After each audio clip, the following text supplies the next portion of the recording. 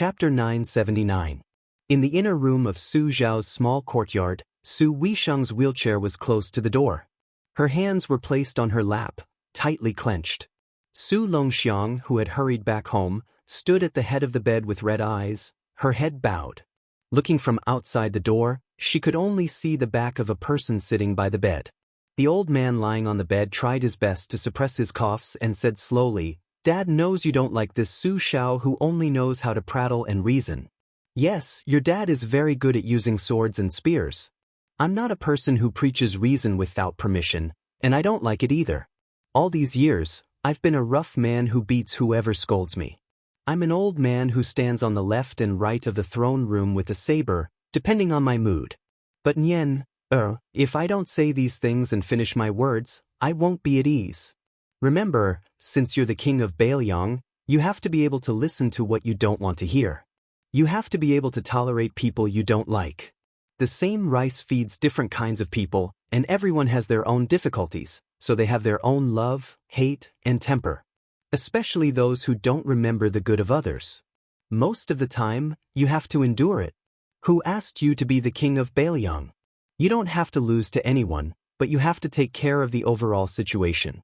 I've been the great general and king of Bailiang for so many years, but I also have a lot of grievances that I can't tell anyone.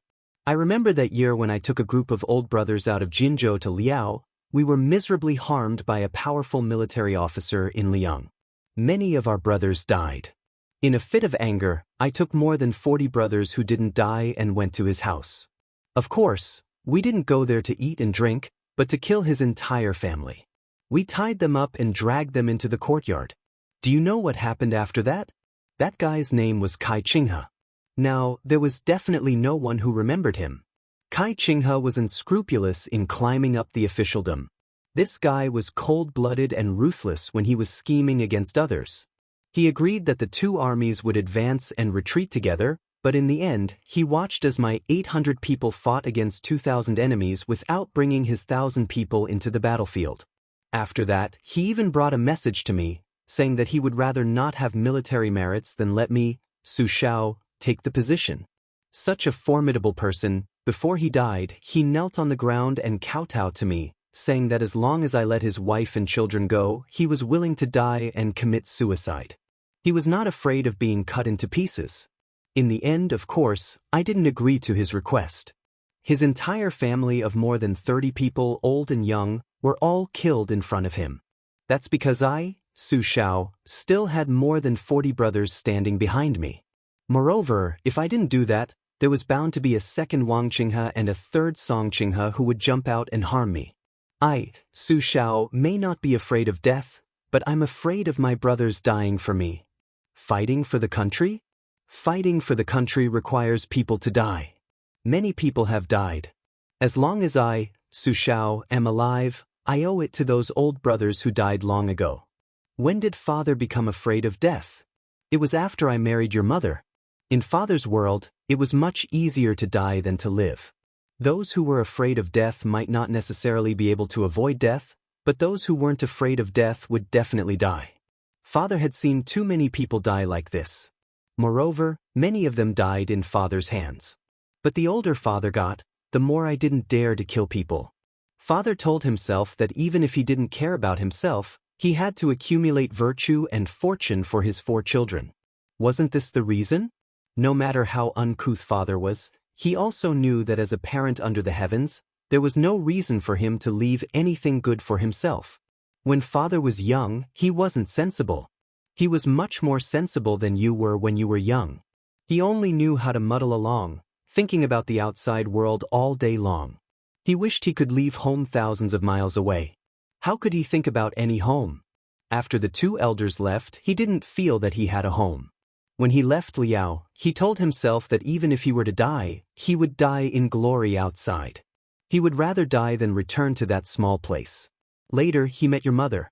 After tricking your mother into the family, he felt that wherever she was, that was where my home was. Later, when you guys were born and she left, he felt that wherever you guys were, that was where my home was. Our family was different from many other families. In our family, it was the other way around. Your mother always played the role of the good cop and played the role of the bad guy. As for father, he protected the few of you.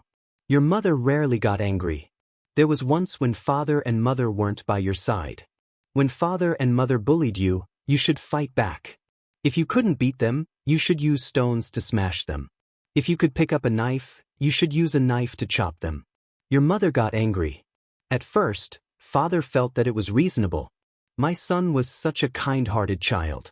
Who would dare to bully him? How could I not let him lie in bed? My son let other people's sons lie in bed. As his father, Su Xiao, let his father lie in bed together. This was the principle of the old Su family. After your mother got angry, she calmly told me that it wasn't that she couldn't bear for others to bully Xianxia. It was just that Xianxia was destined to not be a child of an ordinary family. If he developed a fierce and perverse character, he would never know how to be kind to others. He wouldn't know that suffering losses was a blessing. In the end, the one who would suffer the most would definitely be her own child. She even said that Su Xiao would die of old age one day. At that time, no one would be able to protect Xianxia. Your mother passed away early. Father, who was the most unruly person, couldn't teach you anything. However, I firmly remembered your mother's words. Spoiling a child is equivalent to killing a child. Nian, those few times when I got angry at you, it wasn't because I blamed you. It was because I didn't fulfill my duty as a father well. In the past, you were always unwilling to call me father. I really wasn't angry. Every time you hit me with a broom, every time you hit me, it hurt more and more. I knew then that father was old and you had grown up. This was a great thing. The old man's words were intermittent. They were always interrupted by heavy breathing and difficult coughs. That young figure didn't say anything. He only held the hands of the old man on the bed with both hands. This old man who had never shed tears in front of any of his children, this old martial artist who had been cursed by all levels of society as a butcher, finally couldn't stop his tears from flowing today. Even if the old man wanted to wipe them away, his essence, energy, and spirit had long dried up like oil in a lamp.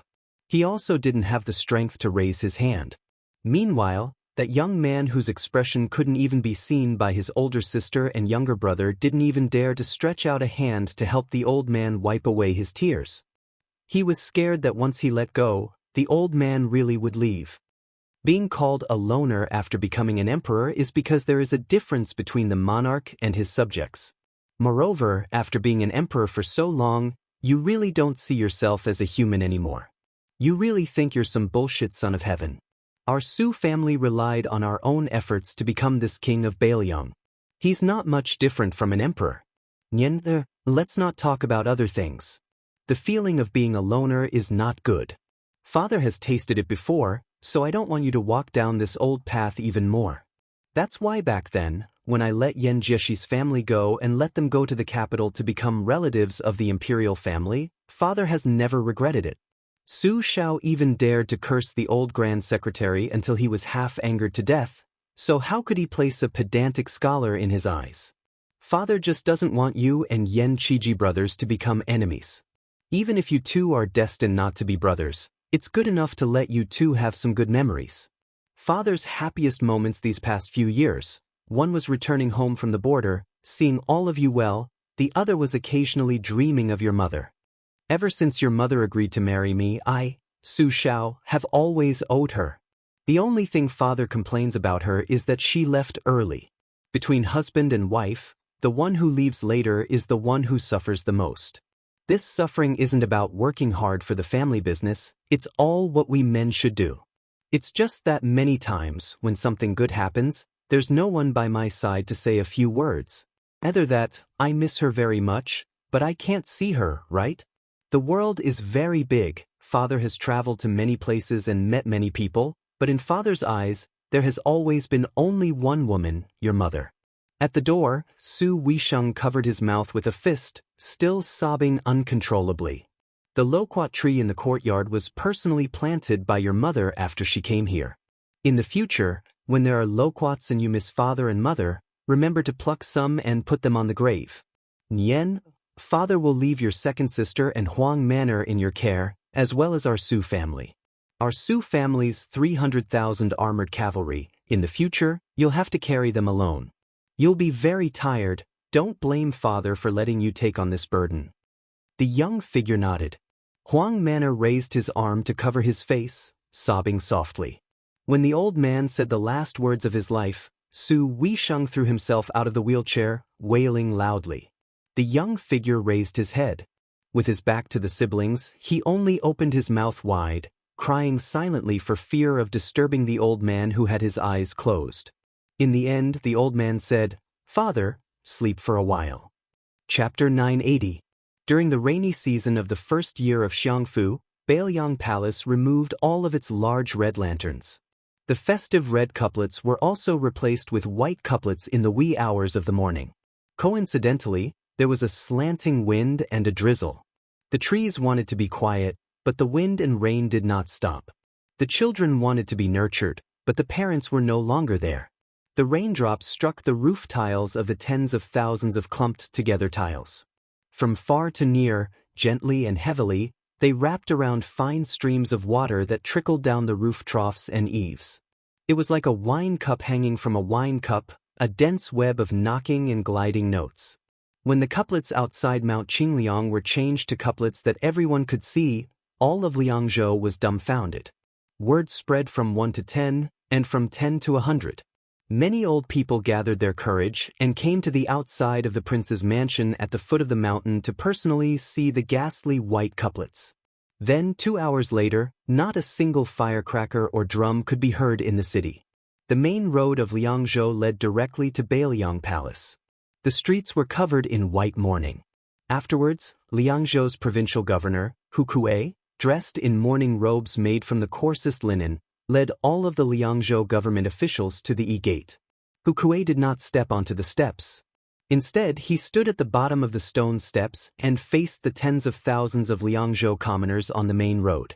After a moment of silence, he turned around and shouted with all his might, "Bow!" The wind and rain were dark. A large swath of people knelt on the streets in a vast expanse of whiteness. One bow, 3 kowtows. The sound of the 3 kowtows was as heavy as spring thunder. Bow again. Bow 3 times. 1 bow, 3 kowtows, 3 bows, 9 kowtows. Great Peace City, Jingzhe. The officials of the capital all considered the morning court to be hard work. Many old foxes of the officialdom had long since developed the ability to enter the Forbidden Palace on time.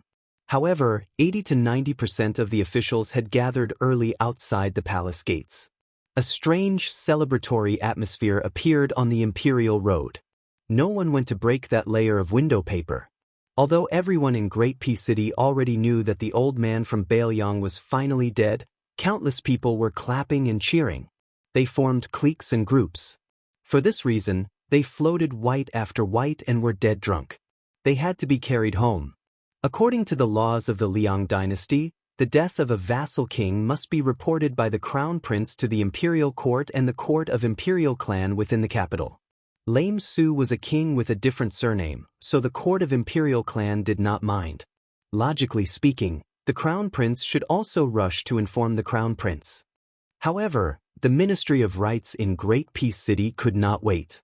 The crown prince was magnanimous enough to not fuss over this matter. He only set up a rule that in this morning's imperial court, the crown prince would first present a memorial to the crown prince of northern Liang. For this reason, the Ministry of Rights was in chaos. First, the Minister of Rights, Lu Daolin, who was related to Butcher by marriage, said that he was sick and did not care about the affairs of the Ministry of Rights. Without a leader, the 2 third-rank left and right assistant ministers of the Ministry of Rights had different opinions and could not work together, so they pushed the responsibility to each other. As for Jiang Yongla, who was in charge of the Ministry of Rights, compared to the 2 cunning assistant ministers of the Ministry of Rights, Jiang Yongla was originally 1 rank lower. He was also in charge of the memorial to the Crown Prince of Rights. Actually, in the past, when he bestowed posthumous titles, there were traces that could be followed. The Crown Prince's thoughts were not too deep. The Song family's young teachers, Wen Huai, and Lu Feiqi's, Wen Gong, were both written by him. The 2 were at the back of the Liang dynasty's posthumous titles. Jiang Yongla took one of the 4 meanings of the word Huai, which corresponded to the meritorious deeds of the Song family's young teacher. The head of the Green Party, Lu Feiqi, took the meaning of consecration. However, when it came to the king of Bailiang, Su Shao, to attempt to make a conclusion about this human butcher, how much courage did he, Jiang Yongla, have? How many heads could he chop off? Even if he was lucky enough to guess the emperor's thoughts, as long as it did not conform to the opinions of the world, or did not conform to the tastes of the court officials, or even cause the martial artists of Bailiang to hold a grudge against him, he, a mere department for purging officials, could casually make things difficult for someone, and he would have no chance in his official career in this lifetime.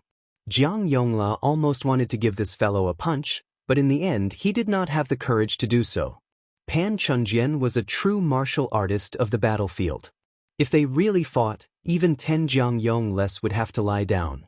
Jiang Yongla was sullen all day, as if his wife had died. In the past 3 days he had lost countless strands of hair. In particular, Jingzhe had spent the last few hours sitting by the light of a lamp before morning court. He had practically flipped through the posthumous solution book, yet he was still unable to write. He truly had the heart to die.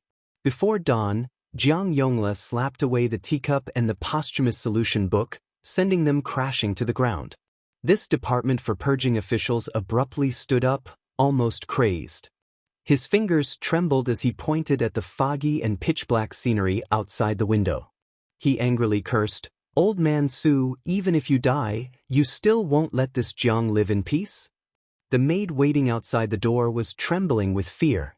She summoned her courage and knocked on the door, but was angrily shouted at by the department for purging officials from inside the room. The maid no longer dared to push open the door and disturb the master's important matter.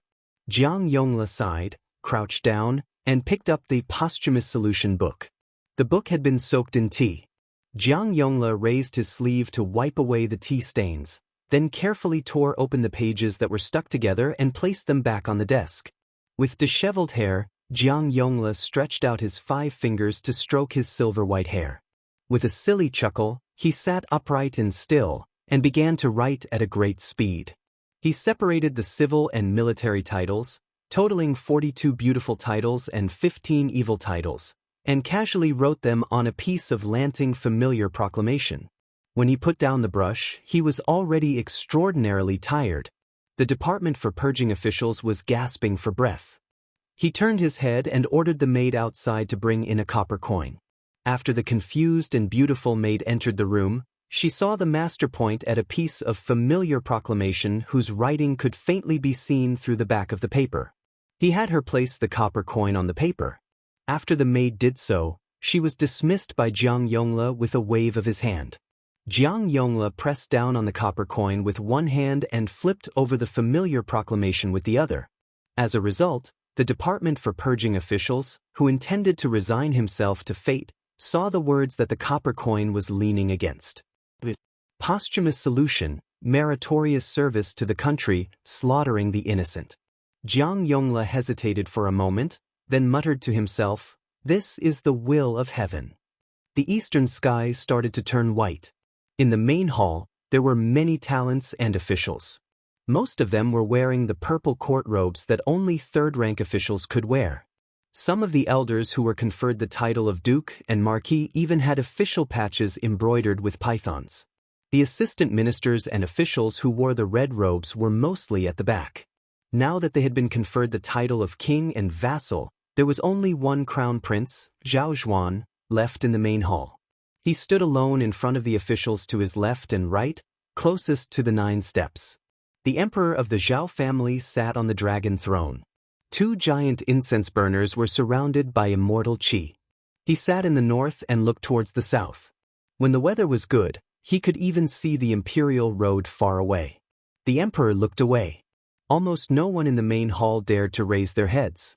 Only Grand Secretary Zhang Julu, 2 or 3 officials of the 6 departments, and a few generals dared to look at him. Only Tantanon Huan raised his head and stared. The emperor didn't know what the old man was looking at. He looked around. The Minister of Rights, Lu Daolin, didn't come to court. The new Minister of War, Chen Zhibao, had his eyes closed. Gu Jiantang guarded the border all year round, and all the military officials in the main hall looked up to him. It was said that Chen Zhibao had received old Minister Gu's instructions. At the beginning, he was well-behaved, and many of the military affairs were handled according to the new Minister of War's wishes. Actually, Chen Zhibao didn't get involved and was rather lazy. He spent his days in the Gu hut reading. Later, Gu Lu probably felt that this little person was at his wits' end and started to provoke him. In the end, the treasurer of the Ministry of War, Huang Yi, was stripped of his official robes and thrown out of the Gu hut. The assistant ministers in the Gu hut, Shuang Lu, Lu Baijie, and Lu Xianxia, didn't do anything and didn't even lift their eyelids. Huang Yi, who had a wide network of connections, went everywhere to persuade them.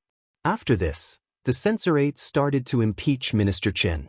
In the end, the emperor casually revoked manager Huang Yi's official fourth-rank title. Under the emperor's feet, Huang Yi didn't dare to be angry or say anything. He ran to the border to relax. However, the pillar of country, Gu Jiantang, didn't even want to see him. Huang Yi was still a bachelor and became a joke in the capital. Chapter 981. If the group of old fellows from the censorate didn't bark at the morning court in Liang, it wouldn't have led to chaos among the various factions. The various ministries had always been concise and to the point when announcing matters in court. Because the emperor was extremely diligent and often worked through the night to approve matters, as officials, they had to be more understanding. All kinds of matters would receive the emperor's nod or rejection in the central government of the dynasty. The policies passed would then be disseminated to the world and benefit the north and south. Today's morning court was unusually smooth.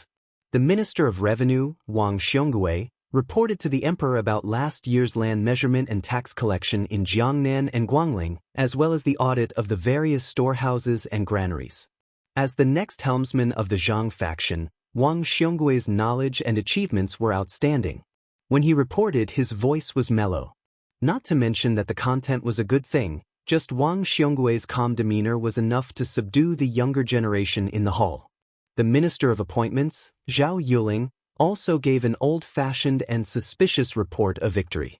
He concluded last year's capital examination of the achievements of the various officials in the capital. The emperor also took advantage of the situation to have Minister Zhao, who was born of a concubine, preside over this year's great evaluation of the world's officials. Yin Maochun, who was number one among the prime ministers, would no longer assist him. Last year's capital examination was the emperor's intention to have Zhao Yusong kill a chicken with a butcher's knife. In reality, it was to pave the way for Prime Minister Yin. Everyone in the main hall was well aware that if the Minister of Rights, Lu Daolin, wasn't present in the hall today, they would have announced that Yin Maochun would be presiding over this year's imperial examination. The so-called disciples spread all over the world, but the number of pillars of the imperial court who could be said to be the mainstay of the imperial court could actually be counted on one's fingers. Old Master Song, Grand Secretary Zhang. It was very simple. Soon after, Chen Zhibao, who rarely spoke in court, opened his eyes. When he took a step to the side and entered the field of vision of all the civil and military officials, a purple-robed official who had been secretly moistening his throat immediately shrank back. Chen Zhibao's words were cold. He spoke about the 2 Liao Guard stations and the disbanding of the military towns in Ji province. He also spoke about the rebellion of the 16 clans in Nanzhao and Huai province over the imperial wood. This immediately cooled the festive atmosphere in the palace. However, the important officials in the front row quickly glanced at the emperor's face and still maintained their smiles. They were not in a hurry to speak. They only smiled and warmly asked Minister Chen to go with them to the ceremonial pavilion to discuss slowly with the scholars. Naturally, there would be a few clerks recording and archiving things on the side. Afterwards, the assistant minister of the Ministry of Justice, Han Lin, who had a conflict with Minister Wang of the Ministry of Revenue last year, reported on the matter. There were also 2 grand secretaries of the Ministry of Justice who filled in the gaps and said some irrelevant things. Then, when the left servant Huan finally slowly withdrew his gaze and coughed, everyone immediately became alert. A good show was about to begin. The blue-eyed, purple-bearded Zhang Julu was standing right next to Tantanon, But he turned a deaf ear to this. He only looked towards an empty space not far from Crown Prince Zhao Zhuan. 2 years ago, there was still a chair set up for West Chu's Grand Preceptor's son Shiji. Only, ever since the old man entered the Ministry of Justice and resigned from his position as the left servant, he was demoted to a mere second-rank Guangling Dao scripture envoy. Now there was no one left.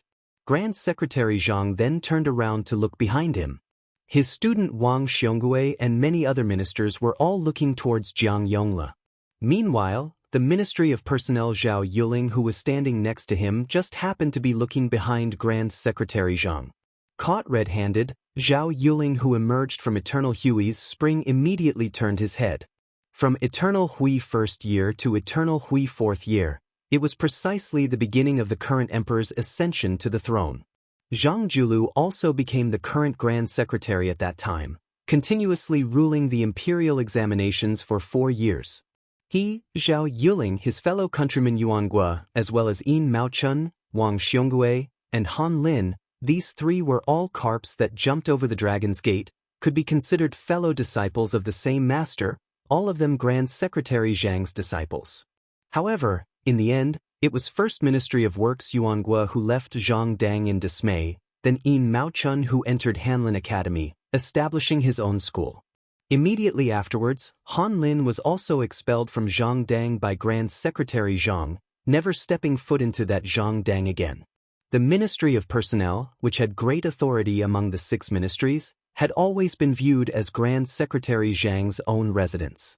Unfortunately, during these years, they also seemed to be united on the outside, but actually broke apart. Zhao Yuling felt a bit of guilt towards this, but it couldn't be said to be regretful. He, Zhao Yuling, wasn't willing to submit to others. Being under Grand Secretary Zhang was still fine, but who did that Wang Xiongui think he was? Back then, in the imperial examinations, he only obtained 3rd place. Why was it that Wang Xiongui was the one who was able to enter the eyes of Grand Secretary Zhang and the Imperial Academy's left Chancellor Huanwen, and not him, Zhao Yuling? Now that General Gu had left the Ministry of War, the 6 ministries had returned to normal, and the Ministry of Personnel in his hands was in charge. Zhao Yuling really wanted to know if the Grand Secretary regretted choosing Wang Xiongui as the future leader of the Zhang faction. A trembling voice in the Great Hall interrupted the Minister of Personnel's reverie. Jiang Yongla of the Department for Purging Officials of the Ministry of Rights braced himself and walked out of the ranks. He slowly knelt down and said, "Minister Jiang Yongla has something to report." When Jiang Yongla gritted his teeth and proposed the posthumous title of the King of Bailiang, the imperial court was in an uproar. The meritorious generals even let out undisguised mocking sneers, while the civil officials all had strange expressions. Zhang Julu frowned, and Tantanon began to stare blankly at the beam of the Great Hall again. Yang Shenxing, who wore a second-rank lion official robe, was a famous general of the current era who had made a name for himself in the spring and autumn period. He had been granted the title of General of an Kingdom. He was already in his 80s, but several generals who were 7 or 8 years younger than him had lived longer than him. After those old fellows died and were granted posthumous titles, there were few descendants in their families who could hold up the position. As for those who inherited the titles of General of an Kingdom, there was a gap in age between them. Moreover, because their military achievements and reputation were insufficient, it was very difficult for them to be mentioned in the same breath as Yang Shenxing. It could be said that among the military officials of Liang, other than Gu Jiantang and 2 other old generals, no one dared to not listen to Yang Shenxing, who was in charge of the military defense of Jingji. The old but sturdy Yang Shenxing saw that no one in the Great Hall was responding, so he casually walked out. When old people entered the Great Hall, they had to kneel, but there was no need for them to do so. Yang Shenxing first cupped his fists and saluted toward the dragon throne. He then looked at Jiang Yongla and sneered, "Su Shao has committed grave sins. When he was alive, he was the king of Bailiang and even received the title of Pillar of the State. He was already immensely benevolent.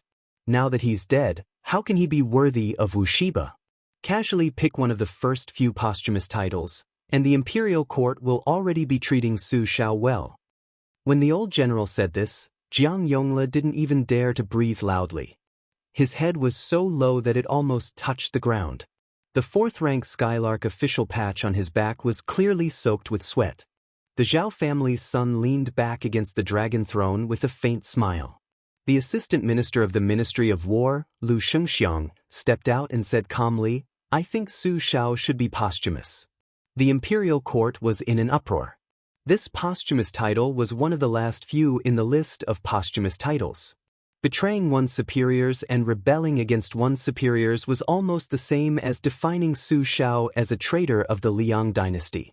Many people looked toward the Minister of War, Chen Zhibao, who was in front of Lu Xianxia. Unfortunately, his tall and straight back was as steady as Mount Tai, and they couldn't see any clues. Zhao Yuling seemed to see the shoulders of the Grand Secretary at the front of the line move slightly. Then, the former Bailiang official, who was now a relative of the imperial court, Yan Jieshi, stepped out. Last year, Sir Yan, who had been appointed as the Grand Secretary of the Cave Abyss Pavilion, shook his sleeves and knelt down. He said in a low voice, "I think the words of the great general of Ngua are more appropriate." This disappointed many of the officials who hoped that this fellow would stubbornly insist on giving Su Xiao a posthumous title. However, very quickly, the disappointed officials and generals smiled knowingly. The Right Chancellor of the Imperial College, Jean Lanting, stepped out of the line and said in a clear voice, "Your Majesty, I agree with Assistant Minister Lu's suggestion. Su Xiao has stolen Bailiang, and his treacherous actions are too numerous to be recorded. Only by giving him the posthumous title of military resistance can we pacify the people of the world." The corner of the Zhao family's emperor's mouth curled up, but he still didn't say anything. The left chancellor, Yao Baifeng, snorted. Not only did he step out of the line, but he also intentionally or unintentionally used his shoulder to push Jean Lanting. Only then did he say, "Great General Su Xiao's contributions to the imperial court cannot go unnoticed, and no one can compare to him.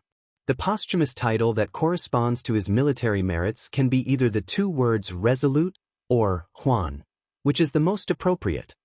As a result, there was an uproar all around. No matter how good the officials' mental fortitude was, they also began to whisper to their colleagues beside them. Jean Lanting sneered, "Su Xiao has military merits, but they are all opportunities bestowed upon him by the imperial court. It is only the trend of the times, but he doesn't know how to be grateful. How can such an ignorant person be worthy of Huan Ilye's posthumous title? What a joke! Official Yao, aren't you afraid that once this posthumous title is given, the people of the world will be disappointed?" With Jean Lanting being the first evil person to shed all pretenses of cordiality, the three grand secretaries of the imperial court, who had already discussed this beforehand, quickly stepped out of the line and agreed with Lu Xianxiang and Jean Lanting's posthumous title. The big shots of the imperial censorate also responded one after another. The public mood immediately surged, many sarcastic and ear-piercing words appearing. Xiongzhou's great scholar, Yao Baifeng, was so angry his face turned pale. From start to finish, the Minister of War who should be speaking out against lame Su the most didn't open his mouth, and Grand Secretary Zhang who should be adding fuel to the fire also remained silent. During this time, the Ministry of Appointments Zhao Yuling and Ministry of Revenues Wang Xiongui seemed to have a tacit understanding, both of them wishing to step out at the same time. In the end, Tantanon turned around and glared at them, both of them pulling back their steps with bitter smiles. In the end, after the emperor stood up, he expressionlessly looked down on the civil and military officials of the imperial court, lightly saying this before withdrawing from the court. Merits and demerits offset, Su Xiao's posthumous title is Wu Li. The civil and military officials, each harboring their own thoughts, filed out of the hall. Many of the important officials' gazes towards the Ministry of Rights Department for purging officials Jiang Yongla became a bit warmer. This brat was clearly going to run into dog shit luck. Who would have thought that such a great disaster would actually forcefully turn into an enormous blessing for him? Huan Wen surprisingly didn't leave the hall together with his good friend Zhang Julu, instead quickening his steps, crossing over the threshold early on, walking with all smiles behind Jean Sabin who was just about to walk down the white jade steps. He patted his shoulder, telling this refined Right Chancellor that he had something to discuss. Soon after, a robust young man walked to the corner of the corridor outside the hall. Jean Lanting thought that this was his suggestion from the morning court and that it was accepted by the Zhang faction behind Tantanan. He was a bit secretly delighted, feeling that he was most likely going to become Zhang Lu's new noble. In the end, the result was that old man Huan smashed a fist into Jean Lanting's face with all his strength, cursing, "How many knives did I take from you in the past? Later, I'll pay you back according to the amount of silver, you dog thing." The right chancellor covered his face, staring blankly at the old man's departing figure, as if the sky had collapsed. On the steps, the left chancellor Yao Baifeng and Zhang Julu, who had rarely interacted with each other, were unexpectedly standing side by side today. Huan Wen walked over, and the three elders looked at the imperial road outside the palace gate together. Among the majestic figures of the officials, Chen Zhibao was the most eye-catching. The civil and military officials of the pillars of the dynasty were all discussing spiritedly. Without exception, they were all waiting to see the new king of Bailiang make a fool of himself. When they thought of the comical scene of the young man receiving the imperial edict, they couldn't stop laughing. Before Chen Zhibao walked out of the palace gate, he turned his head to look at the roof of the main hall. On this side of the steps, Huan Wen was still angry, saying, "What a wonderful season of hibernation." Zhang Julu sneered softly, "All living things are shaken when they come out, and hibernating insects are startled away." Chapter 982. In Li Yang's officialdom, there were three similarities. That was, the Minister of Appointments, Zhao Yuling, and the Assistant Minister of Works, Yuan Guo, coincidentally had the same teacher as Zhang Julu.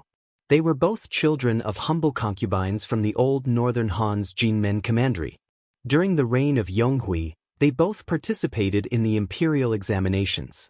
One was the Zhuangyan, the other was the second, causing Jinmen commandery, which had very few grand scholars, to become famous overnight. The two manors were only 200 to 300 paces apart. They frequently visited each other, and the neighbors were already used to it. Today, not only had Yuan Guo come to the Zhao manor, but Minister Zhao's in-law, Yin Maochen, also came. The two important officials of the court had brought their children. The juniors were all about the same age, and the children of the three surnames were also good friends. At that time, Wang Yuanran, the youngest son of the Minister of Revenue, Wang Xiongui, had drunk and molested Zhao Yuling's second daughter. Of course, he had stirred up a hornet's nest. Moreover, he had beaten up the only son of the Assistant Minister of Justice, Han Xingyan, who had come out to mediate the fight. Unfortunately, he had provoked 4 families at once. However, it was a blessing in disguise. As a result, Wang Yuanran's title as the #1 young master in the capital was confirmed. Although he had been dragged to the Zhao manor by his father, the Minister of Revenue, to kneel for an hour in front of the Zhao manor, this did not prevent young Master Wang from being in the limelight in Great and City. Yuan Guo had no wife or children, but he had the best relationship with children among the younger generation. While Zhao Yuling and Yin Maochen, these two in-laws, were using the winter snow in the cellar to make tea, Yuan Guo was still drinking with a large group of young men and women. He personally heated up the wine and handed it over, not feeling that it was beneath him. The dozen or so juniors were used to it and actually felt that it was right and proper. For example, Yin Maochuan's eldest son, Yin Changging, when he was young, he would sit on Uncle Yuan's neck every day and pee. The uncle and nephew even jokingly agreed that in the future, Yin Changging would take care of Assistant Minister Yuan in his old age and send him off when he died. Just like when Han Xingyan went to drink with prostitutes for the first time when he was young, he was tricked by the old Yuan Guo. This made the old scholar Han Lin furious, so angry that he ran to the Yuan mansion's tightly shut main door without wearing shoes and cursing for a long time. As for Yuan Guo, he didn't feel the slightest bit guilty. When he opened the door, he would pick his earwax with one hand and hold the wine pot he had casually stolen from the brothel with the other. With a mischievous smile, he asked Assistant Minister Han if he wanted to drink, angering Han Lin to the point that he broke off all relations with Yuan Guo. However, after this, Han Xingyan would often sneakily ask Yuan Guo for wine. Han Lin couldn't control him even if he wanted to, so he might as well not be troubled by it. Yin Changging and Han Xingyan, as proper officials of the capital, had both participated in that morning court session. However, their ranks weren't high enough to enter the hall, so they naturally couldn't hear the storm raging in the hall clearly. At this time, Yuanguo was sitting on the couch, holding Yin Maochuan's eldest grandson in his arms. He dipped his chopsticks in wine for the child to open his mouth and taste while vividly describing the 8 immortals crossing the sea in the imperial court. After Assistant Minister Yuan's embellishment, everyone who heard it was shocked. Just then, Grand Secretary Zhang's unbetrothed daughter and Prime Minister Yin's youngest daughter also entered the room. Yuanguo, like an old urchin, shamelessly asked the 2 girls to be his uncle and massage his shoulders. Xianxia, who was notorious among the children of great and city yamen, glared at him. She, who was wearing a sword, pulled it out 2 inches and then fiercely returned it to its scabbard. Assistant Minister Yuan, who was familiar with this heroine's temperament, could only smile awkwardly. Fortunately, Yin Heiyun was much more obedient. She sat diagonally by the couch and massaged this uncle's shoulders. Yin Changing shot a glance at the tall Zhang Gaoxia and then quickly retracted his gaze.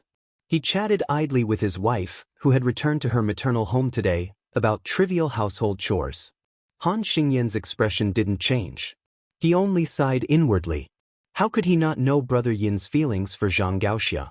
Before he became the groom, all of his friends of the same age were congratulating Brother Yin on becoming Minister Zhao's son-in-law. They all said that the Yin and Zhao families were well matched in terms of social status and that they were a perfect match. But that night, Yin Changing had only dragged him and Han Xingyan to a small restaurant to drink to drown their sorrows. Han Xingyan exhaled. Why else would it be said that threads of love were easy to tie and hard to untie? Speaking of which, it was strange. In terms of beauty, Zhang Gaoxia wasn't even as good as his sister-in-law. She had the same pair of blue eyes as her father, the Grand Secretary. Also, if a woman's lack of talent was a virtue, then Zhang Gaoxia really deserved to be unable to get married. She could compete with the Crown Prince Consort, who was nicknamed Female Scholar, and no man could beat her. Her swordsmanship was also extraordinary. She had studied under the Dongyue Sword Pool Great Grandmaster Song Yanqing and the #1 swordsman of the capital, Qi Jiajie. Naturally, she was nothing but an embroidered pillow. Even the Tangxi sword immortal, Lu Baijie, praised her talent in the way of the sword. The first prince, Zhao Wu, had suffered at Zhang Gaoxia's hands. This woman was truly a heroine who could do as she pleased in Great Peace City. In any case, if she was alone, no one could beat her. Competing in family background? Sorry, her biological father was Zhang Julu, and her adoptive father was Huan Wen. There was also a large group of court officials like Yuanguo, who had left the Zhang faction but still cared about their relationship, supporting her. Who would dare? Yuanguo still wanted to take a pair of chopsticks for Prime Minister Yin's young grandson to dip in wine, but Zhang Gaoxia, who couldn't stand it anymore, snatched the child away.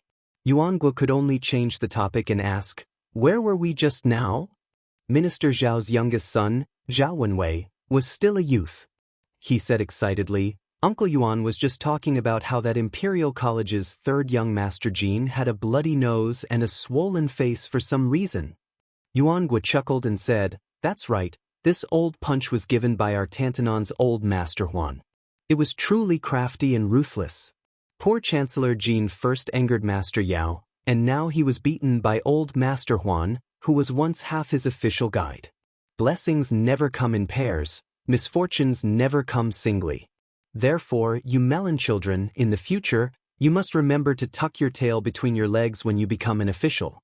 Don't get too carried away. There's always a higher mountain. Whether it's Uncle Yuan or your father, their hats aren't small, right? Heh, you still can't avoid convention." The 3 families knew each other well, and with Yuanguo around, there wasn't any taboo at all. Han Xingyan frowned and said in a low voice, "Uncle Yuan, although Chancellor Jin's hobby is to strike at Bailiang's betrayal and rely on this to gain a good name and reputation in the court, and his table manners are somewhat despicable, in the end, it's beneficial to the imperial court and the country. Furthermore, he does have a lot of brilliant ideas from a strategically advantageous position, making people can't help but slap the table in praise. He and Master Yao are at odds with each other inside and outside the Imperial College. This is a good thing for left servant Shi, so why did he have to fight? Aren't you afraid that this will enter His Majesty's ears? Yuangue slurped down a mouthful of wine and subconsciously rubbed his ears. He laughed and said, "Why would old Master Huan care about such a trivial matter? You guys are too young. Back then, when your father and I entered the imperial court as officials, the Grand Secretary's temper was exceptionally good. The one who was worse was old Master Huan. Uncle Yuan was pulled by the ear and scolded quite a bit back then. That's right, the matter of old Master Huan beating up Jean Lanting, forget it if you've heard about it, but don't talk about it in this room. It won't be good if word of it gets out. Otherwise, I'll have a headache from your father's nagging." Yuangue saw that Yin Changing wanted to say something but stopped, so he drank all the wine in his cup in one gulp. He cried out in satisfaction and extended his cup to let Han Xingyan fill it to the brim. He grabbed a peanut and threw it into the wine cup. The wine was excellent and could hang in the cup, so even if the wine had already reached the top of the cup, it still didn't overflow at all. The assistant minister lowered his head to look at the ripples and was somewhat absent-minded. When he raised his head, he regained his composure and gently swirled the wine cup with a smile. "I know what you guys want to ask the most. It's not that I can't talk about this matter, but—" The heroine, who was teasing Yin Maochuan's grandson, said unhappily, "I'll just pretend I didn't hear it." Yuangue chuckled and raised his head to drink all the strong wine in one gulp. He chewed on the peanuts that tasted full of wine and said with an intoxicated expression, "Wu conferred the title of 18. The Li character was originally a genuine evil title. When this old man Song wrote Jie, it was the late emperor who instructed him to change this character from evil to beauty. However, it was at the bottom of the 18 beautiful titles. The old Grand Secretary, who is also the teacher of Uncle Yuan's teacher, is the teacher of our heroine Zhang's father. He has always held a great grudge against the king of Bailiang. The late emperor's actions may not have been without original thoughts. This thought only surfaced during this year's hibernation awakening. When the current emperor bestowed this character, he put even more thought into it. Given His Majesty's bearing, he naturally wouldn't give Great General Su any evil titles. If he were to generously give the other 17 beautiful titles, the Great Hall would be thrown into chaos that day. After talking about the imperial court, let's talk about Bailiang. From His Royal Highness, the young man who became the king of Bailiang from hereditary succession, should he accept this title that's neither high nor low? If he doesn't accept the imperial edict? Han Xingyan smiled and said, "Does this guy want to tell the world that the Su family is going to rebel?" Yuangue put down his wine cup and dismissed Han Xingyan's judgment with a smile. He continued, "If Bailiang swallows his anger and accepts this imperial edict, given Bailiang's loyalty to the old vassal king, the new vassal king will undoubtedly lose the confidence of the army and the people. It's no different from tearing down his own house." With Uncle Yuan's words, do you think the young king of Bailiang should accept the imperial edict or not? Xingyan, I'm asking you.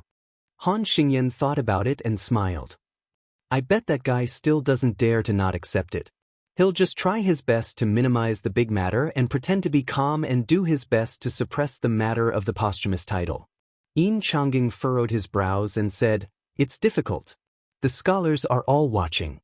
Even if Bailiang blocks the news and the people don't know much, how can so many scholars not have access to the news?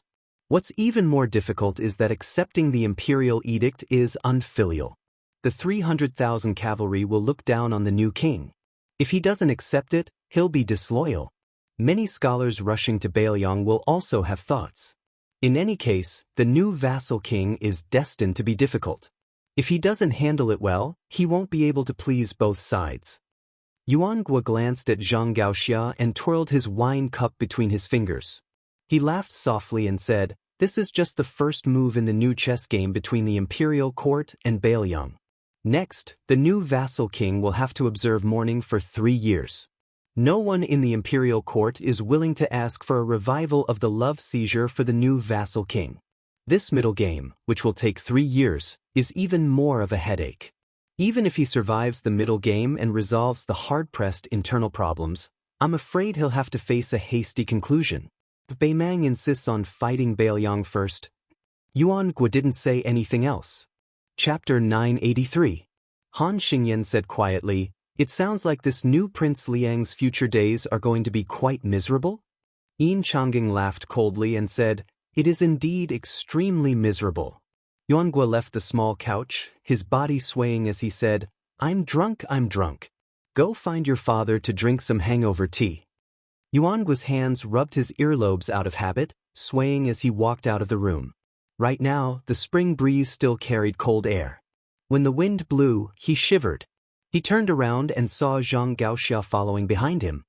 He slowed down his steps, saying in self-mockery, "I, Yuangue, am the most useless of the eternal Hui Spring. During those years, Elder Huan scolded me the most and fiercely, and I have also disappointed Grand Secretary Great Sir." Zhang Gaoxia said this coldly, and then turned around to head towards Yin Changing and Han Xingyan. "You are indeed the most disappointed." It was as if Yuangue didn't hear anything, continuing to walk forward, his steps unsteady. This muddle-headed Prime Minister Second in the Ministry of Works walked up to a giant spring god lake boulder that was 2 people tall, stopping in front of it, laughing to his heart's content. Speaking of which, in such a large family, Grand Secretary Zhang Julu wasn't some strict father, nor was he some kind of loving father. He never interfered with family matters, and when he treated his children, he always carried a cold attitude of letting them live or die on their own. The eldest son didn't seem to have inherited the Grand Secretary father's knowledge and talent, mediocre and unaccomplished. He served as a county magistrate in a lower county with less than 3,000 families on the outskirts of the capital. After 6 whole years, he still couldn't take a single step forward. In reality, even now, that county's officials still didn't know that this person was the Grand Secretary Great Sir's son. The second son was only a bookworm, unable to rely on the family's good fortune to enter Hanlin Academy and become a Yellow Door scholar, remaining a nobody. The younger son could only be considered idle, not even having half the guts to do evil. As time passed, even though he was Grand Secretary Zhang's young master, Wang Yuanran and the other capital's hedonistic young masters whose family backgrounds were clearly much lower than his didn't like to bring him out to play anymore, feeling like this fella was too useless, bringing him out was just too shameful. Grand Secretary Zhang's daughters also married into mediocre families. Every time they returned to their mother's home, they wouldn't even be able to see their father's face. Even if Zhang Julu had nothing to do at home, he would still remain in his study, never showing his face. His daughters only dared to bring their husbands who couldn't even stand steadily in front of their Grand Secretary father-in-law to the study entrance, timidly greeting him with a few words through the door. Grand Secretary Zhang would at most respond with a neither light nor heavy "n" sound, many times completely ignoring them. Only when Grand Secretary Zhang occasionally saw his grandson who had just learned how to walk would he reveal a faint smile. That was why in this manner, the only one who could exchange a few words with this father whose power could overturn all levels of society was the only one left, the still unmarried Zhang Gaoxia. The purple-bearded, blue-eyed Grand Secretary sat alone in the dimly lit study. This study was precisely Zhang Manor's thunder pool. Not even his daughter Zhang Gaoxia could enter. After all these years, the number of people who could sit here could naturally be counted on one's fingers. Huanwen was one of them, because there was only one chair in this room. Whoever sat down, it meant that the Grand Secretary had to stand. Zhang Julu never had any interest in fine wine or fine food, nor did he take any concubines. His wife was the daughter of his respected teacher, the old Grand Secretary. When that old woman married Zhang Julu, there was already a saying in the capital that the daughter of the Grand Secretary was the wife of the #1 scholar. When her husband also became the Grand Secretary, her appearance became even more revered, even the current Empress Zhao Ji having to treat her with respect. Only, the two's feelings were as indifferent as water, not exchanging many words throughout the year, treating each other with respect like a guest, even more so like ice. Zhang Julu also didn't have any interest in the 19 paths, but he was rather obsessed with the Chinese chess that Huang Longshi pioneered. Only, apart from Huanwen, this old friend, he rarely fought with others on the chessboard. Most of the time, he just played with himself. Even after playing for more than 20 years, he still didn't get tired of it. Right now, Zhang Julu was moving the red and black chess pieces separately on the chessboard. This set of chess pieces and chessboard was completely carved from ivory. This expensive Chinese chess was sent over by Yuangue back in the day. There were top scholars, second scholars, and third scholars every year, but the group of young talents who entered the court's field of vision during the short 4 years of the spring of Yonghui were now famous officials who held great power in the court. As a result, they were destined to leave behind rich and colorful pages of praise in the annals of history. Of these nobles who were no longer young, Yuangue was the most interesting one. He was publicly acknowledged to be the most talented, but his reputation was the least prominent. His temperament was the most lively, and he was the most dissolute and unscrupulous. If this happened to an ordinary civil official, this would be called a distinguished scholar, but for an official who wanted to become a cabinet official, this kind of image was very fatal. Thus, at the time, no one would have thought of Assistant Minister Yuan, who was hanging around in the Ministry of Works. Not to mention Zhao Yuling, Wang Xiongui, and Yin Maochun, even the Ministry of Justice's Han Lin, who had a similar rank, was more outstanding than Yuangue. It was hard to imagine that Yuangue was the first of these 5 people to cross the threshold of the 4th level. Unfortunately, just having a good first move was not beneficial to the overall situation. The officialdom was a place that emphasized gradual progress, and later strength became more and more important. Otherwise, there would only be a miserable end of a strong start but a weak finish. Zhang Julu held a chess piece between 2 fingers and gently tapped the pile of dead chess pieces stacked up on the side of the chessboard. He muttered to himself, "The chess is good, but it lacks maturity. It can't be called a wonderful chess piece that can be used freely. At this time, it is too close together. Next, I can only either not use it or use it too much. But this is also human nature. After losing for so many years, if I don't make a comeback, I won't even have a chance to win against him in the future." This grand secretary glanced at the disorderly chessboard and lost interest. He stood up and walked to the window. The green willows in the courtyard were only half yellow and half unevenly distributed. It was indeed spring. Zhang Julu sank into deep thought. He turned around and picked up a red chess piece from the chessboard, engraved with the character Xiang. Zhang Julu smiled. "Take advantage of the fact that Yuan Bunxi's scheme has not succeeded. 1 item for 1 item. It's time to hand it over to you." Just as the imperial edict was about to reach the border of Bailiang, a rider quietly left the city early in the morning. This white-clothed man, carrying a flagon of plum wine, followed the imperial road and left the capital directly.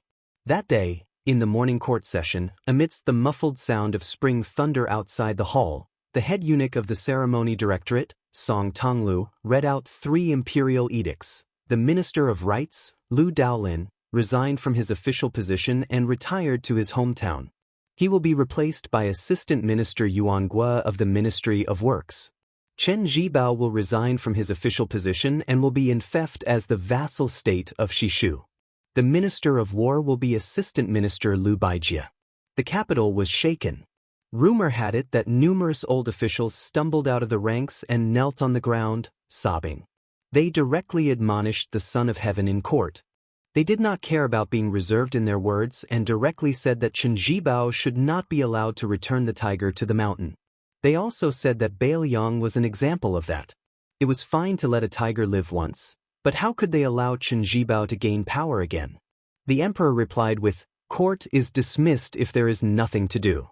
Due to this, the 2 new ministers, Yuangue and Lu Baijie, who had both been promoted, did not have many words of congratulations. In the twilight, a middle-aged monk in white robes very absurdly entered the city with a woman by his side.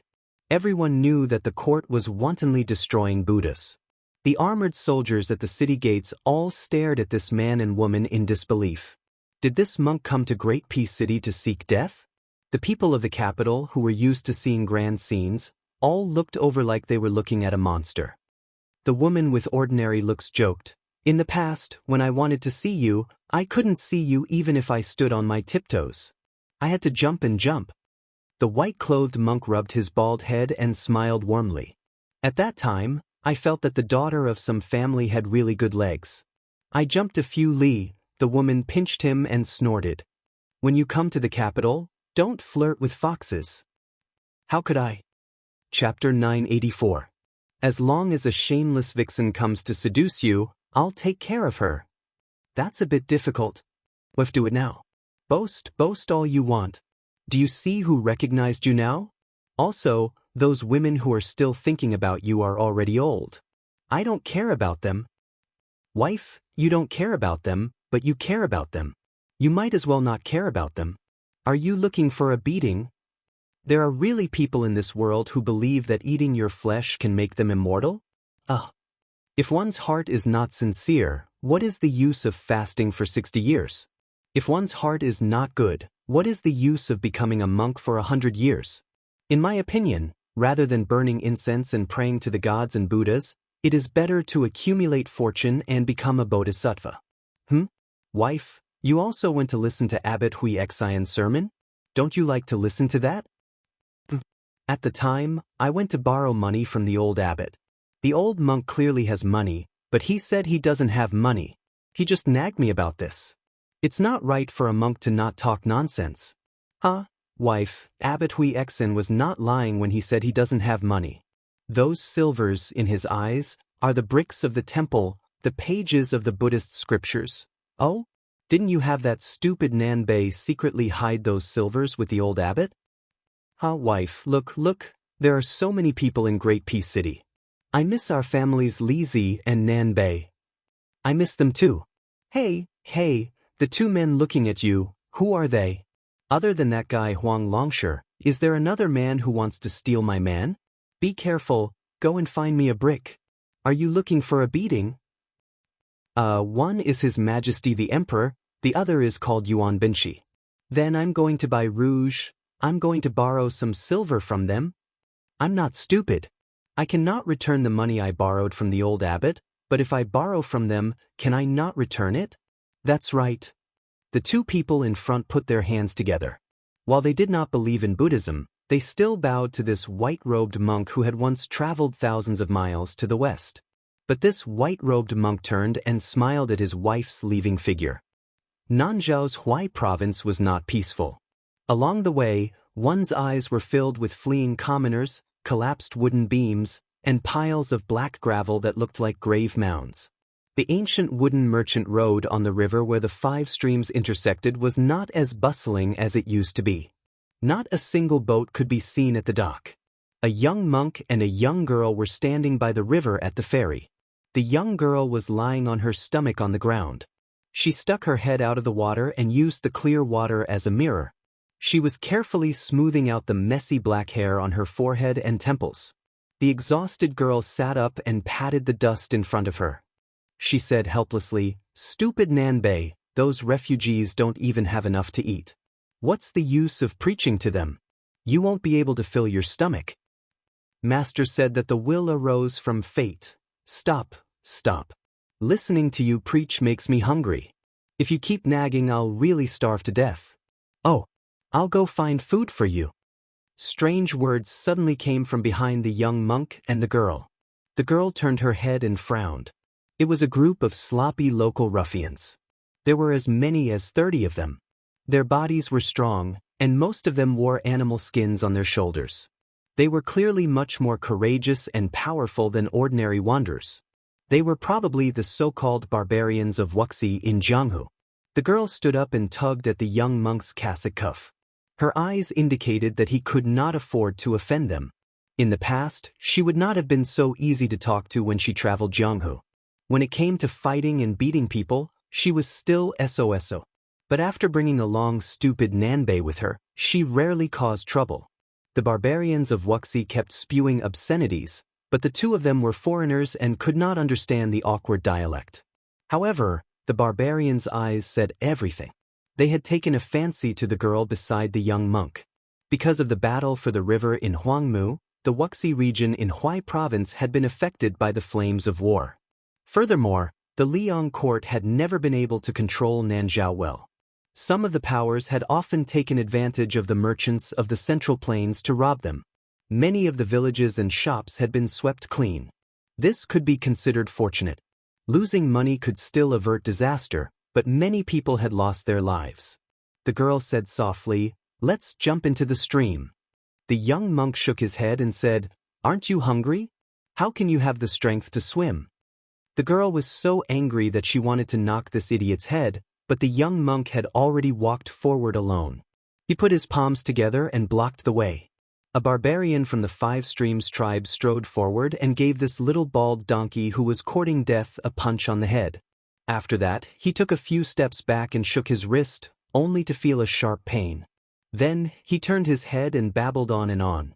The next barbarian of Wuxia laughed nastily and jogged. He jumped high and kicked the strange young monk in the chest. The young monk's body swayed slightly, but his expression was still calm.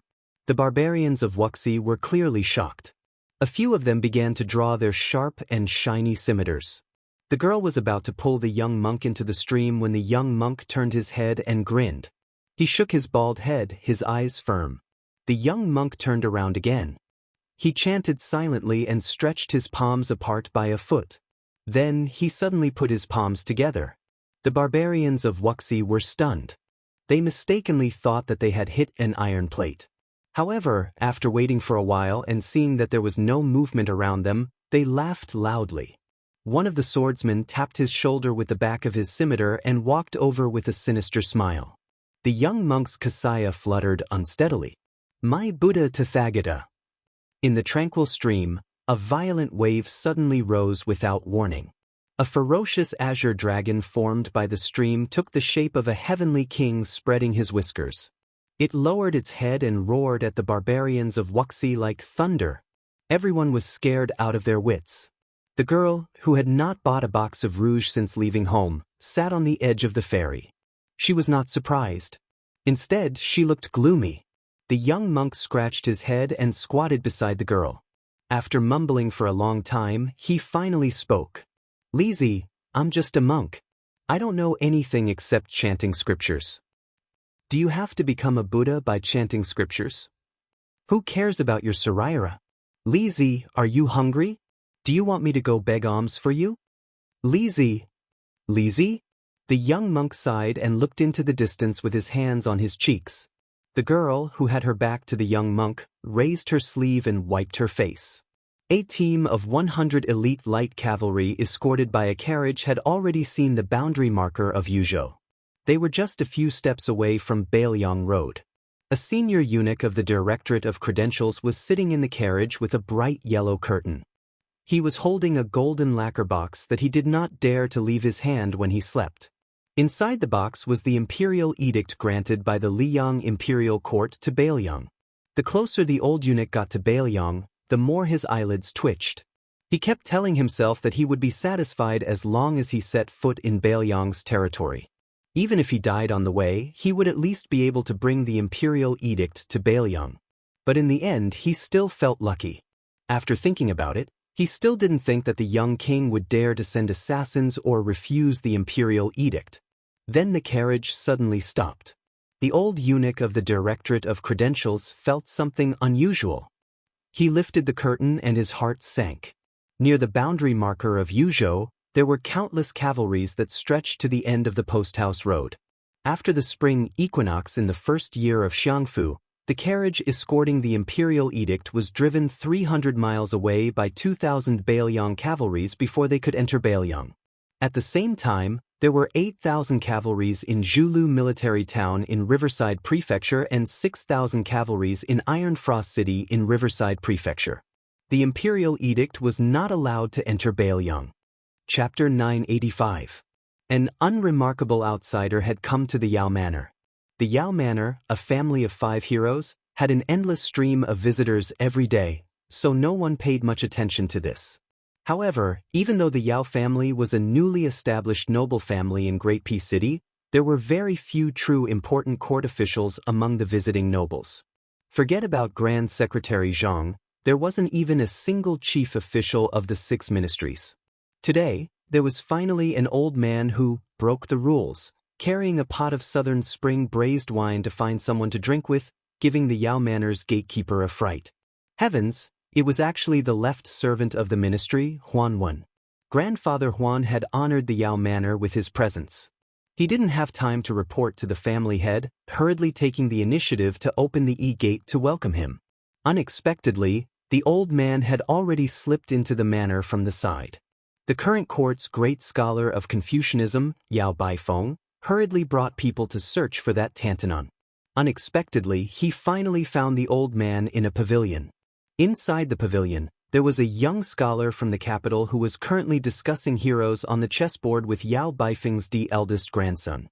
Bystanders of similar age who had come to the manor not to freeload food or drink, but to rub off on their reputation, formed a circle, very particular about the rules of watching chess without speaking. There was only one old man who couldn't squeeze into the crowd, so he simply stood on a chair in the pavilion, looking down at the stalemate of the chess game from above. He always liked to give out blind pointers. If it was priceless advice, then it would be tolerated, but each time he gave out a move, his level of terrible chess skills could be seen at a glance. It was very annoying. As a result, every time he spoke carelessly, countless people would roll their eyes. Yao Baifeng didn't know whether to laugh or cry. He silently leaned against a pillar, not going to disturb Tantanon's leisure and elegance. Beside Grandmaster Yao was a young face that was also very unfamiliar to the Yao manor. This young man also stood on a chair in the corridor, watching the chess game. Grandfather Huan only shot him a glance before continuing to give pointers, teaching Yao Dengfeng where to place his pieces. The Yao family's eldest grandson, who had been nagged for half a game, smiled helplessly. He naturally wouldn't follow the drunk old man's words. After he placed a piece on the chessboard, he heard the old man coldly snort and say the words "stupid move." It wasn't known who was the first to notice the Imperial College's left chancellor sitting in the pavilion and hurriedly greeted him in a clear voice. As a result, no one paid attention to the outcome of the chess game. One by one, they hurriedly bowed respectfully. Most of the scholars in the pavilion came from small families. The reason why they were able to recognize Yao Baifeng was because there was someone who had just entered the Imperial College and had heard this Confucian scholar's lectures from afar. Yao Baifeng smiled and raised his arm to point at the old man standing on the chair who was holding the wine. He smiled warmly and said, "You children, why are you bowing to me? Can't you see that there's a left servant she here? His official hat is much higher than mine. Tantanon, don't you think so?" Huanwen said angrily, "We're only halfway through the game. Continue. The two of you shouldn't be eunuchs who don't know how to play." The scholars in the pavilion were all quite shocked and were dumbstruck for a moment. They saw the young man standing beside Tantanon jump down from the chair and pass through the gap in the human wall. He walked towards the chessboard and bent down to pick up a white chess piece. He gently knocked it on a spot and smiled, "The game is over." He then straightened his body and turned his head to everyone with a smile. "Come, don't just stand there. Let's all pay our respects to left servant Shi. Let's not miss such a great opportunity." Huanwen walked down from the long bench and waved his hand. Forget it. This old man is only a guest today. I don't dare to bear the infamy of a guest bullying the host. If all of you know what's good for you, don't push this old man into the fire pit. Otherwise, if one day I fall into this old man's hands, I don't think he'll order all of you to walk 7 to 8 miles to buy wine. You'll even have to pay for the wine.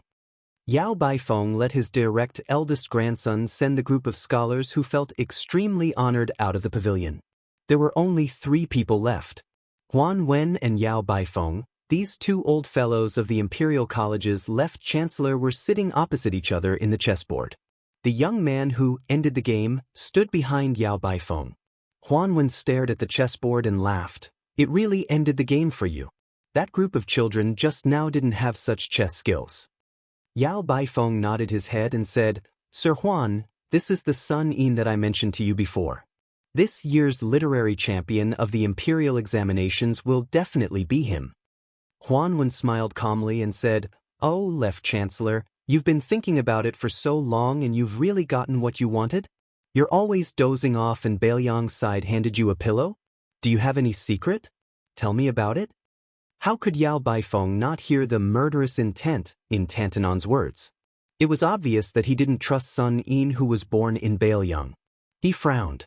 Sun Yin smiled calmly and said, "A long journey tests a horse's strength, and a long time reveals a person's heart."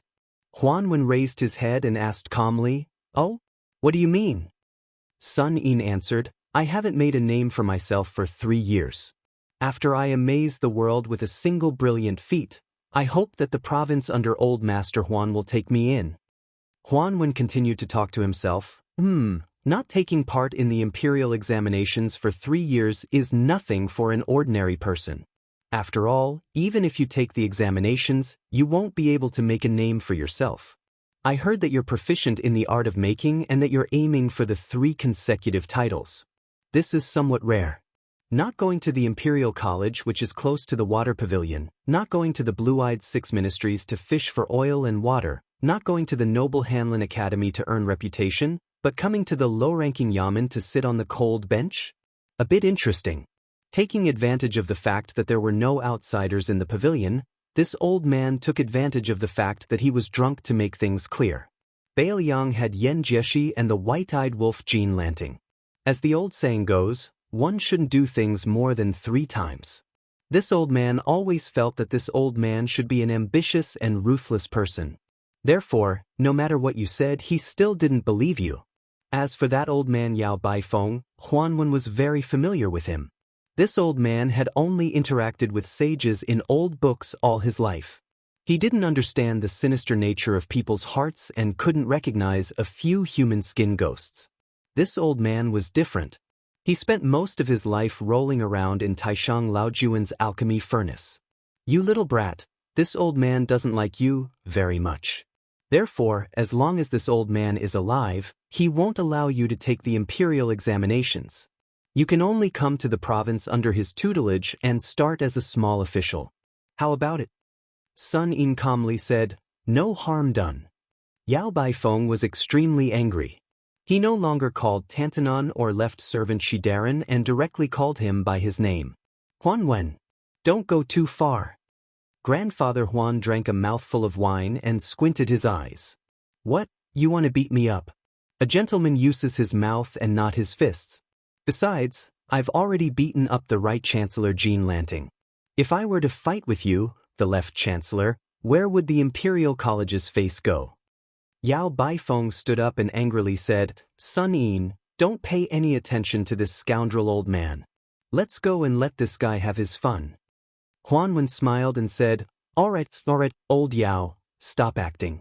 Look at you, the emperor, who isn't worried, the eunuch is. Sun Yin is still as calm as ever. Don't go too far. If it wasn't for our decades of friendship, I wouldn't have come out to be the bad guy. In the end, even if this kid really did get all the members and top scorer in one go, do you think the imperial court would dare to use him and Bai Yen would use him? It's not a good thing to become famous too early. Zhao Yuling and the others were able to achieve what they had today, not because they had great ability, but because Bai Yen had a big heart. In terms of knowledge, you are naturally good, the Wang Xianji of the literary world. But as an official, you can't even compare to the junior Sun Yin. Even though I don't like you, my favorite student who wanted to pass on his legacy, but at least I took the risk of losing my integrity in my later years and became his protective talisman.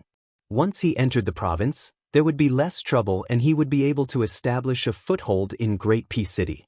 The imperial court already has third brother Jean. It would be hard for them to make an exception and promote the young people of Bailiang.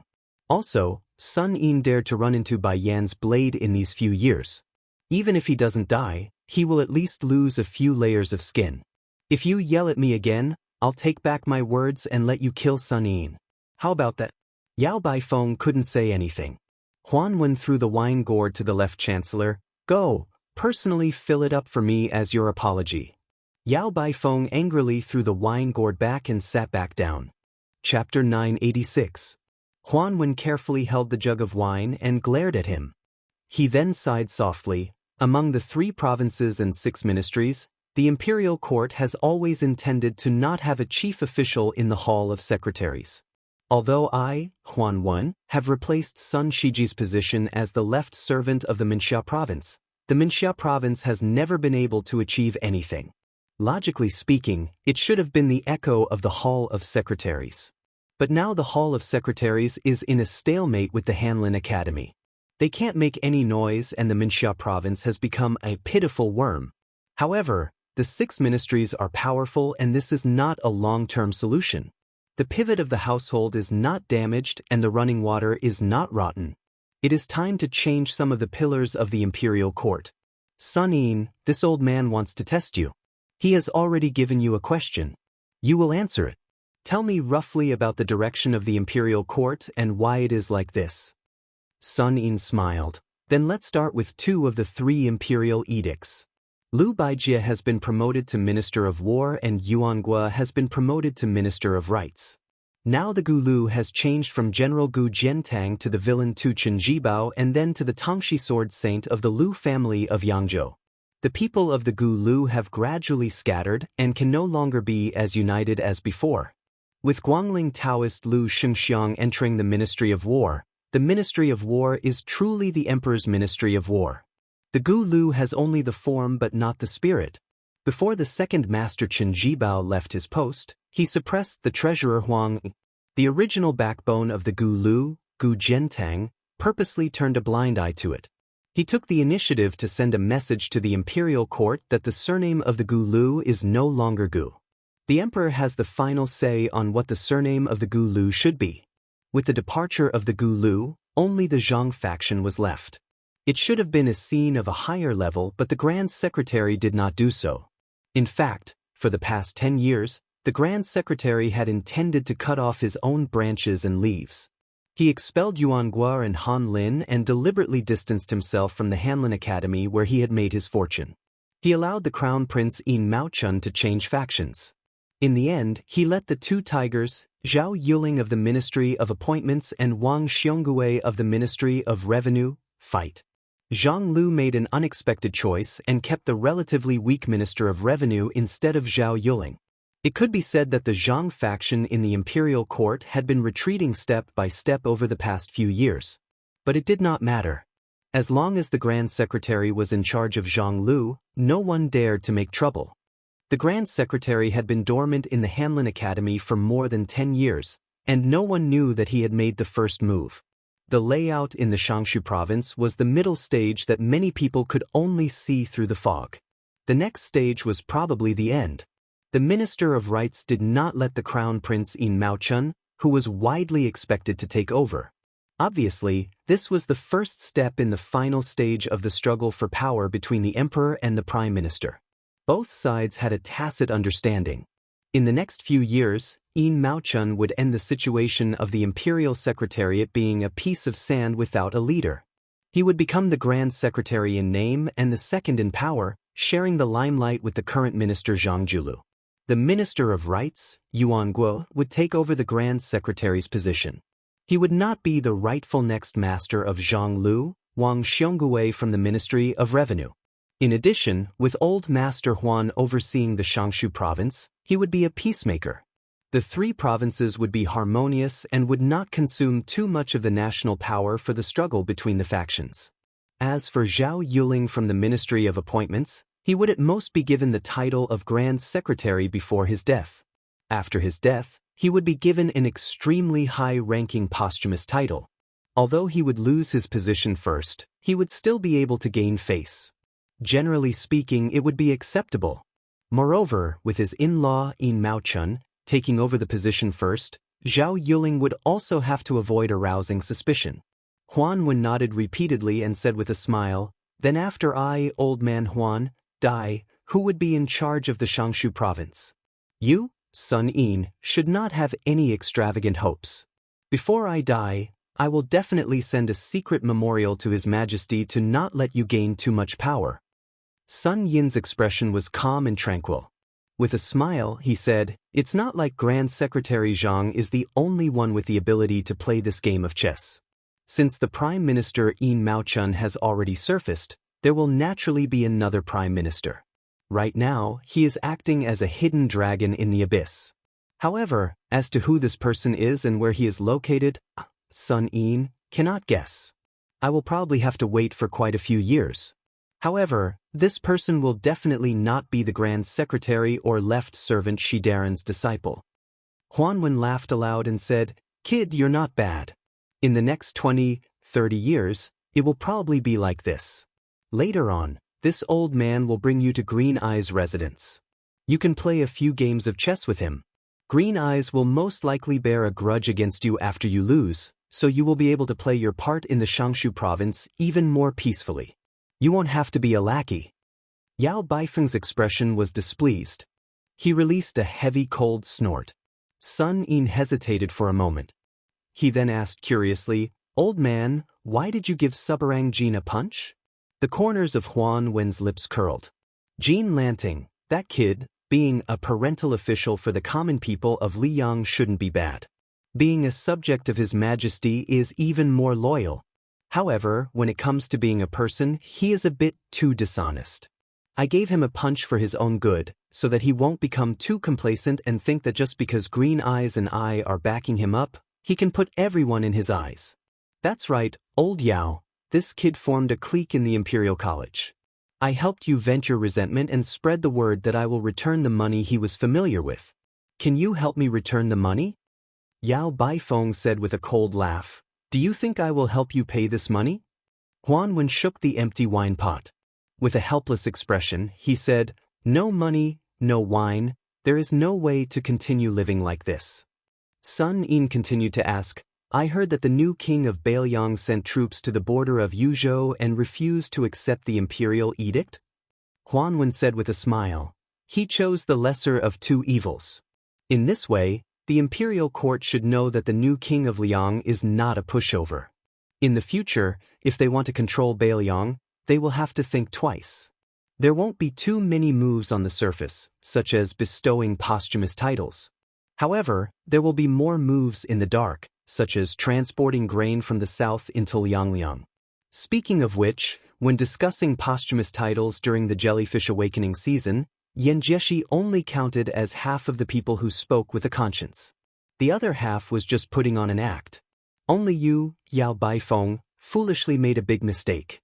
In the future, the Imperial College will definitely be Jean Lanting's. That's good. I don't want you to have an official position anyway.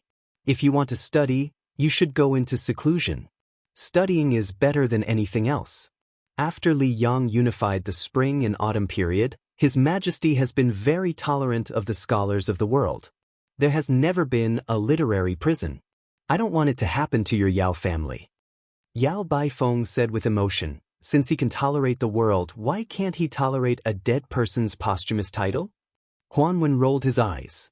"Yao Baifeng, oh Yao Baifeng, have you become stupid from studying? Is the ruler not human? Can't he have 7 emotions and 6 desires? You should be content. Being able to have such a wise ruler is already the greatest fortune of a subject."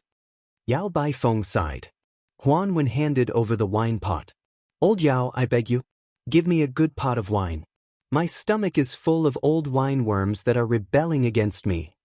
Yao Baifeng could do nothing about it. He took the wine gourd and left the pavilion. Huan Wen chuckled and said, "Sit down. The pedantic old scholar has finally left. You and I can say some rebellious words." After Sun Yin sat down, he said softly, "Between the previous emperor and the current emperor, there is a king of Bailiang. Between His Majesty and the Crown Prince Zhao Zhuan, it is our Grand Secretary. The great general is high and the emperor is far away. He has 300,000 elite soldiers. With Beimeng watching, the court does not dare to kill the Su family. They can only wait for Su Shao to die and use his posthumous title to disgust people. But Grand Secretary Zhang," Huan Wen glanced at this young scholar and slowly asked, "You are so smart. Does Bailiang know?" Sun Yin replied with a question, "I came to Great Peace City not for the emperor, but for the common people. Does old Master Huan believe me?" Huan Wen stared at Sun Yin and then said with a sigh, "There was once a scholar called Sun Ping who also had such ambitions. In the end, he died very miserably." In the courtyard outside the pavilion, a group of spring orioles chirped, fighting over the warm branches of the trees under the warm sunlight. Huan Wen suddenly said, "Beimeng marched south, the king of Bailiang defended the northwest gate for the central plains, the court did not help, Su Fengnian died in battle at the border." If this is really the case, Huan Wen hopes that he was already dead at that time and could not see this scene. Sun Yin said calmly, "If there really is a day when the court celebrates, when I go to the grave to toast, I will definitely tell old master." Huan Wen laughed and scolded, "You bastard! Sun In scolded back expressionlessly, "Old bastard." Chapter 987. In the desert beyond the Great Wall, there was a rider riding west. He had a pair of sabers at his waist. The man wore coarse hemp clothes. Further west of Liangzhou, there were 3 military towns in ancient times: Fengxiang, Linyao, and Qingzheng. They controlled the upper reaches of the Central Plains. At the same time, they formed a triangle with the Iron Gate Pass. Together, they controlled the vast western regions. However, the 3 towns had long been abandoned. They had become the perfect shelter for hundreds of thousands of refugees. These criminals were particularly brave and good at fighting. Not to mention young men, even women and children of 7 or 8 years old would fight to the death against Bailiang soldiers as long as they were given a wooden spear. The border army of Liangzhou had always had the habit of using refugees to practice martial arts. Most of the sinners' bravery was forced out by the Bailiang cavalry. They had no choice but to do something desperate. The first thing the Bailiang crossbowmen did was to throw them here. They were only given a horse, a crossbow, and a cold saber. Then they had to pray for their own good. If they could survive for a month, they would have crossed the first threshold. If they died, even collecting their corpses would be an extravagant hope. They would have long been whipped to pieces by the sinners who hated Bailiang to the bone. The people of Lingzhou, which was far from the border, all said that the children who grew up there loved to kick and play with the skulls of the dead Bailiang soldiers. Therefore, the people there were neither human nor ghost. They were extremely terrifying. When the rider traveled 200 li to the west, he encountered a group of future crossbowmen who had just entered the area. The 2 sides were on the verge of fighting. There was no need for words. The coarse hemp man casually blocked the barrage of short crossbows and 2 waves of charges without injuring anyone. The elite soldiers returned without accomplishing anything, so they gave up on trying to chew this tough bone. Although the number of heads they beheaded after returning to Liangzhou was related to the amount of money they would be rewarded, their original intention was still to survive. Since it was clear that they could not chop off this fellow's head, they quietly took a detour after picking up the crossbow bolts one by one. This place where the refugees gathered was full of hidden dragons and crouching tigers. There was no lack of Jianghu people who fled beyond the Great Wall after committing crimes in Liang. Those who were able to gain a foothold here were either in a high state of martial arts or were proficient in unorthodox ways. Therefore, the group of armored soldiers did not find it strange that they encountered this knight in white hemp garments with a saber. What they found strange was that this young fellow had blocked all of their attacks without even drawing his saber, which made them fearful. The hundreds of thousands of refugees, a mixture of good and bad people, did not disperse. They were mainly concentrated in the 3 abandoned cities from the east to the west: Qingzheng, Linyao, and Fengxiang, which had been removed from the map of Liang. This was because if they were to disperse, they would definitely become ghosts under the sabers of Bailiang's armored soldiers. The refugees rarely carried weapons with them. If these stragglers ran into groups of armored soldiers who had the potential to become Bailiang's elite scouts, even if they were not afraid of death, they would still die. As for why Bailiang did not take down the 3 cities in one go, the refugees were already extremely lucky to be alive. They were too lazy to care about this.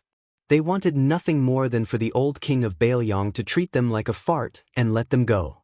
However, when they heard that this butcher was already dead, they were skeptical. At first, they were more or less relieved. Then, there was a rumor that a new king had ascended to the throne in the 3 cities and was going to use them as an example to establish his might. Soon, a large army would be coming to the border.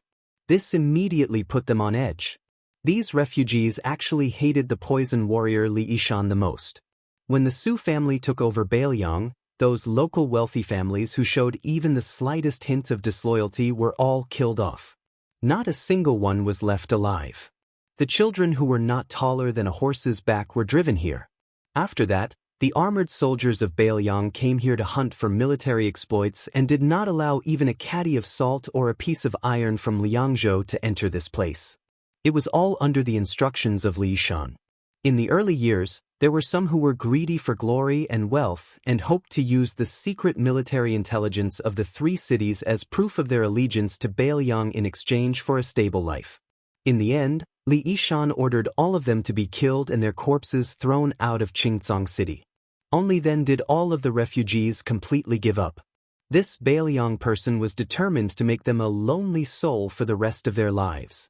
As for the old king of Bailiang, Su Xiao, in the past, the refugees did not hate him very much, but they feared him even more.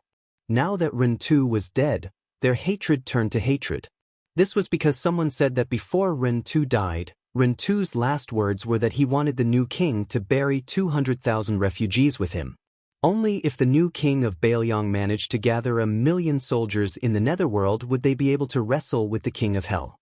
At first glance, this kind of ridiculous nonsense was actually believed by everyone in this precarious land of refugees. In the twilight, they could faintly see smoke curling up from the kitchen chimneys of several villages. In this area, there were very few Bailiang riders who dared to wander around unscrupulously. The last time they did so, it was the son of the administrator and a man with heavy pupils who came to take a stroll around the city. The man with the saber led his horse forward and asked for a ladle of water from a family living in a mud hut at the entrance of the village.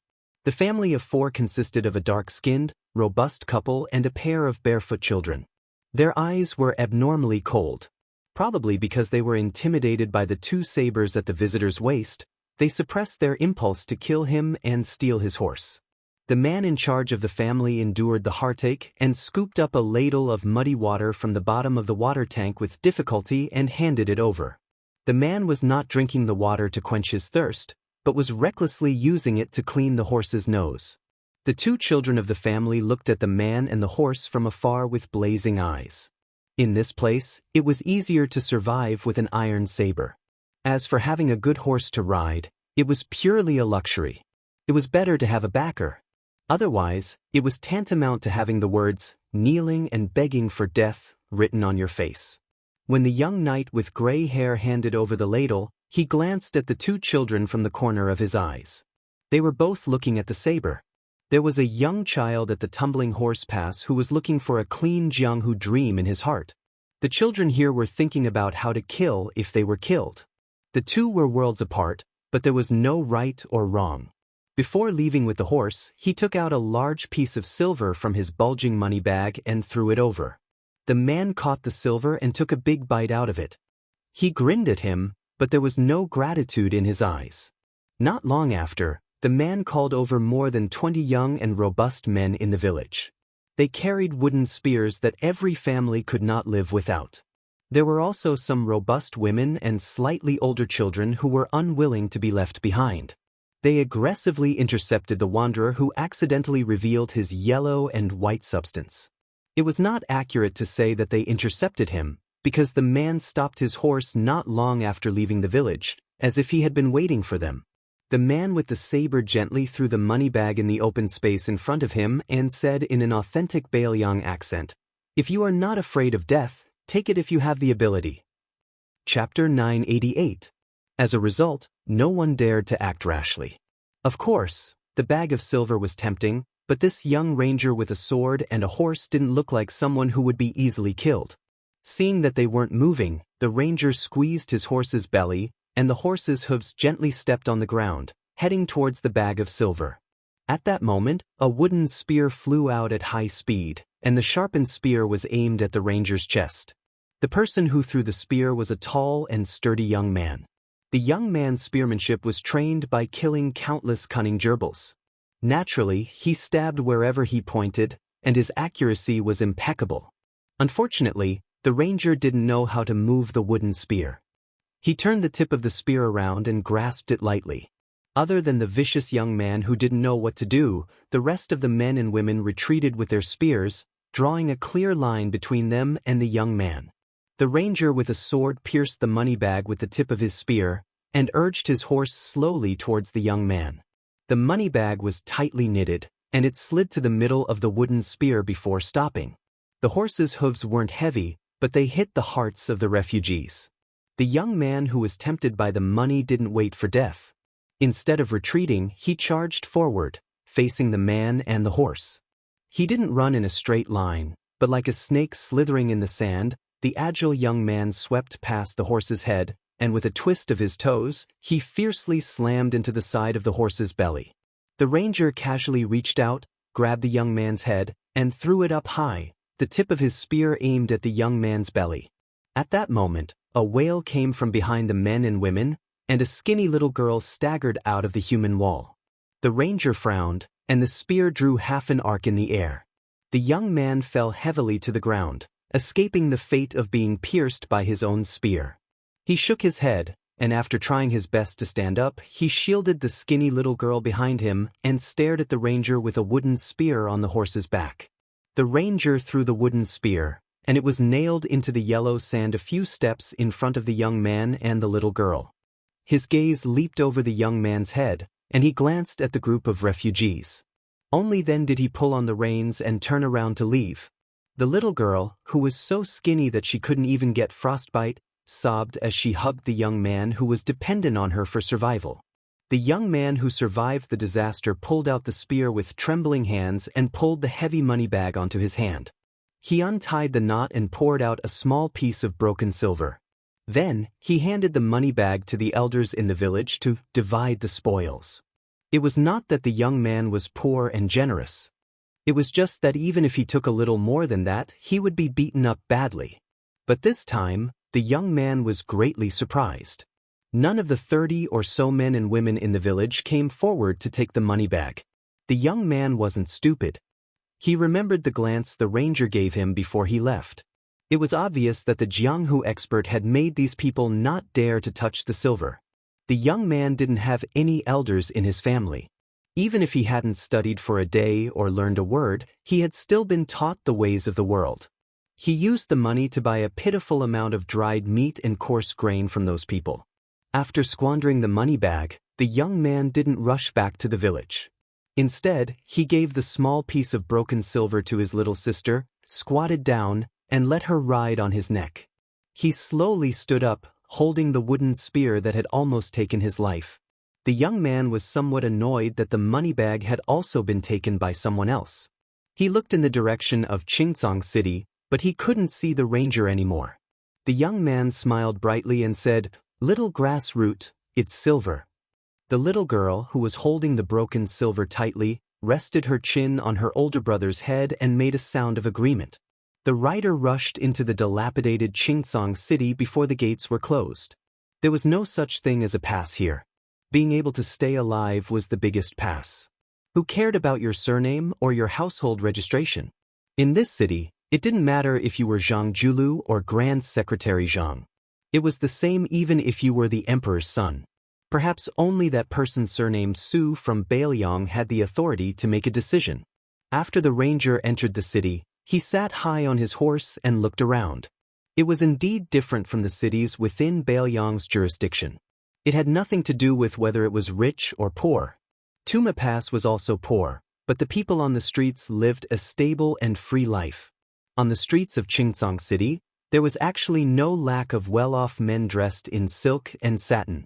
However, everyone was afraid of danger and looked at each other with deep vigilance. Moreover, there were very few travelers who were alone. Most of them were in groups. Some of the local ruffians squatting on the streets with nothing to do were not as lazy as the local tyrants of the Central Plains, who gave people the feeling that they were half dead. At this moment, the people who raised their heads to look at him were all emitting ominous glints. It was as if they had calculated how much money he, a horse, 2 knives, and all of his belongings could be sold for.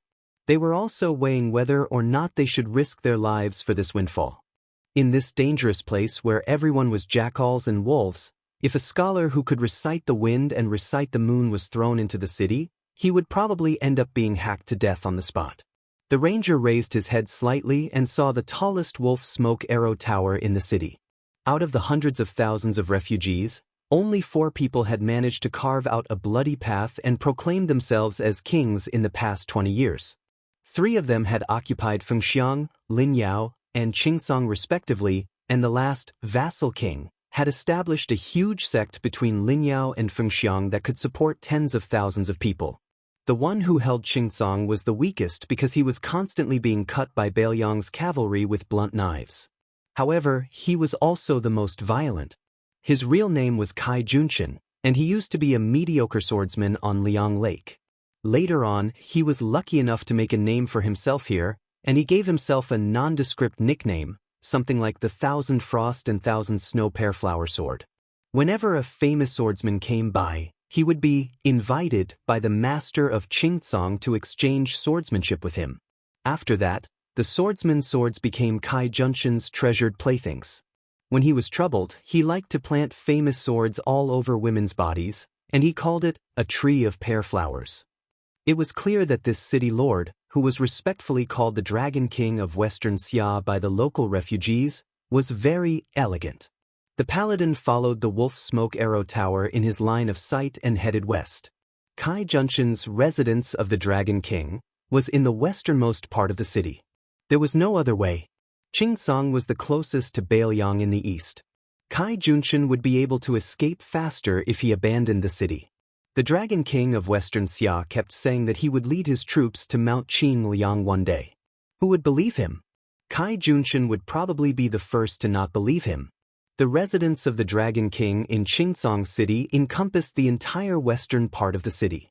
Based on the structure of the capital, it was divided into the inner palace and the outer palace. The so-called walls of the palace were merely red battlements that were 20 feet tall. However, some of the palaces and pavilions in the city were covered in bright yellow glazed tiles. It was not easy for them to have a little bit of the spirit of an imperial family, but they were all ruined by the arrow towers of different heights. Every time there was a rebellion in Qingsong, the palace walls would be easily flipped over. Then, it would be these porcupine-like arrow towers that would do the work. However, this kind of rebellion would at most number 200 to 300 people. It was not even comparable to the chaotic battles of horse bandits in the land of refugees.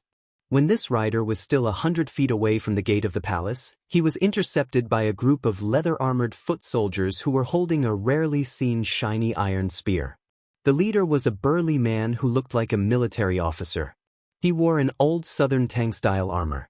When he caught a glimpse of the 2 sabers that the bold fellow was carrying, he could not shift his burning gaze away. He laughed loudly and said, "There is a thief who has trespassed into the palace. Men kill him on the spot." More than 20 spear-wielding foot soldiers rushed over. There was no formation to speak of, but they had the advantage of being vigorous and incomparably dauntless. Suddenly, the military officer shouted sternly, "Wait!" The foot soldiers stopped abruptly. The burly man in Tang armor pulled out his saber and pointed at the paladin. He laughed and said, "Boy, your saber is a good one. Before you die, tell me the name of your saber." Snatching a famous saber is not the same as snatching a woman. The latter does not need to care about the name. I do not know how to take pity on women, but I am a man who cherishes a good saber. The paladin was dressed in a hemp robe as white as snow. He smiled and said, "One is embroidered winter, the other is crossing the river soldier." Chapter 989. The lieutenant in old Tang armor chewed on the meaning of the 2 names but did not find anything special. Instead, he felt that they were not very particular and could not be used to scare people. Somewhat disappointed, the lieutenant raised the tip of his sword and pointed at the rough man. More than 20 spear-wielding infantrymen rushed forward. The young man on the horse had a calm expression. His right index finger lightly tapped the back of his right hand that was holding the reins. Just as the infantrymen were about to stab the man and the horse into hedgehogs, a rider rushed out of the palace. A thunderous roar tried to stop the infantrymen's charge. However, there were still 2 strong infantrymen who could not stop in time and quickly thrust out their iron spears. Then, with a bang, the 2 guards flew back along with their spears. It was as if their chests were pierced by a powerful arrow. They exploded into a large pool of blood and fell to the ground dead. The Tangjia lieutenant had good eyesight and knew his stuff. If he wasn't a martial pathmaster, he would have dug out his eyeballs to see how the linen-clothed ranger killed without leaving a trace. He turned his horse around and respectfully bowed to the general who rushed out of the palace gates. He cupped his fists and said, "I greet the East Conquering General." The middle-aged general, who was respectfully called the East Conquering General, glanced at the face of the infantryman. He noticed that there was a hint of mockery at the corner of the man's mouth. This rough man actually blushed. This general of his was naturally wild. The lord of Qingcang, Kai Junshin, gave him an official position and rewarded him with some second-grade or third-grade official titles. In any case, he did not need a single copper coin from Kai Junshin. Other than Hidajia, the great general of the East, there were also Anshi Garrison, North Patrol, and South Patrol. In any case, they had gathered the East, West, North, and South. East of Qingcang was Northern Liang. Thus, great general of the East, Hidajia, had often been teased by his political opponents.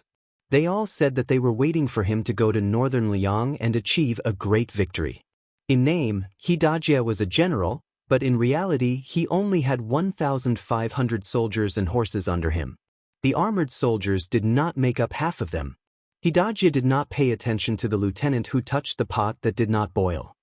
His expression was serious as he cupped his fists and said calmly, "My king would like to invite you into the palace for a chat. What do you think?" The infantryman nodded. He still did not realize that he had stepped into a tiger's den. He held the reins with both hands and looked at the city gates. The light horse's hooves stepped on the green jade tiles, making a crisp sound. Hidajia followed behind the infantryman with a complicated expression. His heart was in turmoil. When the infantryman approached the city, a secret letter was sent to the residence of the Dragon King. The Qingcang king, who did not attend court every night, was frightened. He hurriedly kicked away a few naked bodies beside him and rolled off the bed. He put on a poorly made dragon robe and was about to convene a court meeting. In addition to Hidajia, there was also Jiang Heng, the South Patrol general. Together with the queen and a few civil and military officials, they were arguing over a portrait. Jiang Heng insisted on killing His Royal Highness of Bailiang before discussing anything else. This was a once-in-a-lifetime opportunity. Anyway, the new king of Bailiang had the intention to bury hundreds of thousands of refugees with the old king. Either way, he would die. Even if he killed the man in the portrait, even if he angered the Bailiang cavalry, he could just take the head and thousands of elites and escape to Beimang. Kai Junshin specially asked the confidant of the Qingcang king, who was in charge of spies, whether Bailiang had deployed a large number of troops to the border. The answer he received was no. The man in the portrait had left Liangzhou alone and entered Qingcang city alone. This made the timid and cautious Kai Junshin even more uncertain. Was this guy tired of living? Did he really think that he could win people over with virtue in the refugee land just because he was the king of Bailiang? Did he want Kai Junshin to take off the dragon robe that he had only worn for a few years and kowtow to him? Was he willing to be a lackey for a hothead who did not have hair on his mouth? Kai Junshin could not stand the instigation and clamor of most of the civil and military officials. He gritted his teeth. He had originally made up his mind to send out all the masters in the residence of Dragon King and 2,000 cavalrymen to kill that guy at the gate of the imperial city today. However, the queen and Hidajia did not agree. They said that the guy surnamed Su gave up his position as the king of Bailiang and came to Qingcang city to seek his own death. Even if he did not have good intentions, he would not be able to stir up any trouble in the residence of Dragon King, which was heavily guarded by swords and spears and arrow towers. It was better to meet him and listen to his plans before making the corresponding trade-offs. There were only benefits and no harm. In the end, Hidajia was scolded by an old official for being soft-hearted. Fortunately, he had the support of the queen, so he was able to ride out of the palace and welcome the new prince of Liang, who was wearing mourning clothes. After passing through the city gate, there was another palace gate. Su Fengnian suddenly laughed and said, "Hidajia, I heard that you and Yang Ruinyu, who was guarding the gate just now, and his father, Yang Yoshue, were both subordinates of the deputy commander of Bailiang's infantry army, Great Ancestor Gu." Hidajia acted as if he was facing a great enemy. He carefully worded his words and said coldly, "The past is not worth mentioning. Old General Gu has become a high official of Bailiang. It is a good thing, but it is not my turn to congratulate him." Su Fengnian laughed softly and said, "The deputy commander of Bailiang's infantry army is only of the second rank. Only Yan Wenluan and Yuan Zhuozong have the same rank as you, Great General Zhendong. Speaking of congratulating, it should be Great Ancestor Gu who should congratulate you." Hidajia, who was ridiculed to the extreme, snorted coldly. The palace gate opened and a dozen people walked out. The official embellishments were either red-crowned cranes, golden pheasants, or unicorns and lions. The one in the middle was not Kai Junshin, but a noblewoman wearing a phoenix coronet and a red robe. It was hard to say what kind of motherly style she had, but the thumb-sized pearls hanging all over her body were very valuable. If this group of aggressive fellows were in Liang, their entire family would have been exterminated just based on their overbearing attire.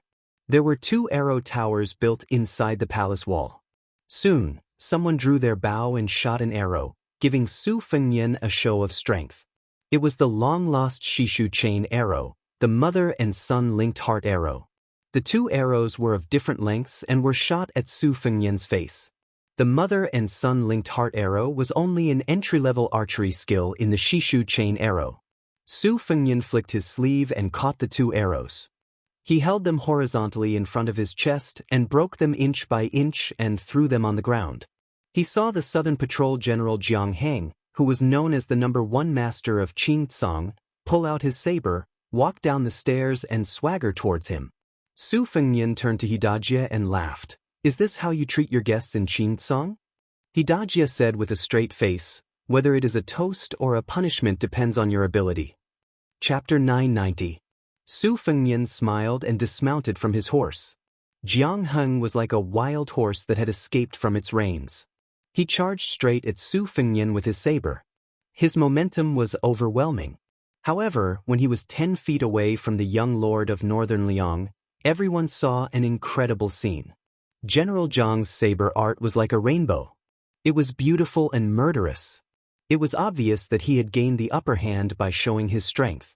However, before he could even touch the rough guest's body with his saber, streams of scarlet blood began to emerge from his body like fountains. This was the miserable scene of a warhorse crashing into the Mo saber formation.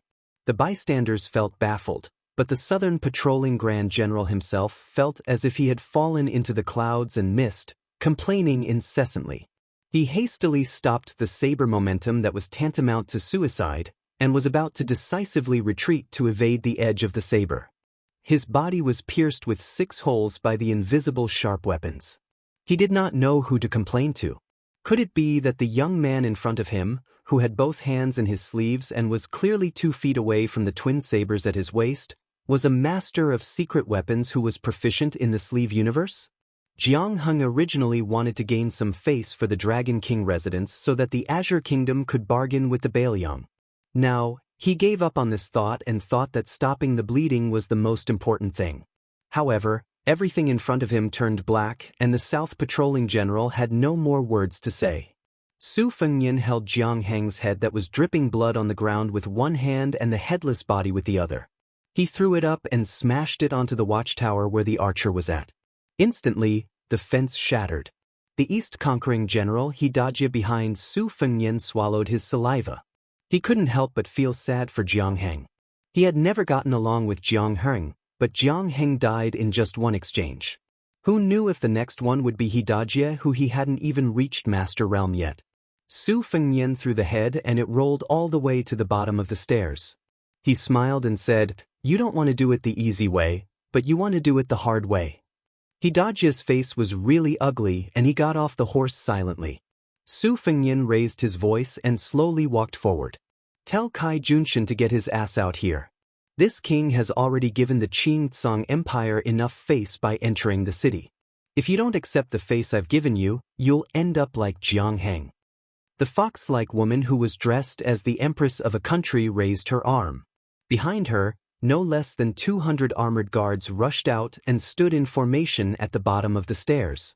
Almost at the same time, numerous archers appeared on the palace walls. There were also more than 10 old men who looked like they were guarding beside the woman. The elites of the residence of Dragon King had all come out. Su Fengnian looked around. The gate of the royal palace had been closed. Outside the gate, hundreds of soldiers with spears swarmed into the city. It seemed that they had made up their minds to close the gate and beat the dog. The woman pushed away a squire who was carefully guarding in front of her and glanced at the head at the bottom of the stairs. She raised her head and smiled coquettishly. King of Bailiang, Xianxia's hospitality is not small, is it? If you can still take it, I respect heroes the most. What's wrong with helping you bathe and change your clothes?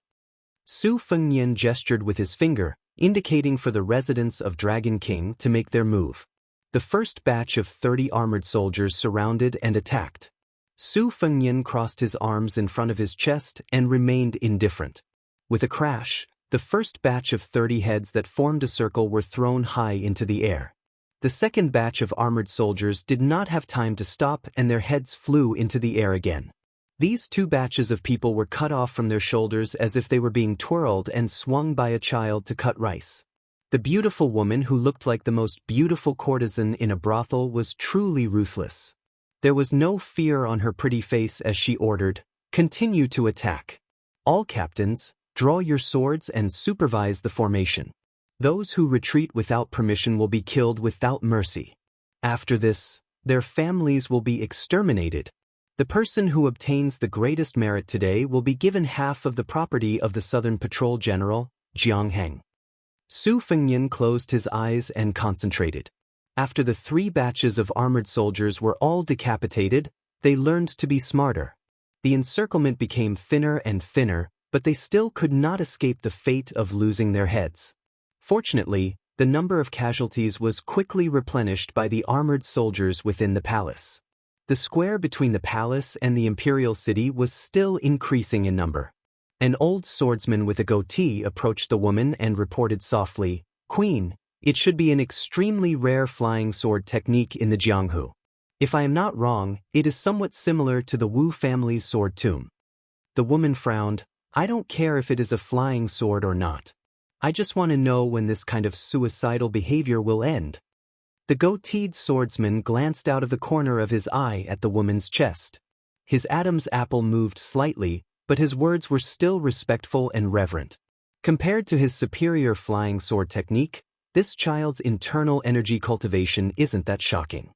This old man guesses that after 200 or 300 people die in battle, this fellow will be an arrow at the end of its flight. At that time, Her Majesty the Queen will have external experts charge in recklessly, and they should be able to accomplish something. The Queen sneered. "Just external experts may not be enough. I feel that I need the help of a sword expert like you to hold the line." The short and thin old swordsman smiled embarrassedly. "The Queen is right. In order to solve the Queen's problems, Mao Bishan will not hesitate to go through water and tread on fire." A tall and sturdy man with a long sword on his back crossed the threshold of the palace and walked to the side of the woman.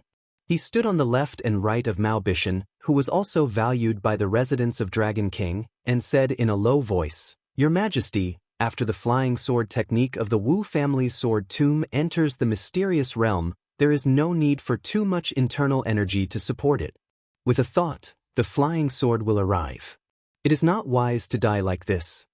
Mao Bishan clicked his tongue. "Oh, Gu Feiqing, when did you become so familiar with the Wu family's flying sword technique that is not taught to outsiders? Could it be that you have been hiding all these years and your surname is not Gu but Wu? You have the same background as the Peach Blossom Sword God and are the illegitimate son of a sword immortal in the sword tomb?"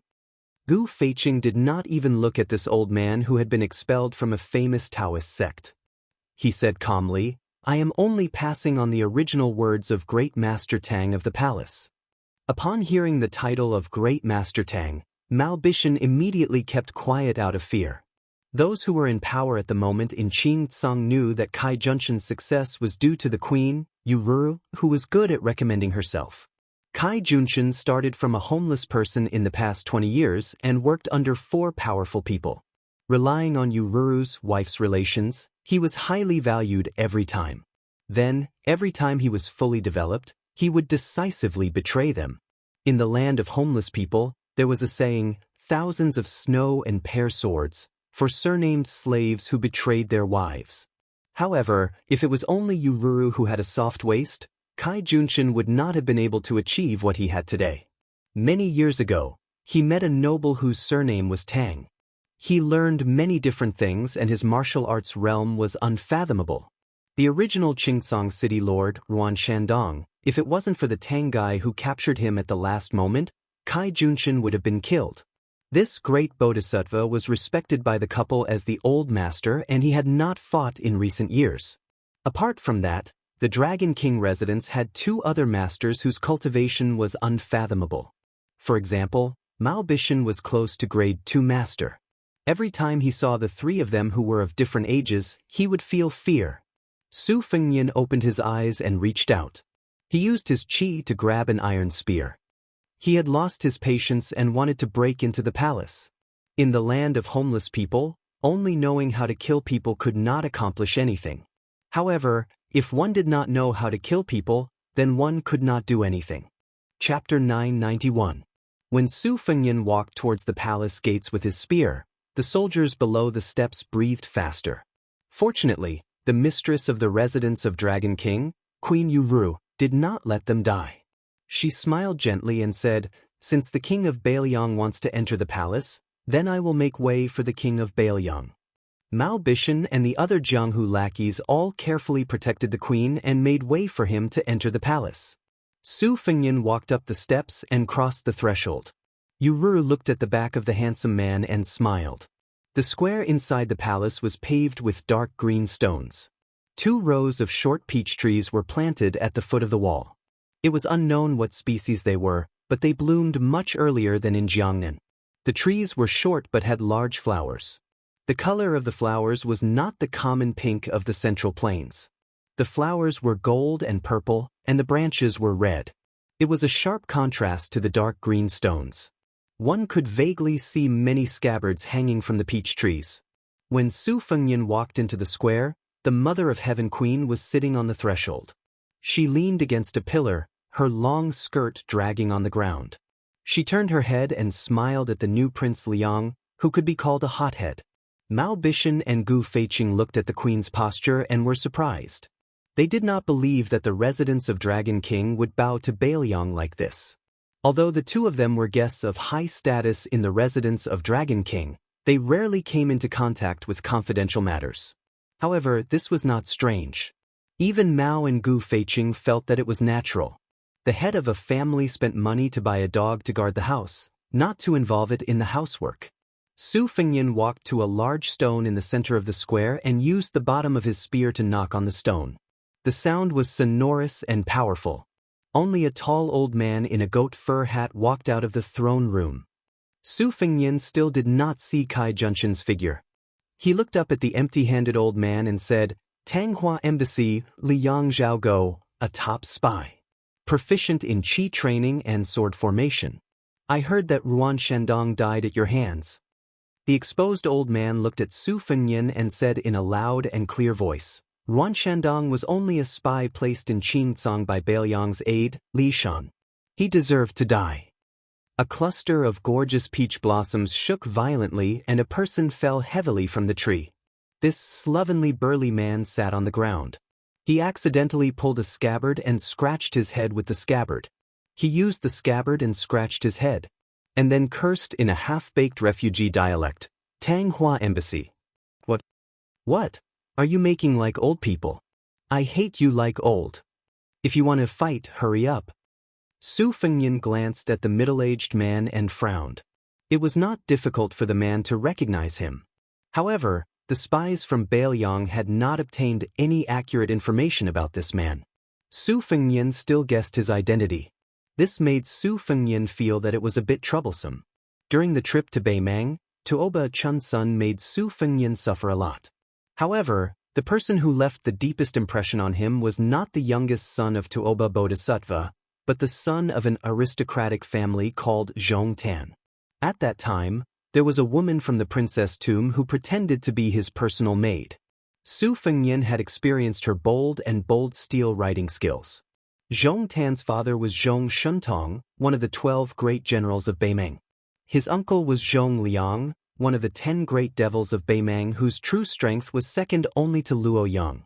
Zhong Shuntong would not give up his position as a great general and come to Qingcang City to make a small fuss. Therefore, he could only be Zhong Liang, who was ranked high and low in the Jianghu of Beimang, depending on his mood. Zhong Liang was a famous romantic figure in Beijing. He was unrestrained and unrestrained. On the path of martial arts, he could easily win against the top experts of the 10 great devils. However, he also dared to lose to some of the soft persimmons, who were ranked at the bottom. The great devil in front of him was 70 to 80% similar to his nephew Zhongge, who was killed by Su Fengyan. However, he was more similar to his nephew Zhong Tan. Luo Yang had once said that among the 9 devils behind her, only Zhong Liang could enter her eyes. Su Fengyan turned around and looked at the tall and sturdy man with a thick beard. He smiled and asked, "Zhong Liang?" The man made a sound of surprise and did not deny it. "How do you know me?" The man patted his head and suddenly realized. "Zhongge was actually killed by you when you went back to Beimeng last time? No wonder I felt something was wrong when I looked at that girl who was not married yet." When the two of them were talking about how others could not understand the heavenly book, Elder Tang of Qingsong City and Zhao Go of Liyang squatted down silently in the hall of Tanghua, with one hand on the ground. Su Fengyan was lost in thought and turned a blind eye to the movements of the hall of Tanghua.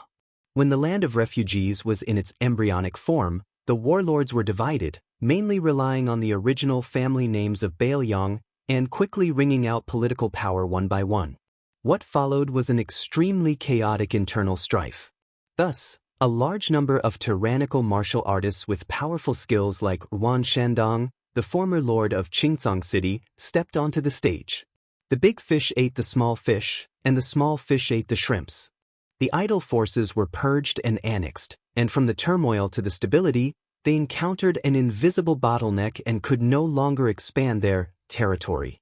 In the eyes of many people, Ruan Shandong's martial arts cultivation was not bad, but they lost because of their lack of strategy. As a result, people who were good at dealing with political affairs were born, and Kai Junshin was one of them. In terms of martial arts, Mao Bishan and Gu Feiqing could easily kill dozens of Kai Junshin in one breath, but in the end, the one who relied on others' charity was still Mao Gu. However, it did not mean that there were no refugee leaders with both martial arts cultivation and shrewdness. In fact, Ruan Shandong was not as lacking in strategy as the outside world said. It was just that Qingsong City was close to the southern dynasty to the north, Baoyang to the east, and there were a few big forces in the west who had bad intentions. Their situation was especially difficult. Not to mention other things, 2 of the 3 great consecrators in the residence of the Dragon King, one was Elder Zhao Go, and the other was the devil of Beimeng. Su Fengyan knew very well that after his master, Li Yishan, had single-handedly created the situation of hundreds of thousands of refugees, using the shell as a training ground, he had been watching the situation in these years. This strategist saw him as a small world in the great wide world, coldly watching the ants fight for the ant nest. The world was full of strange things. Li Yishan could see everything from the top floor of the tide-listening pavilion. Regarding the movements of the refugees, Li Yishan had once written a book, Records of Knowing Autumn. It described in detail the rise and fall of people, gains and losses, so that Su Fengyan, a scholar, could know autumn with a single leaf. Among the strategists of the spring and autumn period, Li Yishan had always been seen as inferior to Nalin Yusi, Zhao Chongling, and the others because of his sinister methods. He received the nickname of Poison Scholar. Many Baoyang old generals even blamed the fact that the general was not willing to establish himself as the emperor and rule on Li Yishan's short-sightedness after Zhao Chongling's death. As to the truth, probably only people like Huang Longshi, Yuan Benshi, and Nalin Yusi could see through it and have the qualifications to make a conclusion about Li Yishan. Su Fengyan felt slightly emotional.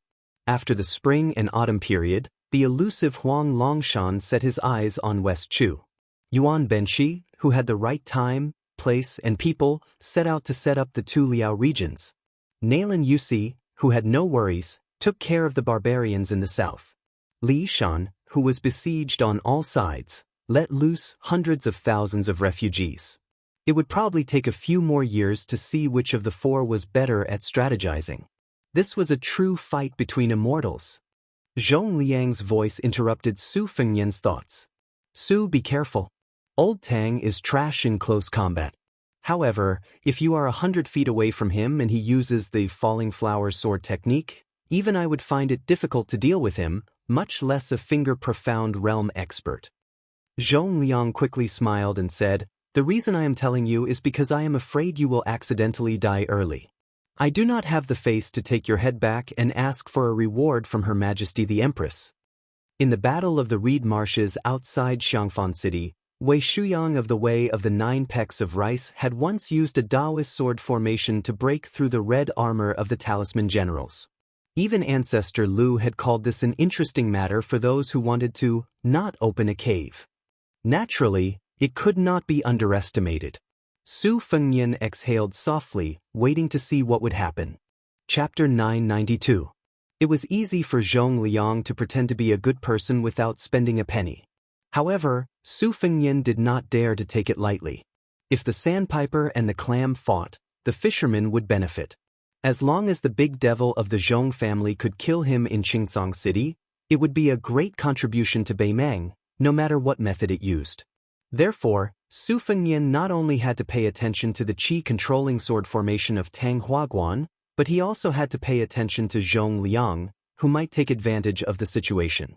Moreover, there was still a consecrator of the residence of Dragon King who was unwilling to show up. Tang Huaguan pressed one hand on the ground and slowly pulled it up. Then, the sword hanging on the peach tree began to shake. Without exception, the tips of the more than 40 unsheathed swords hanging on the branches all pointed at the uninvited guest in the center of the square. Tang Huaguan's free hand began to make sword gestures. The gestures were so fast that it was dazzling. Since Su Fengyan had personally experienced the skills of the group of immortals from the Guanyin sect of the South Sea in Yuyan Mountain, he had been paying attention to the path of training qi. Tang Huaguan's method of condensing qi to kill ghosts at this time should be the ancient Taoist unique skill of the Earth Lung Mountain, Silent Thunder. Purple lightning lingered around Tang Huaguan's 5 fingers. Although it was naturally much weaker than the thunder pool that Master Lu Hao had created, it was more than enough for him to be a consecrator in Qingcang City. Logically speaking, qi cultivators were like catapults used to attack a city. The power of long-range attacks could be said to be invincible. The right way to do it was to find a chance to fight with them in close quarters. If he just took a beating, he would only be exhausted. Su Fengyan's calm posture made Yu Ruru and the others on the other side of the door sneered at him. They regarded him as a fledgling who only had cultivation but did not know the depth of Jianghu. It was just a layman watching the fun. Experts like Zhong Liang who knew the ropes did not have any sarcastic smile on their faces. This made Queen Yu, who was best at observing people, somewhat uncertain. Mao Bishan and Gu Feiqing were both swordsmen who had made a name for themselves in the scarlet blood of the refugee land. Compared with the swordsmen in the Central Plains, they were much more genuine. At this time, they saw the strange scene of Consecrator Tang's fingers twirling thunder. They could not care less about the scheming in the past. Mao Bishan asked softly, "That guy just watched Consecrator Tang's power to the peak. Is so arrogant. He is so he have something to rely on, or he is ignorant." Gu Feiqing said in a solemn tone, "This vassal lord has a bad reputation. But since he can make that villain Tu leave Baoyang on his own initiative and successfully inherit the throne, I think he is not the superficial person that the outside world says. The former is more likely. Consecrator Tang's technique is mysterious. The king of Baoyang may not be unable to fight him. It is hard to say who will win." Mao Bishan also came to his senses. He twisted his beard and nodded, saying, "Indeed. As long as the brain has not been kicked by a donkey, no one will come to the Qingcang Empire to deliver a good head. I think that the one surnamed Su either has an expert secretly looking after him, or his cultivation is really deep. Not only does he have the sword-controlling technique, but he also has his trump card. TSK, I really didn't expect that Tu, who is only a second-grade martial master, would have 2 good sons who are better than him. If you ask me, with this talent and the tide-listening pavilion's arsenal, why should he be the king of Baoyang? Wouldn't it be better for him to roam the Jianghu? He can also make the Zhao Emperor feel at ease. Maybe he will be happy and give him a golden plaque with the title, #1 in the world. Old Wang likes to claim to be #2. In this way, both of them will be justified." When the Queen of Yu heard this kind of ignorant tone that was similar to a country bumpkin's, she rolled her eyes charmingly. Women were blessed by the heavens and could throw a seductive charm when they rolled their eyes. When Mao Bishan caught a glimpse of the queen's coquettish eyes, he was almost scared out of his wits. He moved a few steps closer to the door. The woman was sitting on the doorstep. Looking down from a high vantage point, honored guest Mao could clearly see the 2 creases on the woman's chest. Although Mao Bishan's addiction to women in this lifetime was even more difficult to part with than practicing the sword, he had not reached the point where he would forget his life in the face of beauty. He only dared to look at the green-skinned queen right in front of his eyes. Even if Yururu had stripped naked and stood in front of him, no matter how much Mao Bishan lusted after her, he would not dare to touch her. This was the power that was more powerful than any swordsmanship in the world. Mao Bishan learned of this very late and realized it. That was why he would rather be the head of a chicken than the tail of a phoenix. He did not fight for the ranking of the Jianghu experts in his hometown in the old Dongyue. Instead, he came to the land of refugees to help the residents of the Dragon King. Chapter 993. The tip of the sword pointed at the spear. The young man's sheathless sword finally broke free from its shackles and left the peach tree. It pressed down towards the center of the square from the east and west. The hanging swords left their branches and cut off many faint golden and purple petals. It was a beautiful scene. The brilliance of the 40 swords was similar to the lightning that surrounded the Tang Hua Pavilion's palm. Su Fengnian was a bit regretful. The flying swords that Dong Tai gave him outside the Shenwu city were destroyed by the human cats. There was a gap in the 24 hours. His lightning sword formation also lost a lot of power. Otherwise, don't look at how aggressive the Tang Hua Pavilion's lightning sword formation was. Su Fengnian didn't even need to use the iron spear to move. Using a sword formation to defend against a sword formation, his shield was definitely stronger. Old spy Zhao Guo's spear had no effect. In fact, the essence of the 12 Lingxi sword tomb flying swords was not in the flying swords themselves, but in the sword intent and secret technique that each sword contained. This was an epiphany he had gained when he observed the alternation between day and night on the top of the Dunhuang city tower. Later on, he obtained the Great Qin sword behind the Yellow River Dragon Wall. The 12 Lingxi swords were divine Rui, so he could just destroy a few of the flying swords and rebuild them. Although he had an agreement with the Guanyin sect's Qi refining grandmaster, Dripping Water, and the charcoal girl that sold charcoal, he needed to use the ancient sword that was made of the same material as the wooden horse to forge the 81 talisman swords in Yuyan Villa. Logically speaking, even if he did not use the ancient sword buried in the mausoleum, he could still cut off some of the talisman generals in red armor from the Reed Marsh and Iron Gate Pass and use them to forge the 12. However, Su Fengnian had other plans. In Liangzhou, he had entered the extremely hidden Bailiang machine-making bureau several times. Using his identity as His Royal Highness and the new king of Bailiang, he ordered the machine-making bureau to put down all the work at hand and start a huge project under the leadership of the master of Moism. However, second sister and Chu Lushan had no right to ask about this secret. After Su Weisheng, who had some master-disciple relationship with the master of Moism, entered Wutong'an, he completely left the machine-making bureau and handed it over to Su Fengnian, who liked to play at the machine-making bureau since childhood. Naturally, no one knew about the young king's plan. Even though Su Fengnian had only been practicing his saber, cultivating his will, and secretly practicing his swordsmanship for the past few years, other than the daughter of the spear immortal Wang Xiu, the instant spear, Su Yanbing and Han Laoshan, the 2 spear experts who could be ranked in the top 3 in the world, he had been influenced by them. Even with an iron spear in his hand, he was still able to make a whistling sound like the wind with the momentum of a thunderbolt. Every time the spear struck out, he would directly smash a sharp sword that was close to him. More than 40 Thunder Sword talisman swords were as weak as paper under the strike of the iron spear. Not only was Tang Huaguan's expression solemn, but the 2 guests, Queen Yuru and Mao Gu, also had their eyes opened. Zhong Liang was still calm and composed. The peach blossoms around him were torn apart by the sword aura and danced all over the sky. He casually picked up a few petals in front of him and threw them into his mouth to chew. Then, the great demon saw a sword being pierced towards his head by the iron spear. The Beimang expert, whose mouth was full of peach blossoms, sneered vaguely and allowed the flying sword, which was tainted with the aura of the talisman, to stab straight towards his head. He did not expect that when the tip of the sword was about to touch Zhong Liang's glabella, not only did Zhong Liang not move at all, but there was also not even the slightest flow of qi. The flying sword actually spun around cheerfully like a swallow returning to its nest. It kept circling around Zhong Liang's shoulders until the spiritual qi on the sword dissipated and it fell to the ground. On this point, not to mention Yu Ru, Mao Bishan and Gu Feiqing, the two sword experts, even the qi cultivator Tang Huaguan could not understand the mystery. Only Su Fengyan knew. There was once a rumor in the Jianghu that there was a dragon girl in the South Sea whose swordsmanship was godly. The wind was strong and the waves were fast, and her sword could travel 10,000 miles. The barefoot young woman, nicknamed the Charcoal Girl, had once shown such a skill that was similar to Zhong Liang's in Yuyan Mountain Villa. At that time, even Su Fengyan's flying sword, which had a complete sword embryo, was unusually docile and almost changed sides.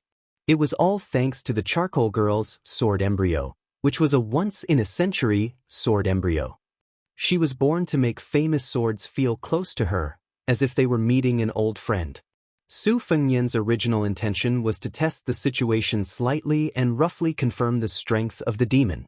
He did not expect Zhong Liang to be so honest and openly reveal his sword embryo talent. Tang Huaguan's lips moved slightly as he silently chanted a spell. He pressed down with both hands and the second wave of flying swords flew out from the depths of the residence of Dragon King. There were only 50 or so swords. However, Su Fengyan really had the capital to underestimate the scale of this sword formation. He once had a magnificent feat of borrowing swords from Yuyan Mountain Villa and used thousands of snowflakes as swords. Tang Huaguan's sword formation was originally based on talismans and spells. In the eyes of today's famous swordsmen, this was naturally an insignificant skill. Su Fengyan's underestimation was one thing, but he did not forget to secretly learn the falling banner loathing and impeachment technique from the demon-slaying platform of Mount Longhu. However, at that time, the great immortal Qi Xianxia had used the Sky Thunder as a banner to suppress several sky demons in Mount Zhulu. Tang Huaguan's loathing and impeachment technique was just a copy. It was probably not even 1,000th of the majesty of the demon-slaying platform on the Lotus platform. When Zhong Liang saw Su Fengyan's curved spear technique, he was surprised. Back then, one of the four grandmasters, Wang Xiu, went deep into Beimang's hinterland as if there was no one there. Countless heroes of Beimang died under Wang Xiu's four-words formula. The two-words formula of Beng Tuo and Drag were already a complete mess.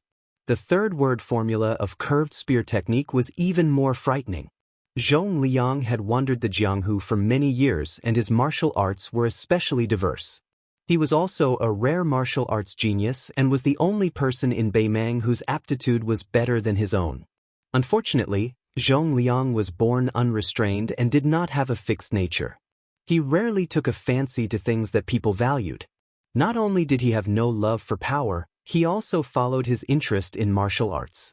This was why he could not be ranked among the top 10 masters in the world. Zhong Liang rubbed his eyelids with both hands and said with a smile, "It really is Wang Xiu's curved word formula. Good boy, you can learn whatever you want. You have my style." Zhong Liang stared at it for a while and then turned his head to the queen on the other side of the door and made a gesture to ask for an iron spear. 3 arcs formed a force, 3 forces formed a small circle, 3 small circles formed a large circle, growing and multiplying endlessly. Back then, Wang Xiu had used the curved word formula to fight with one of the 4 grandmasters, the talisman General Jia Ren, for 3 days and 3 nights. It was said that Wang Xiu's last arc encompassed a radius of 3 miles, killing all the birds and leaving not even a blade of grass alive. When the curved spear technique does not arc, I will die. For the first time, Zhong Liang, who had been hiding his identity in the land of refugees, felt an itch to fight. Su Fengyan's curved spear technique contained the collapsing thunder technique and the dragging spear technique. The horizontal and vertical sword formations of the Tanghua Pavilion could not withstand it. Su Fengyan's curved spear technique had already covered the entire square. Ururu and the others could only see the peach blossoms spinning rapidly along with the dense Gangqi. Su Fengnian twisted the spear around his body and used the Beimeng demon Lord Duanbo's famous lightning spear technique. Internally, he used the qi-controlling technique of the Wu family's sword tomb, and externally, he used Wang Xiu's collapsing word formula to throw the spear at the great consecrator of the residence of the Dragon King. After throwing the spear, Su Fengnian narrowed his eyes and felt a little incredulous. This old consecrator's desperate actions were too hasty. Other people would be desperate to escape, but this old spy Zhao Go actually held his sword without any regard for his life and allowed the spear to pierce through his abdomen. Like an arrow at the end of its flight, he leapt up and stabbed at Su Fengnian. Su Fengnian leaned to the side to avoid the sword. He gently stretched out an arm that was faintly wrapped in red silk and pressed down on Tang Hua Pavilion's head, forcing him to kneel in front of him. Before dying, Tang Hua Pavilion, who was bleeding from his 7 orifices, moved his lips with difficulty. There was no hatred in his eyes. Instead, there was a sense of relief. The old man silently uttered his last words. 2 words. Childish. Chapter 994. Su Fengnian was confused. Most of the command of the mad dog Zhao Go, who had been used by Li Yang to eliminate dissidents, was originally in the hands of a relative of Empress Zhao Ji. Could it be that the old spy from the Tang Hua embassy had received Zhao Ji's secret order? But how could Zhao Ji be a woman with a bodhisattva's heart? The friendship between the Su and Zhao families was actually divided into 2 parts. One was between Su Shao and the previous emperor, and the other was between Su Fengnian's mother and Zhao Ji. However, both of these had disappeared outside of the Juzhou embassy the last time Su Fengnian entered the capital. Furthermore, between the land of refugees and the Zhao family of Liang was the majestic Bailiang. How could it be Zhao Ji's turn to give orders? Su Fengnian was suddenly shocked. He even dared to refuse the emperor's imperial edict. Although he didn't care about Zhao Ji's scheming, perhaps he had miscalculated one thing. This made Su Fengnian feel a trace of unease. However, at this time, he couldn't change his plan at the last minute. At most, he would use the stupidest method. Counter soldiers with arms, water with an earth weir. Let's see who is the mantis and who is the oriole at the end. At the door, Gu Feiqing threw an iron spear to Zhong Liang, who was inside the door. The breeding demon waited for a moment before skillfully brandishing the spear. The body of the spear trembled in a subtle arc that was pleasing to the eye.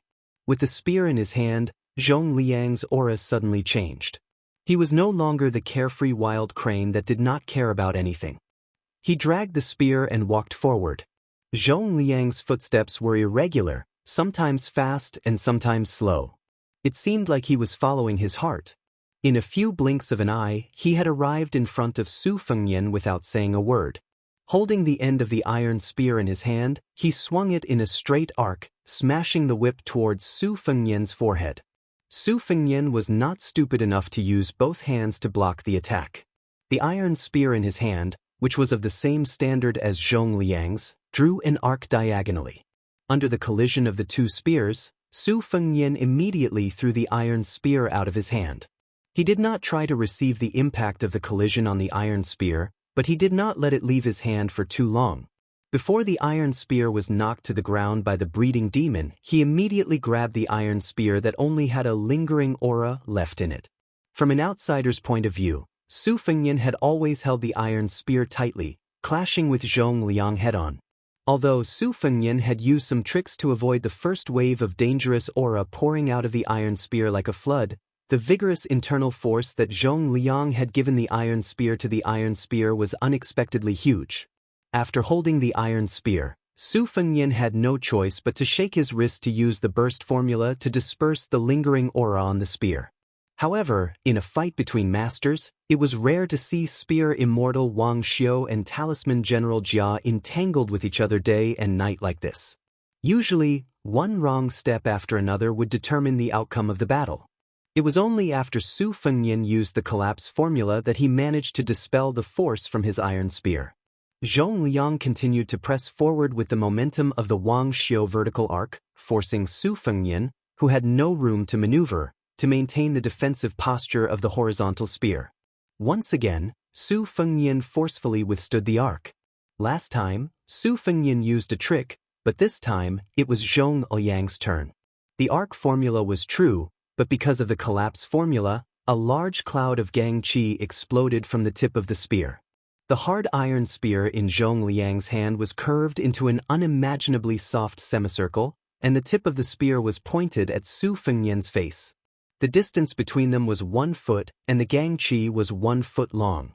Su Fengnian could either take the full force of the iron spear arc word formula, or take the risk and try to break the gang qi of the collapse word formula with the flying sword in his sleeve. Su Fengnian chose the former without hesitation. Showing off his sword controlling technique to a sword embryo was tantamount to playing with fire. Su Fengnian took a step back. As his body slid backwards, he bent his knees slightly to disperse the majestic qi of Zhong Liang's collapse word formula. Zhong Liang held the iron spear in his hand. He was not in a hurry to beat up Su Fengnian, who had fallen into the water. He only followed like a shadow and kept the tip of the spear a foot away from Su Fengnian's eyes. He did not even immediately use the Yi collapse word formula, which had an immediate effect. His gang qi was about to appear. This great devil, who was ranked second in Bimeng, was recklessly mocking Su Fengnian.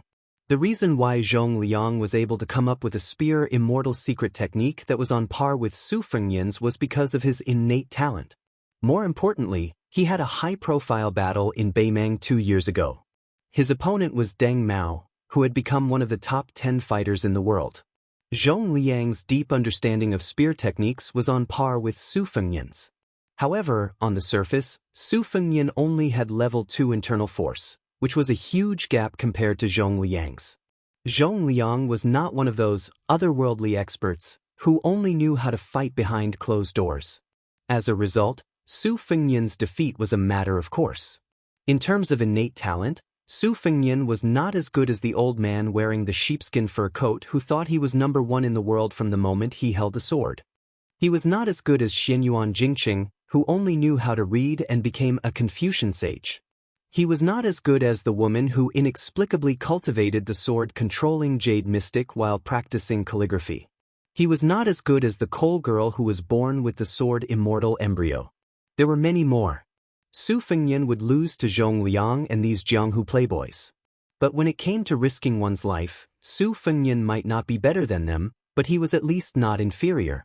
When Su Fengnian retreated from the 2 peach trees and was about to lean against the palace wall, he stopped retreating. He drew a small arc with his spear, as if he was risking his life to kill Zhong Liang in an arc. Zhong Liang was very calm and did not withdraw his spear. He took the opportunity to slowly push the tip of the spear forward 1/2 foot. It was actually Su Fengnian's desperation to trade his life for Zhong Liang's. It was as if this time he was aggressive and did not intend to win a complete victory, so he deliberately hid his strength. He was gambling on whether Su Fengnian dared to trade his life for his life. Su Fengnian did not hesitate.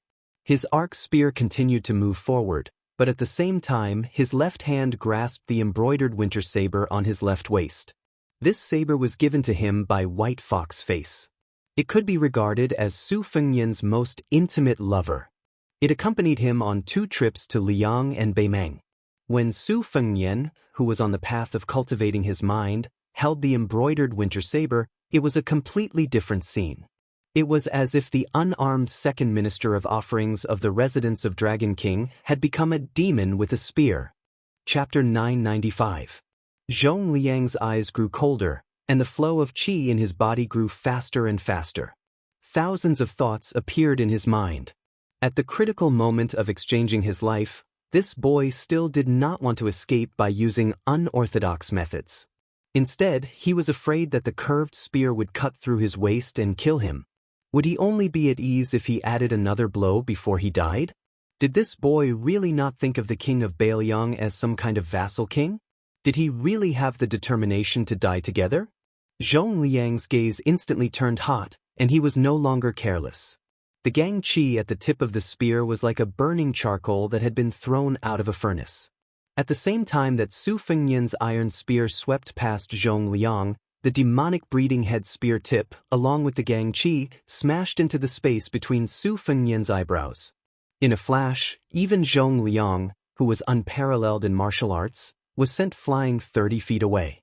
However, he still could not escape unscathed, and a wound deep enough to see bone appeared on his shoulder. Zhong Liang looked at the young man who had crashed into the palace wall. His end was even more miserable than his. He had already thrown away his iron spear, but his saber had also returned to its scabbard.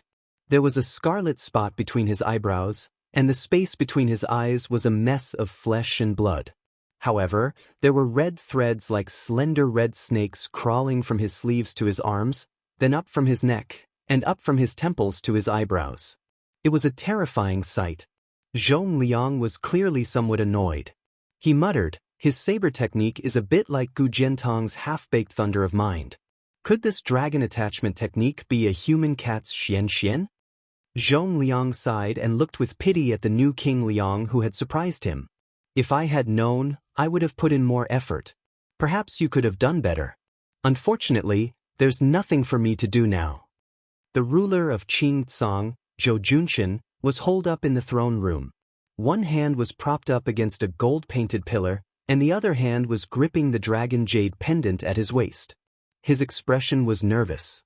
He knew that he was only a puppet. The three masters all seemed to grant Qingtsang's requests on the surface, but no one really took him seriously. Zhou Junshin stared at the back of an old man with his hands tucked in his sleeves. The old man was the third master of the house. He was from Nanjiang and was proficient in poisons and witchcraft. Not only was he good at killing and saving people, his methods of torturing people were even more bizarre. Until now, Zhou Junshin had not figured out the exact origins of the three masters. Qingtsang spies had always existed in name only. It was not that Zhou Junshin did not want to do his best in this area, but that he did not have the power to do so. Qingtsang was struggling at death's door in the middle of several powerful forces. Zhou Junshin had already racked his brains to buy hundreds of sets of armor and military equipment. For a small dynasty in a time of chaos, there were two things that truly measured the power of a country. They were not the training of retainers, the raising of lackeys, or the construction of noble mansions. The first was the practice of training soldiers for 1,000 days to use them in a single day. That was the number of armors the soldiers wore. Training soldiers was a bottomless pit, and using soldiers was even more so. It was fine if they won a battle, but if they lost, they would lose everything. It was very easy to drag down a government that was independent but had an unstable foundation. The second was the collection of military secrets. This was a gold-swallowing picio that consumed a lot of money. Many of the words in the secret letters were exchanged with blood and human lives. Previously, the head of the spies in the residence of Dragon King swore that the young vassal king invaded the territory alone and that Bailiang did not have any large-scale military movements.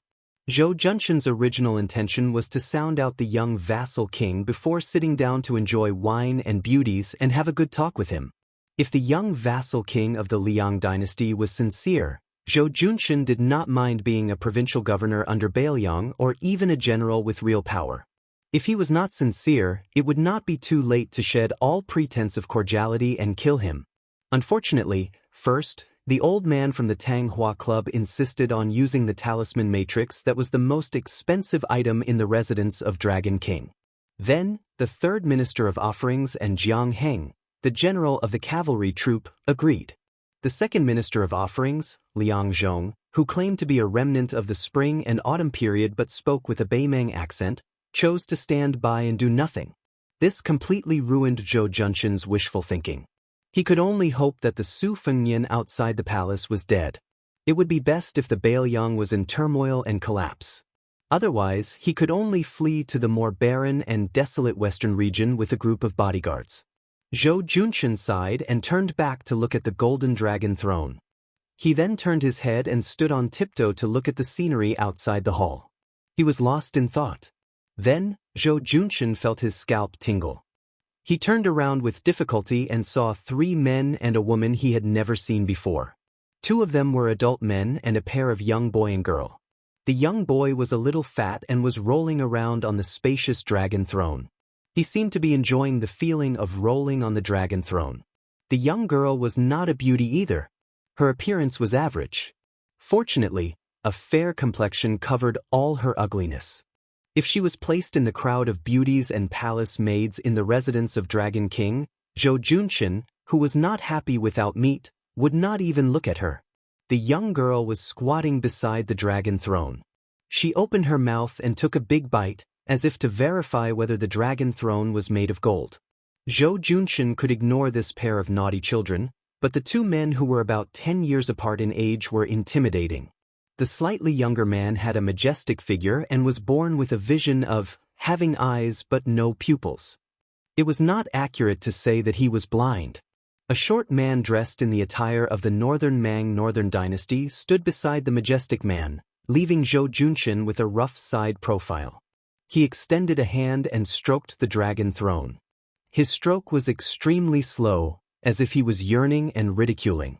Zhou Junqin, who was dressed in a yellow dragon robe, swallowed his saliva.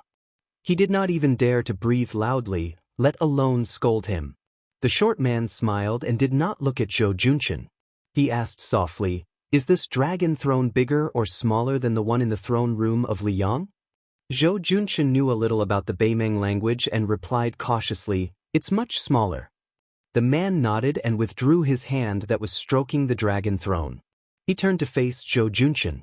Half of his face was covered with scars. He rubbed the scars on his face with his thumb. Seeing this scene, Zhou Junqin remembered a rumor and was shocked. He staggered back a few steps. When the Northern Liang cavalry went the furthest north, there was a young military genius from the Northern Mang who was born in the Northern Dynasty's imperial family. He pushed the roaming cavalry's invasion and plundering to the extreme, and with a small number of troops, he beat the two great generals of Liyang who were still alive on the Eastern Front until their faces were covered in grime. In the end, he dared to rush to the Western Front to provide assistance, and had several direct confrontations with the Northern Liang cavalry that were like a hot knife through butter. Not only did he not fall into a disadvantage, he even had a slight advantage. This continued until he was at a place called Pure Gold, where he was set up by Li Yishan to the point of death. He was entangled by a fatty surnamed Chu who was also adept at lone troops and roaming cavalry. Both sides had 3,000 cavalry each. They circled around each other and attacked each other, slaughtering each other for an entire 800 li. In the end, this Northern Mang sect's general did not have a single soldier left, and the one surnamed Chu was not much better off, only having 80 or so cavalry left. That battle to the death that shook the millions of troops on both the eastern and western fronts was not enough to make the final decision, but it was enough to make all the generals sigh in admiration. At the same time, this ordinary-looking man was the most proper descendant of Beimeng. He was the younger brother of Murong Empress from a different mother, Murong Baoding. Murong half-faced Buddha was all thanks to the current Beiliang Protector General Chu Lushan. This person was not only a great genius in the art of war, he was also fully deserving of the title of martial prodigy. He was not at the Great Vajra Realm, but he was better than the Great Vajra Realm. He had an invincible golden body and was a white-clothed monk comparable to the two Zen temples. Murong Baoding, the head of the Beimeng Orange Prefecture, saw Zhou Junqin's cowardice and laughed. "You recognize him?" Then the short man pointed at the handsome man with no pupils beside him. "You should be afraid of him. He is the leader of the Ruren Three Towns Cavalry, Hong Jingyan." Hong Jingyan? Although he had been demoted from the fourth world to the sixth world by the greatest demon in the world, wasn't the sixth world still an expert? Murong Baoding, who was also one of the top 10 experts in the world, was also here. What did it mean for the two of them to stand together in the Azure continent? Zhou Junqin, who was very afraid of death, already understood that life and death were up to fate. There was only one thought in his mind: the king of Beiliang outside the hall is dead for sure. Chapter 996. Zhou Junqin was not surprised that Zhou Junqin had such thoughts. In his opinion, one of the best soldiers in the army of Beiliang, the villain Tu, had already betrayed Beiliang and became the free and happy king of Shu. Yuan Baixiong was now the commander of the cavalry, with a high position and heavy responsibility. He would not come to the refugee land to kill a chicken with a knife. Even Han Laoshan, the personal retainer of old King Liang's junior fellow apprentice immortal of Spear, had become the general of Lingzhou or the deputy general. Thinking of this, Zhou Junshin felt a little sad. Compared to the young king outside the palace, he would not have a better ending. The young man risked his life alone and tried to show enough sincerity to recruit Qing Tsong. It was a good idea and there was a possibility of success. At least, Zhou Junshin believed that he would be tempted by a provincial governor or a general. However, Zhou Junshin reckoned that there must have been a fatal flaw in one of the espionage segments and the northern Mang knew about the heavenly secret. Otherwise, the short journey from Liangzhou to the Qing Tsong would not have required the joint efforts of the Zhu province and the Ruren to mobilize so many people. The key point was that they had timed their movements so accurately. Thinking of this, Zhou Junshin found some joy in his misery. He thought to himself, our Qing Tsong's espionage is like a piece of tofu. Your rich northern Liang doesn't seem to be any better. At the thought of being in the same boat as the king of Bailiang, Zhou Junshin's gloomy mood brightened a little. But when the Lord of Azure saw the scene in the main hall, her heart sank to the bottom.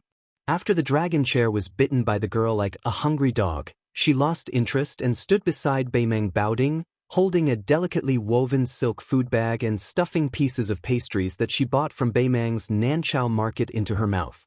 The little fatty was like a money grubber with a brain problem, crawling and rolling on the dragon chair, pinching and pinching, his eyes shining.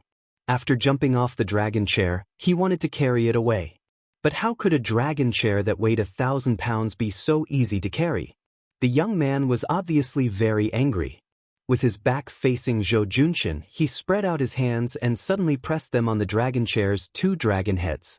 The golden dragon chair that was shining with a golden light instantly melted into a large pool of golden liquid at an astonishing speed, as if ice and snow were being roasted by a raging fire.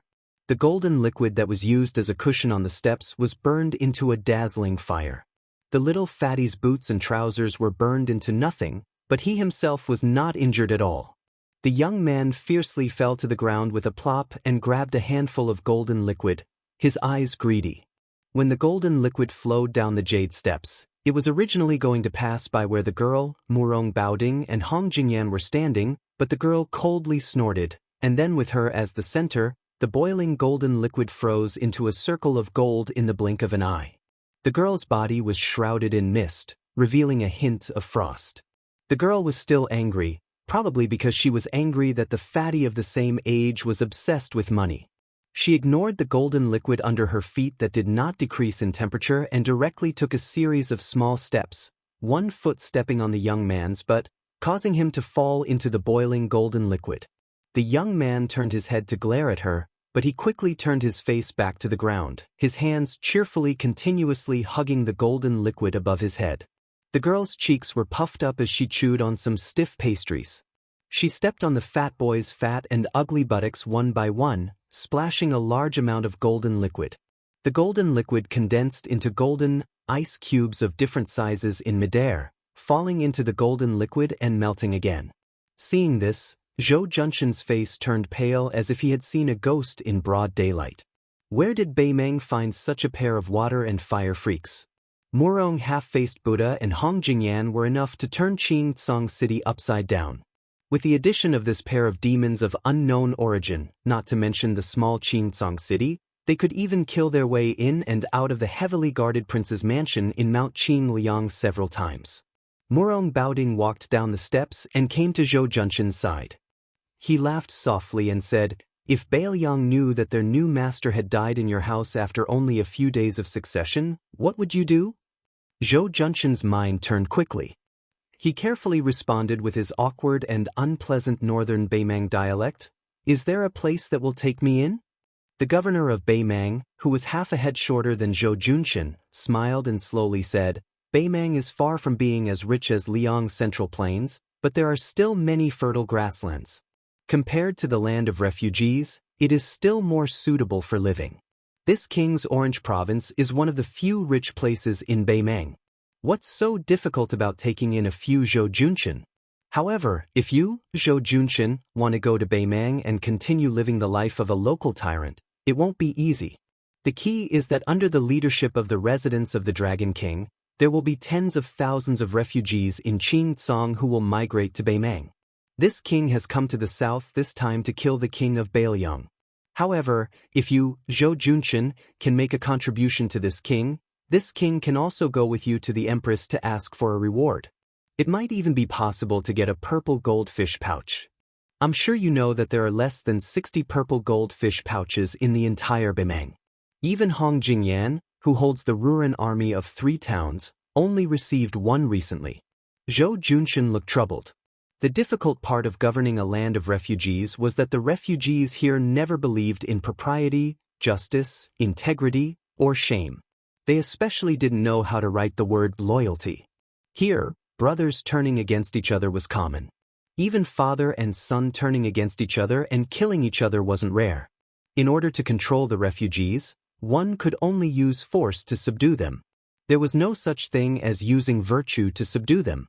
Whoever had more soldiers and horses and brighter armor would be able to defecate and piss on the heads of others. Zhou Junshin's jurisdiction was centered around the ancient military town of Qingcang, which had a population of 20,000. The influence of the residents of the Dragon King, the Zhou family, would begin to decline sharply once they left the city. If news of the residents of the Dragon King being destroyed were to spread, as long as the refugees outside the city knew that it wasn't an imminent disaster, they would just pick their noses and continue with what they were doing. They couldn't be bothered to care about whether the residence of the Dragon King was surnamed Zhou or something else. In addition to the less than 2,000 dragon-scale army under Zhou Junshin's command, he didn't have the confidence to bring more people to Beimang, even if it was the 4,000 or 5,000 bodyguards under the command of his trusted generals. For the refugees, life in this world was like this. No matter how hard it was, it couldn't get any harder. They were used to being frogs at the bottom of a well in the land of refugees. They didn't even want to wander elsewhere. Therefore, the spread of Buddhism in the land of refugees was far deeper and more extensive than that of Confucianism and Taoism. Since they couldn't pin their hopes on riches and honor in this life, they might as well endure more hardships and endure all the hardships in their next life in hopes of being reincarnated into a good family in their next life. In the land of refugees that was full of disasters, those who could wander alone and stably were not martial arts masters who relied on their strength to bully others. Only those ascetic monks who were as poor as the refugees. Zhou Junshin didn't dare to make a promise on the spot. Murong Baoding obviously knew the unique circumstances of the land of refugees, so he didn't make things difficult for Zhou Junshin. He laughed softly and said, "You have your difficulties. This king can understand." In the eyes of ordinary refugees, even if they went to Beimang, even if they ate and drank well for a while, they might have to work for Beimang someday. Once the War of Liangmang starts, the first batch of people to die will be them who defected. In other words, if you rely on Bailiang, it's the same logic. The only difference is whether you will die under Beimang's arrows or under Bailiang's horse's hooves. Since that's the case, it's naturally better to continue hiding in the land of refugees. Beimang, Bailiang, they won't go anywhere. There's a saying in your country that it's better to live than to die. It's referring to the hundreds of thousands of refugees who can get on their horses and fight. Zhou Junshin smiled flatteringly and said, "The commandant has already seen through the affairs of the world. If the military power of Beimang is in the hands of the commandant, the imperial court of Zhao can only bow and obey." Murong Baoding said calmly, "Although you're flattering against your will, you're right about this king's thoughts. Tuoba Bodhisattva's so-called god of war is only a talent in military affairs. He's just a mediocre talent. Dong Zhuo is more capable in military affairs. But no matter how capable he is, no matter how well he mingles, it's just the fate of Liang Sushao. It's a pity that Dong Zhuo's rise came too late. The great generals of the Southern Dynasty who were ranked before him can still hold on for many years. Fatty Dong may not be able to smoothly reach the day when his meritorious service is so great that he can't be conferred the title of emperor." Zhou Junshin's scalp tingled. With a bitter face, he said in a low voice, "The commandant doesn't need to tell me these heavenly secrets. I'm short-sighted and my knowledge is shallow. Anyway, I don't understand." Murong Baoding, whose half-face was ferocious and terrifying, twitched the corner of his mouth. He patted Zhou Junshin's shoulder with one hand and said, "Don't worry. The current situation in the land of refugees is very delicate. The gains and losses of both sides of Liang Mang have to be calculated by double. This king has recruited Zhou Junqian, so Bailiang will have one less Zhou Junqian. In the future, they will have to face General Zhou, who has a purple gold fish bag around his waist. This kind of business where even women and children know the pros and cons, this king won't be so muddle-headed as to let his emotions affect his decisions. When this prince was young, I once said that I wanted to pile the corpses of all the refugees on Mount Qingliang. At that time, I was young and impetuous, so I never cared about the general trend. I always thought that I could single-handedly turn the tide and suffered a lot. The young man and young woman had unknowingly run to their side. Most of the fat boy's clothes had been destroyed by the golden water. He directly took off the clothes on his back and made a skirt. He tied it around his waist, barely covering his crotch and white buttocks. The young man looked at Zhou Junqian, who was incomparably fearful, and asked with a smile, "Sir, do you have any money or treasure?" Zhou Junqian's face stiffened as he untied the suet jade that was said to have been obtained from the top of Mount Kunlun. Unexpectedly, the young man whose chest was stained with golden water only glanced at it and was greatly disappointed. He hurriedly asked, "It has to be like that chair. It has to be golden and shiny. Otherwise, it's worthless." Zhou Junqian looked helplessly at Murong Baoding, but the latter ignored him and moved away to whisper to Hong Jingyan. Misfortune never came alone. Before one wave had subsided, another wave arose. The average-looking young woman also walked in front of Zhou Junqian and coldly threatened, "Do you have anything to eat? If not, I'll turn you into an ice corpse." A money grubber and a foodie? Chapter 997. Zhou Junqian, who was still the emperor of Qingzang yesterday, was at a loss. He almost begged the two children to stop torturing him. When Hong Jingyan was talking to Murong Baoding, he looked at the young man and woman who were secretly regarded as national treasures by Beimang. The Qi cultivators of the Central Plains were divided into the north and south. The south was led by the Guanyin sect in the South Sea. The north was concentrated in the imperial astronomer. Any noble who dared to raise a Qi cultivator, even if the Zhao family's emperor was known for his tolerance, would definitely be sentenced to death. Li Mixi had once learned that the dragon-seeking Qi cultivators of the northern sect had been working for the celestial phenomenon cultivator Lu Hao all these years. But he did not know if they were helping him enter the Saint Realm or building some kind of formation in Great Peace City. There were not many Qi cultivators in the northern Mang. At their peak, there were only about 100 of them. Their numbers might not even be comparable to the Guanyin sect. Now, 9 out of 10 of them were dead. This tragedy was due to Murong Baoding finding his biological brother and sister. The two of them were given the surnames of Yelu and Murong respectively. One was called Yelu Kaiyin, while the other was called Murong Kaiyin. They were the living knife gui bait, recorded in the secret manual of the Qi cultivators. It was said that if one ate one of the two, they could either enter the heavens or the underworld. However, Murong Baoding had never believed in such things. At that time, he had offered it to his sister, the Empress of the Northern Mang. The latter had also scoffed at the Taoist talk of immortality and ascension. As for the ownership of the brother and sister, she had jokingly said to his younger brother, "If you don't take what is given to you by the heavens, you will suffer a calamity instead." She had even given it to the Orange Prefecture. The Empress had even used the power of the entire country to allow the brother and sister to become Qi cultivators of the northern Mang by chance. Yelu Kaiyin was good at controlling fire, while Murong Kaiyang could make the summer river instantly form a long bridge of ice. Murong Baoding smiled and asked, "Do you think Zhong Liang can kill that young man?" Hong Jingyan said calmly, "Zhong Liang is frivolous and doesn't know how to cherish his talent. At most, his state is similar to that of the fifth raccoon. In a one-on-one battle, Zhong Liang has a high chance of winning. However, it doesn't necessarily mean that he can kill." Murong Baoding took the lead and walked to the door of the hall. "He is related to the demon Luo Yang. Don't you have any thoughts?" Hong Jingyan said something mysterious, "If I want to kill him, I'm afraid that the Orange Province will stop me." Murong Baoding laughed it off and changed the subject. Beimang, Liang and Bailiang, a tripartite balance of power. Originally, As long as Su Xiao did not die, the other two sides would have to obediently follow Bailiang's orders. At that time, Liang wished that the young heir apparent would die prematurely. They carried out many assassinations, hoping that Bailiang would die the second time. Later, beyond everyone's expectations, Bailiang quietly settled the general situation. Su Fengnian's hereditary succession could not be stopped.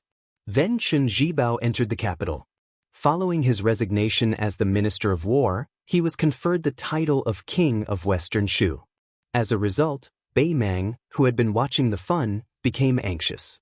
Last year, they were beaten by Bailiang to the bone. There were countless civil and military officials in the northern and southern dynasties, but only the Orange Province and Dongjue insisted on fighting on the western front. They insisted on fighting head-on with the new king of Bailiang and Chen Zhibao in western Shu. As a result, Li Mibi's spider web shifted its focus from this king and these people to Su Fengnian, hoping to kill the new king who no longer had Su Xiao to rely on. At that time, Bailiang would have no leader and would be much easier to bully. Since it was more or less certain that Su Fengnian would not rebel, Liang's Xiaogo would have to pinch his nose and risk his life to protect Su Fengnian from dying at the hands of Bei Mang, so as to avoid missing the northwestern gateway. It was really a big joke. With Bailiang's 300,000 cavalry being used up against the southern court, and with Chen Zhibao glaring at western Shu, it would be much more difficult to carry out the peace edict's plan of east-west confrontation. Even if it succeeded, according to the peace edict, it would cost more than 200,000 lives. Perhaps this is the power of the man called Yuan Benshi in Great Peace City. Scholars move their mouths, and warriors die on the battlefield. In the current situation of the romance of the Three Kingdoms, Bailiang doesn't move, and Bei Mang and Liang don't dare to act rashly.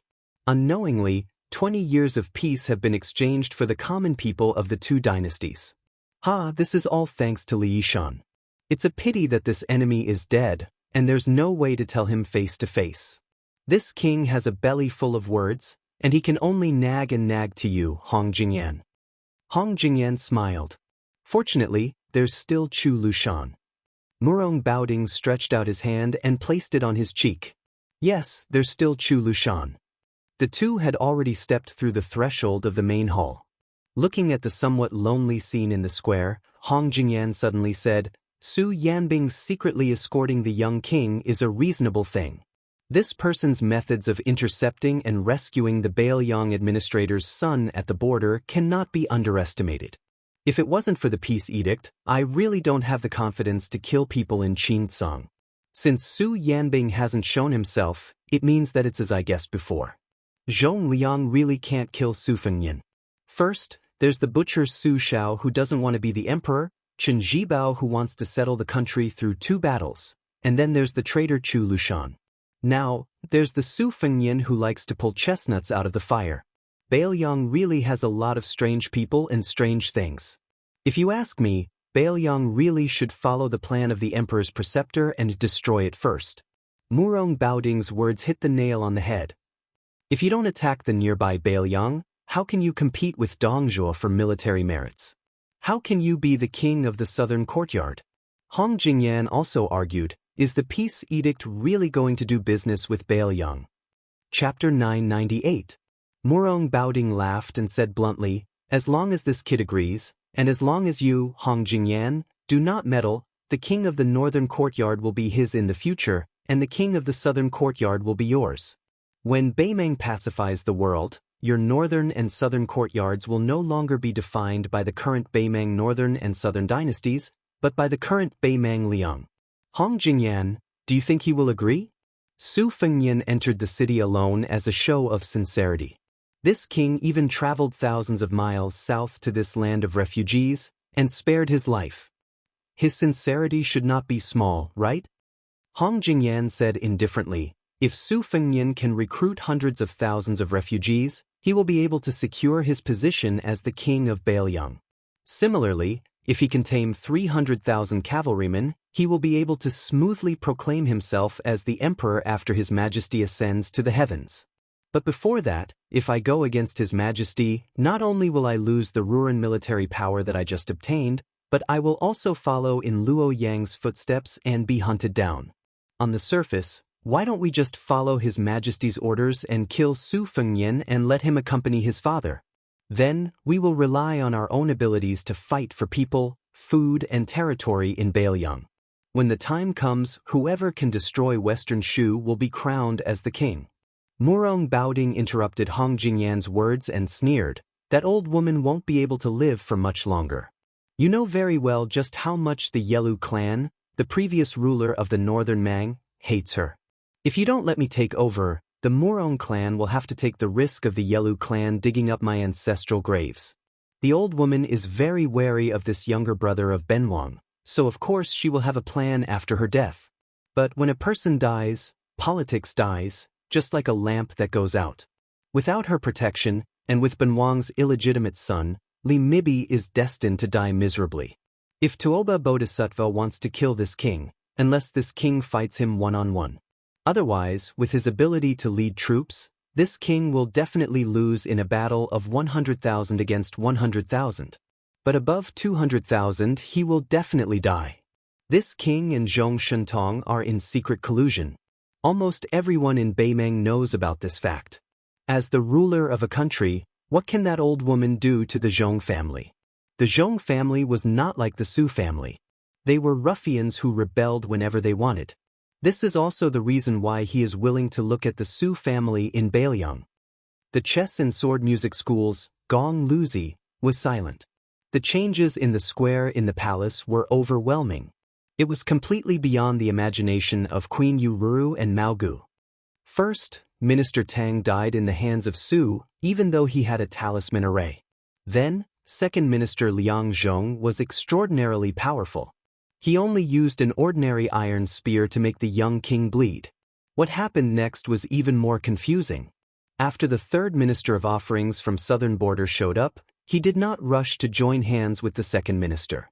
He just casually took out a brocade pouch from his sleeve with his dark purple fingers.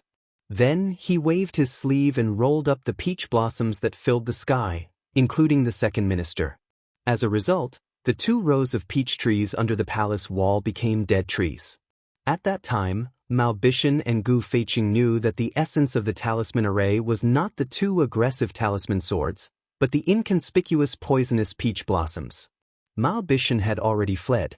Gu Feiqing, who had always been loyal to the residents of Dragon King, did not care about etiquette. He held his breath and threw the queen outside. He risked his life to close the palace door, but just after a few steps, black blood flowed out of his chi orifice and he died.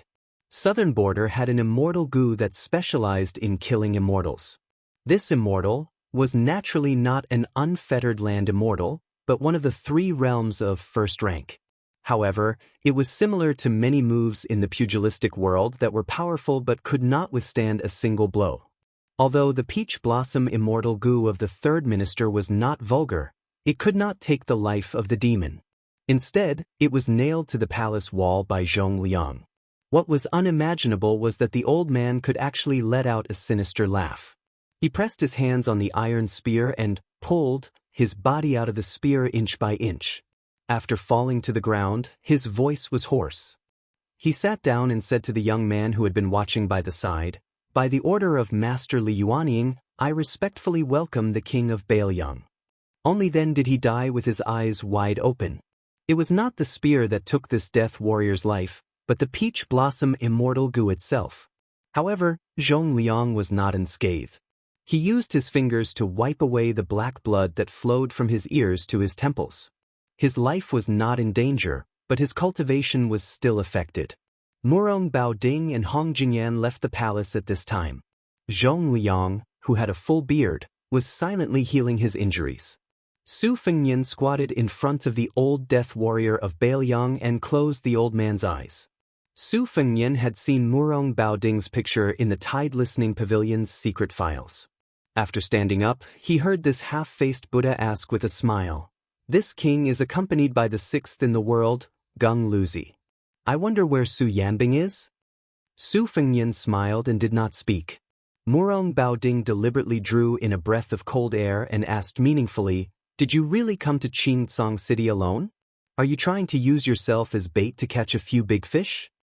Su Fengnian said frankly, "Fishing is not fake. but it's my family's business. It can't be considered catching big fish. Su Yanbing is definitely here, but I don't know where this king is, and I don't know when he will appear. Murong Baoding looked at the calm young man under the wall and felt a heartfelt admiration. He somewhat understood why the current Zhao family's son of heaven was in love with Chen Jibao. In the future, when he sat in the north facing the south and ruled the world, there would be such outstanding officials standing in the imperial court. Not to mention other things, just watching them stand there and serve him was very pleasing to the eye. Murong Baoding laughed heartily and said, Su Fengnian, you may not know this, but this king's true eldest son is Yulu. This king can let bygones be bygones for your grievances with him. Su Fengnian took the crossing the river pawn from his waist and placed it in front of his eyes. He gently exhaled and purple thunderbolts rolled onto the scabbard, bouncing gently. There were 9 thunderbolts pearls on the blade. These were the treasures that he had obtained from his battle with Lu Haoshi. They could be considered priceless treasures. Su Fengnian looked at Murong Baoding and Hong Jingyan, who were standing side by side, and said something that even these 2 top experts could not understand. I have had Wang Xinji's mentality since 800 years ago. The whole world is my enemy. I am invincible in the world. Chapter 999. Murong Baoding glanced at the rolling thunder on the scabbard and was a little surprised. Although martial arts were vast and there were countless unorthodox methods, as long as it was related to Qi cultivators, it was considered top-notch. The young brother and sister behind him were more than familiar with this. In Beimang, there were Qi cultivators who were proficient in collecting thunder and lightning. The money-grubber boy and the foodie girl gathered together and whispered to each other. Especially the gluttonous girl, she smacked her lips and stared fixedly at the 9 genuine purple sky thunder. She was very envious. As long as she swallowed them into her stomach and nourished them for a few years, she would definitely be able to beat this annoying fatty beside her into a pig's head. Hong Jingyan's expression was still rigid. When one's martial arts realm had reached such a high level, it was nothing more than coping with changes by sticking to the status quo. Su Fengnian's crossing the river pawn in his left hand was out of its scabbard in an instant. The speed of the blade was so fast that the scabbard that left his palm crashed into the palace wall. Su Fengnian's arm followed Wang Xiu's arc formula and swung the blade down. The 9 thunder lingered and the purple clouds dazzled. Zhong Liang unceremoniously controlled the iron spear that was abandoned by Su Fengnian. He had been holding the spear with one hand. This time, he finally held the spear with 2 hands and took out enough attention to deal with the unsheathed blade. The spear curved horizontally. Before the sharp blade of the blade touched it, the curved tip of the spear was already pointed at Su Fengnian's waist. Su Fengnian did not deliberately change from attacking to defending. He just followed the blade with ease as if he was possessed by God and understood the wonders of the Xian finger. The tip of the blade suddenly twisted and fell faster and faster. His body was also forcefully pulled a few feet forward. The rolling blade technique was still the rolling blade technique. It was just that compared to the rolling blade technique of ordinary swordsmen, it was much more mysterious. The spear missed for no reason. Zhong Liang's eyes lit up. Borrowing the force of the curved spear, the curved body of the spear also curved. In the eyes of others, one person was following the blade and the other person was unwilling to fall behind. Therefore, the person followed the spear. At first, Murong Baoding had a smile in his eyes. He did not think highly of the kid's rolling blade technique. However, when he saw that Su Fengnian's bladesmanship seemed to be disorderly, but it was just right. Every blade was chopped 4 feet away from Zhong Liang's face. This somewhat surprised half-faced Buddha. Zhong Liang, who kept dodging, frowned. He was not angry that this kid was taking revenge on him for pointing the tip of the spear at his glabella. It was because he had never heard of such a ridiculous rolling blade technique. Of course, Zhong Liang did not know that there was an old swordsman from East Yu named Song Yanqing. When he went out in Jianghu for the last time, he had 14 swords and 14 moves. The only sword with a sword tassel was called Zhao Dan, which meant that he was carrying a lamp to illuminate the mountains and rivers. It was such a walking sword that he walked all the way to the side of the white-robed Luo Yang. Every time Su Fengnian's rolling blade finger, a purple thunder was suspended.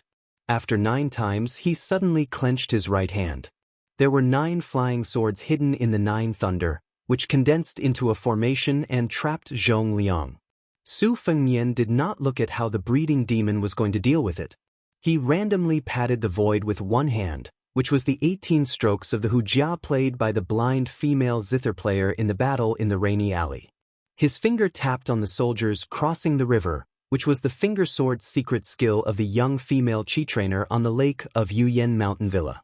Many of the abandoned talisman swords that were left behind in the square jumped up from the ground and stabbed fiercely at Zhong Liang with distorted trajectories. Together with the domineering Thunder Pool flying sword and the unpredictable Hujia paddle, it created a magnificent scene. The 3 arcs of the arc formula formed momentum. At this time, Su Fengnian's 3 arcs were secretly learned from Song Yanqing, Xue Songguan, and the Chi trainer from the South Sea. They seemed to be unrelated, but they were fused together and vaguely appeared to be in the great Grandmaster realm. Murong Baoding chuckled softly. It looks good and is quite practical, but it's a bit too messy. There's still a long way to go before returning to the original state of celestial phenomenon. Zhong Liang was exhausted dealing with the 3 arcs in the formation. It was easy to deal with the barbarian clapper that came out of nowhere. With his Vajra physique, even if he was hit by it, it would be nothing more than a flesh wound. It was just a small matter of losing face. He didn't know how the boy controlled the dozens of talisman swords, but it didn't matter. With Zhong Liang's Xian finger comprehension, he could deal with it easily. In the past, with his rare talent, he didn't even need to dodge. However, he was afraid that if he didn't dodge, he would fall into a trap. Moreover, the flying swords of the sword tomb, which were wrapped in purple thunder as clothes, were no longer close to him, a natural sword embryo. Each of the 9 kinds of sword chi had its own killing intent, which was the real trump card. The iron spear that Zhong Liang held with both hands had its spearhead cut off by the purple thunder. From the moment the guy unsheathed the saber in his left hand until now, Zhong Liang hadn't been able to fight back even once. This made the second young master of the Beimang family, who ranked relatively low among the top 10 devils but had outstanding strength, really angry.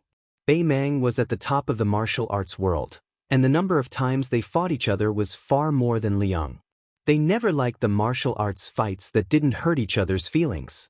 If old monster Wang from the martial emperor city didn't go to Liang Jianghu to be a whetstone, the number of people in the martial arts ranking list might not even be equal to the number of people in Beimang. In Beimang, heroes didn't matter where they came from. Many people were nameless one day, and the next day, they became the distinguished guests of the general. Zhong Liang didn't rely on his identity as Zhong Shentong's younger brother to stand out in Beimang's Jianghu. He relied on being hunted and being hunted again and again. When he was young, he provoked the Dragon King, who was also one of the top 10 devils, and was hunted for nearly a month. It was because of that escape that made Zhong Liang finally become a level 1 master. The reason why Zhong Liang deliberately showed mercy before was not only because he wanted to humiliate the young king, but also because he couldn't stand the kid's attitude of not taking out his saber when he practiced. How dare he put on airs in front of Zhong Liang? Only now did he know that the young king of Bailiang had learned a variety of skills and was not inferior to him at all. After he took out his saber, his momentum was even more imposing. Zhong Liang had to restrain his contempt and treat him as an opponent that he could fight with all his strength. Zhong Liang certainly knew that the young man standing 5 feet away from him had many tricks up his sleeves. Other than the thunder-wrapped flying sword, he must have a more powerful trump card. Zhong Liang guessed that it must be the second saber on the right side of his waist. Zhong Liang had heard that Su Fengnian, who was once a disciple of Li Chungang, used the mind cultivation technique to cultivate his saber. On the grassland, he used his saber to kill the colorful python demon beside Taoba Chunsun. Zhong Liang dealt with the talisman swords that were undulating with the rhythm of Su Fengnian's rhythm. Of course, there was the more troublesome purple thunder sword formation. When Su Fengnian made a move, Zhong Liang countered it. It seemed complicated and long, but in fact, it only took a few blinks of an eye for the talisman swords to be broken and fell to the ground. Zhong Liang's iron spear had also been cut by more than half, and the spear had become a long saber. Fortunately, Zhong Liang's talent was so high that no matter what he learned, he could easily go further than many famous experts who studied for their entire lives. The broken spear in his hand knocked against the purple thunder flying sword. The sound was loud and clear, like the sound of a 1,000-pound bell. It could be heard clearly outside the residence of Dragon King. Every time the spear knocked against the sword, Zhong Liang's perception of each thunder-flying sword increased. When the expressionless young man holding the saber finally moved his right hand, Zhong Liang's pupils shrank. He knew that the saber in his right hand was about to be unsheathed. The outsiders, Murong Baoding and Hong Jingyan, sighed softly almost at the same time. Su Fengnian was indeed holding the hilt of Xiudong's saber in his right hand. However, the one who made the move was not Xiudong, but the scabbard crossing the river pawn. Su Fengnian's palm was split open, and blood splattered everywhere. It was obvious that the crossing the river pawn was so fast that even Su Fengnian, who was holding the saber, could not control it. Outside the Shenwu city, a person who was far away in the martial emperor city borrowed a sword. Su Fengnian decisively gave him the sword. At the last moment of life and death, he killed Han Xianxia, the cat that was known as the land immortal, Han Wudi. Chapter 1000. This time, Su Fengnian returned the sword to the old man surnamed Sui.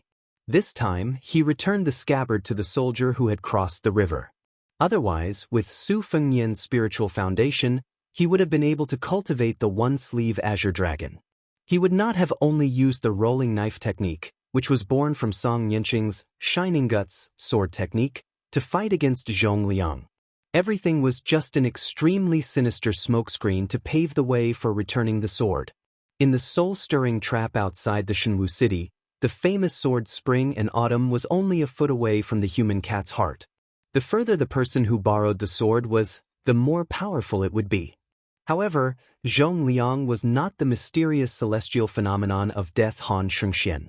This time, when the sword returned to the scabbard, it still directly penetrated the chest of this Beimang demon. It was just that he did not die on the spot. The third consecrator pulled out the iron spear with his body forward. Zhong Liang directly passed through the scabbard of the soldier who had crossed the river and crashed into the palace wall to escape. Su Fengnian did not chase after him. He only looked at the dead Bailiang spy sitting on the ground. It could be considered that he had avenged the old man's hatred for the spear. Murong Baoding said regretfully, with Zhong Liang's ability, he should have fought with all his strength from the beginning. How could he be in such a difficult situation? His talent is really high. Before Luo Yang, he was the fastest person in Beimang to enter the Finger Mysterious Realm from the Vajra realm. He was even faster than Li Chungang from Liang. This is a great thing, but also a great thing. The Vajra realm is naturally not as invulnerable as other martial artists who have been stuck in this realm for many years. Zhong Liang was lucky that as the immortal sword embryo, he was able to sense the danger before the scabbard blade from the sword Wei pierced his heart. This was why he was able to avoid the fate of being stabbed to the heart. Unfortunately, he was lucky enough to avoid this blade. However, he could not avoid Su Yanbing, who came with the instant spear. Hong Jingyan hesitated and was about to step forward. Murong Baoding laughed softly. Have you thought it through? Do I really have to save Zhong Liang from Su Yanbing's hands so that I can express my goodwill to this king's sister? Don't regret it. Hong Jingyan asked in return. If Hong Jingyan could hide the secret of the military edict from His Majesty, why couldn't the military edict wait for Hong Jingyan's plan before acting? Murong Baoding didn't say anything and just shook his head. The two of them parted ways. As soon as Hong Jingyan left the palace, Murong Baoding muttered to himself, "If I don't dare to gamble, how can I take it?" Murong Baoding raised his voice and said to Su Fengnian with a smile, "This is Gung Lozi. Don't be fooled by his high cultivation level. In this king's eyes, he is far inferior to you. Just now, this king even promised to divide the king of the north and south courtyards with you. Now, it seems like he is really humiliating you, Su Fengnian." Su Fengnian took a deep breath and absorbed the 9 purple thunder. He then controlled his qi to take back the soldier of crossing the river that was still in its sheath.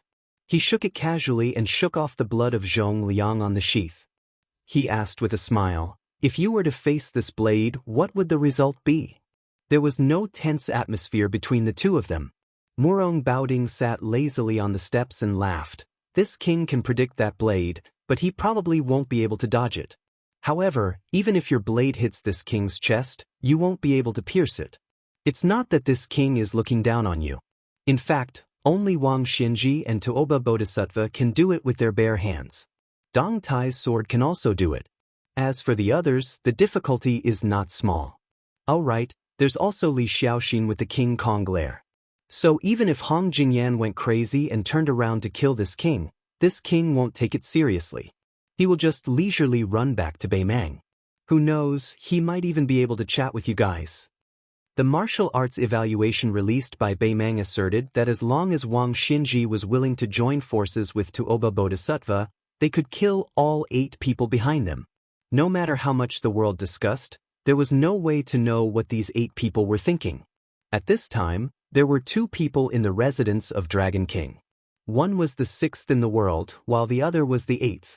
They had a drink and chat on their journey to the south. Hong Jingyan, who stood at a higher position, admitted this, but Murong Baoding denied it. However, the reason why he denied it was not because he was conceited about his cultivation, but because he felt that Dong Tai, who was going to visit immortals after borrowing the sword, would have a chance to surpass Tuoba Bodhisattva's realm and be on equal footing with Wang Xianxi. Su Fengyan asked, even Su Yanbing's instant spear can't do it? Murong Baoding thought about it seriously and said, firstly, this king's true strength is unknown. Secondly, if he says that he can't do it, you will only think that he is bragging. Su Fengyan smiled and said, if Su Yanbing doesn't want to fight with you, there will naturally be someone else who will. Murong Baoding said in a low voice, no room for discussion? Do we have to fight and kill? Su Fengyan shook his head and said, when Su Xiao was alive, he was too lazy to pay attention to you guys. In this life, I will not do business with Beimang.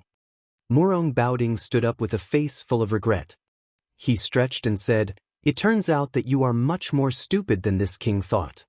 Su Fengyan smiled and said, I'll return the same words to you. The spy leader of Qingcang was actually a pawn planted by Beimang. After lying to Zhou Junshin about the military situation, he had already disappeared. He said that Su Fengyan had entered the land of refugees alone and that Beiliang did not have a large army. In fact, he was only half right. Other than the young king of Beiliang, who was supposed to be the son of a rich family, there was also a mighty cavalry of 1,000 men. However, there were less than 100 men in armor. The remaining 800 to 900 men were wearing kasayas. Their bald heads were very eye-catching. It was actually a scene of a large group of monks heading west. There was only one carriage. Nearby, there was a huge black tiger running around. From time to time, it would stop and turn its head, waiting for the carriage. The cavalry on both sides were all heavily armored. Even the ignorant and inexperienced people in the land of refugees could tell at a glance that this was the Long Xiang army that had destroyed 3 important towns of Beimang last year. They were the elites of Beiliang's elite cavalry. It was the 30,000 dragon elephant cavalry that had trampled half of Gusai state into pieces. Who in the southern court was not afraid of the black-clothed youth's invincibility? Beiliang had always been close to Buddhism, especially after the Liyang imperial court destroyed Buddhism. Countless monks fled to Beiliang Taoism, which seemed to be the only worry-free Pure Land left in the world. Then, the new king of Beiliang suddenly ordered all the monks in Liangzhou to enter the land of refugees to preach Buddhism. He also promised that there would be armored cavalry to protect them. Most of the foreign monks were afraid that they had just left the wolf's den and entered the tiger's den. For a while, they took a wait-and-see attitude. Fortunately, the king of Beiliang did not make things difficult for them. He only ordered the 600 local monks in Liangzhou to gather and head west, without any resistance. However, there were more than 300 foreign monks who still had the idea that if they did not go to hell, they would die. In addition to Liangzhou, there were also monks from Yuling and Liangzhou who set off quickly. Many monks who chose to give up the risk regretted when they learned that the Black Tiger, who had listened to the great immortal Qi Xuanzhen scripture, was also in the cavalry. Many monks who were familiar with the ways of the world wanted to mend the pen after the sheep were lost. They tried to secretly follow the cavalry, but they were mercilessly driven back to Liangzhou by the border cavalry. After the Beimang spy Taoist Qing Huai, who had been dormant in Qingrong Temple for many years, was killed by Bailiang's falcons, monk Huang Deng, who was a famous monk in Gangnam-do, witnessed the death of the old Taoist with his own eyes. The old monk Huang Deng became the new abbot of Qingrong Temple. This time, the new king of Liang ordered the monks to go west to the land of refugees. The old monk Huang Deng was the first monk to take the initiative to go to Liangzhou, and he was also the most famous one among them. Therefore, monk Huang Deng was specially allowed to ride in the carriage by Bailiang, which was a great honor. However, the old monk Huang Deng seemed to be a little restless along the way. He was not an old monk who bowed in front of the powerful. Monk Huang Deng was known for his teachings in Gangnam-do. Even when facing the honorable provincial governor, he was treated the same as a peddler. The reason why the old monk Huang Deng was uncomfortable was that the younger brother of the new king of Liang was sitting in the carriage. It was Su Longxiang, who had massacred the city and killed the surrendered soldiers at the border last year. If that was all, the monk would not be so restrained. The main reason was that this prince was not barefoot and dressed in black like before. Instead, he was wrapped in an extremely strange bright red armor, revealing only his eyes. The carriage was filled with murderous intent. Monk Huang Deng, who was known for his Buddhist aura, was pitiful. Some distance away from Qingcang City, a falcon was hovering at a low altitude. Hearing the sound, the talisman armor suddenly stood up and left the carriage. The young man in armor began to run wildly. Before the red armor entered the residence of Dragon King, which was located at the westernmost position, it had smashed the entire Qingcang City in a straight line. The Great Vajra Realm against the Great Vajra Realm. Chapter 1001. As soon as Zhong Liang broke through the wall, someone immediately broke through the wall and came over. Moreover, this guy was dressed in bright red. The key point was that he looked like a very valuable family property. This made the money-grubbing young man widen his eyes in envy. He felt that if he had this outfit, he would be very impressive. The foodie girl, who was more talented than her brother, was no exception. She hid behind Murong Baoding and stuck her head out, staring intently. At this time, Murong Baoding's heart was more ridiculous than angry. Did this Su guy just use an armor to send him away? He had heard that there was a talisman general armor among the 4 grandmasters of Liang. He was a good-for-nothing who had been skinned alive. Murong Baoding had always been prejudiced against these so-called masters who used external objects to abuse their power. He looked at Su Fengnian with a gloomy face and said, "This king has already been rejected by Hong Jingyan once. This king's patience is running out. Su Fengnian, I advise you not to take advantage of him. Be careful that you don't become the second Zhou Junqian." Su Fengnian seemed to be in a good mood. He walked to the side of the red armor and patted it here and there.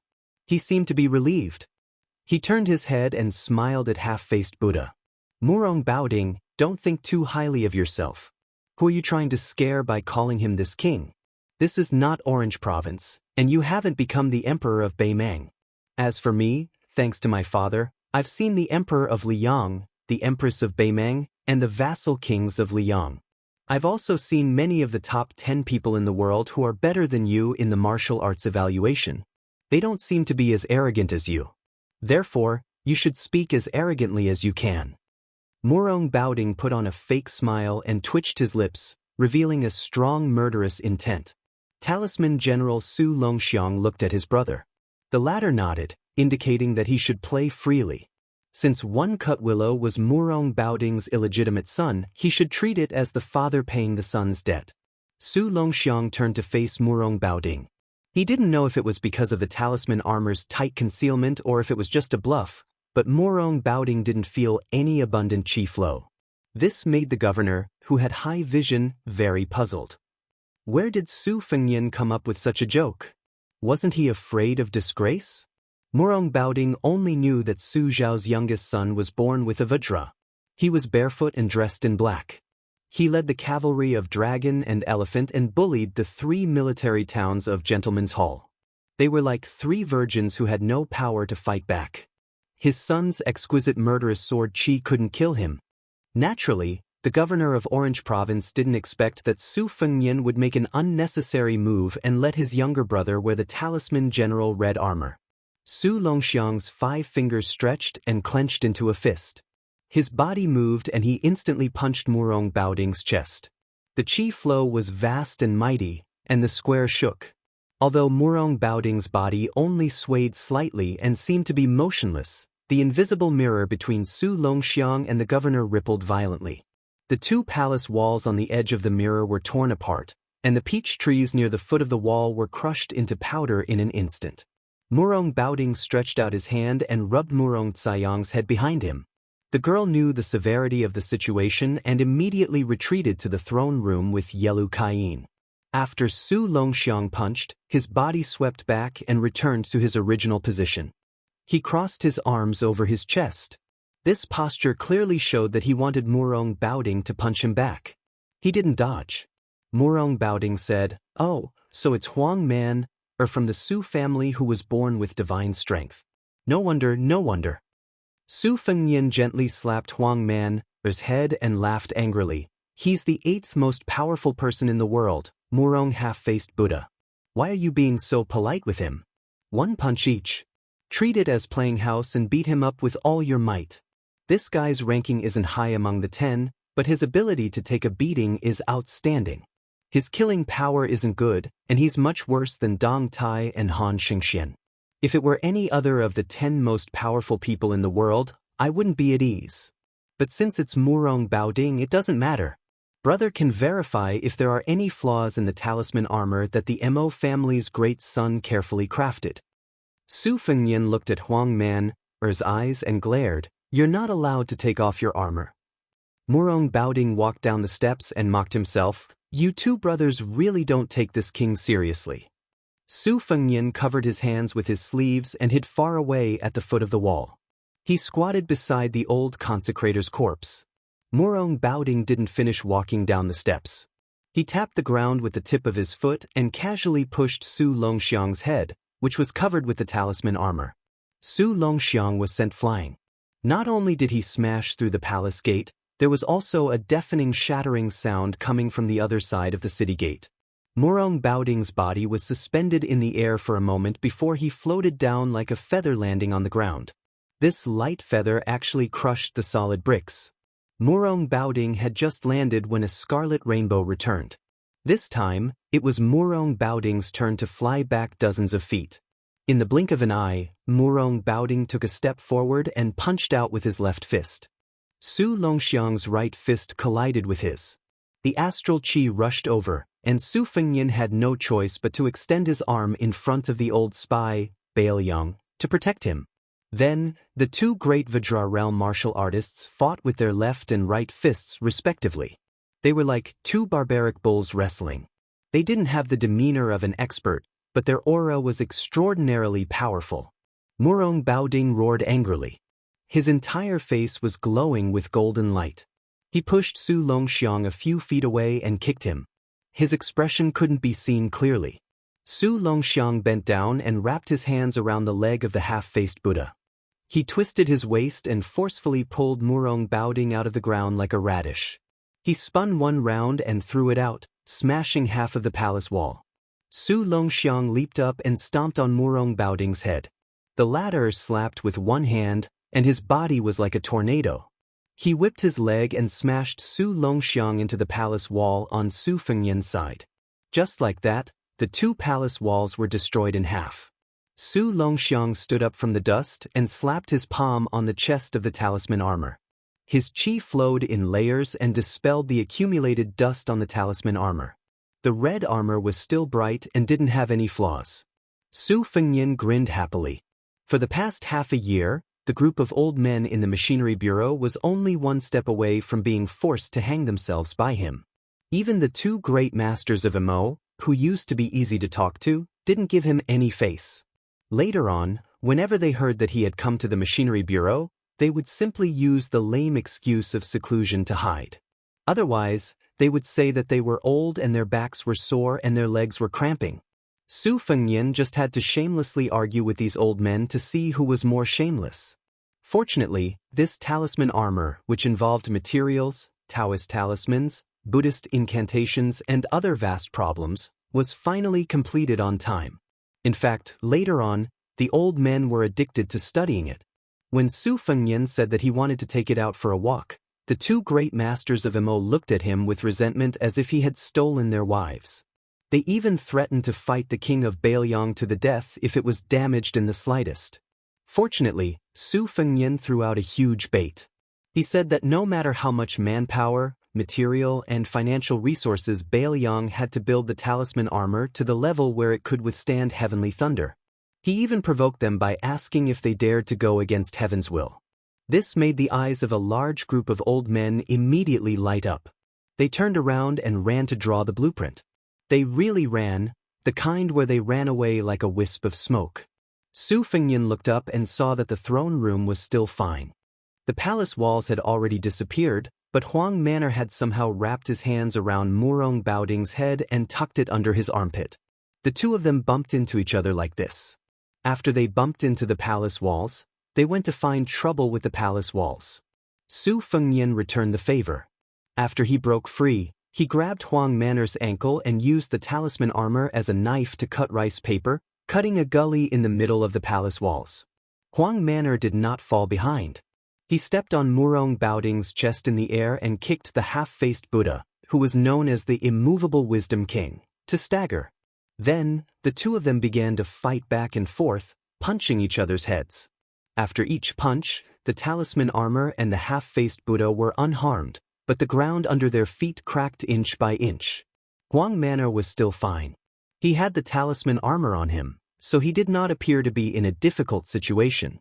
However, Murong Baoding's clothes were already in rags and he looked like an old beggar. He did not have the slightest bit of the bearing of a Beimang military commander. Chapter 1002. Murong Baoding casually picked up an iron spear from the square and smashed it into the talisman armor's waist. The talisman armor was fine, but the iron spear shattered from head to tail. There were still many iron spears on the ground, but they were all picked up by Murong Baoding. During this time, 2 iron spears were aimed at Huang Manor's eyes, but they didn't succeed. The iron spears that were supposed to shatter were also shattered. Without the palace walls blocking his view, Su Fengnian's line of sight was still quite wide. When he saw this scene, he couldn't help but tremble with fear. He had intentionally looked down on Murong Baoding, who was the 8th most powerful person in the world. However, the half-faced Buddha's methods weren't as powerful as the other 9 people's. However, that was only when compared to Wang Xinji, to Oba Bodhisattva, and Dengi. It didn't mean that Murong Baoding was a coward who only knew how to take a beating. The half-faced Buddha's punches and kicks weren't as powerful as Huang Manor's. If it were an ordinary martial artist in the Vajra realm, they would have been beaten to a pulp. Su Fengnian could see that the ingenuity of the half-faced Buddha's attack was that after a punch, there would still be a lingering effect on the opponent's body. The essence of willow sword chi was able to grow a willow. It was most likely born from this. Therefore, after more than 100 punches from Murong Baoding, how heavy would the chi accumulated on Huang Manor's talisman armor be? Therefore, when Huang Manor was pushed to the wall by Murong Baoding, before the talisman armor could touch the wall, a huge hole was blasted in the wall by the red armor's crazy chi. Murong Baoding looked at the red armor who stood up from the collapsed ruins and let out a long sigh. Their clan had the custom of worshipping Buddha. When Murong Baoding was young, he liked to follow his elders to the temples to worship Buddha. Moreover, he would often raise his head to look at those gilded Buddhas, and he would often look at them for several hours. As he grew older, especially after the Murong Empress usurped the throne, the Murong clan became extremely honored. Murong Baoding did not neglect to focus on practicing martial arts and learning the art of war. Whenever he had free time, he would travel and visit famous temples to look at Buddha. This had practically become a strange hobby that everyone in the northern Mang and northern dynasties knew about. During the war between the two countries, Murong Baoding was good at raiding and killing the enemy with a small number of elite cavalry. He became famous early on, but he was much slower in martial arts. After the defeat, Murong Baoding went on a long trip alone and saw a big Buddha enlightened him. He learned the Vajra invincible sitting Buddha. After he opened acupoints, he opened Buddha. And he opened Buddha's Vajra's body. Standing. Murong Baoding slowly raised his left palm in front of his chest. His right hand was about to press against his chest like a monk. Standing Buddha between heaven and earth. Su Longxiang turned his head and looked at Su Fengyan, who was squatting in the distance.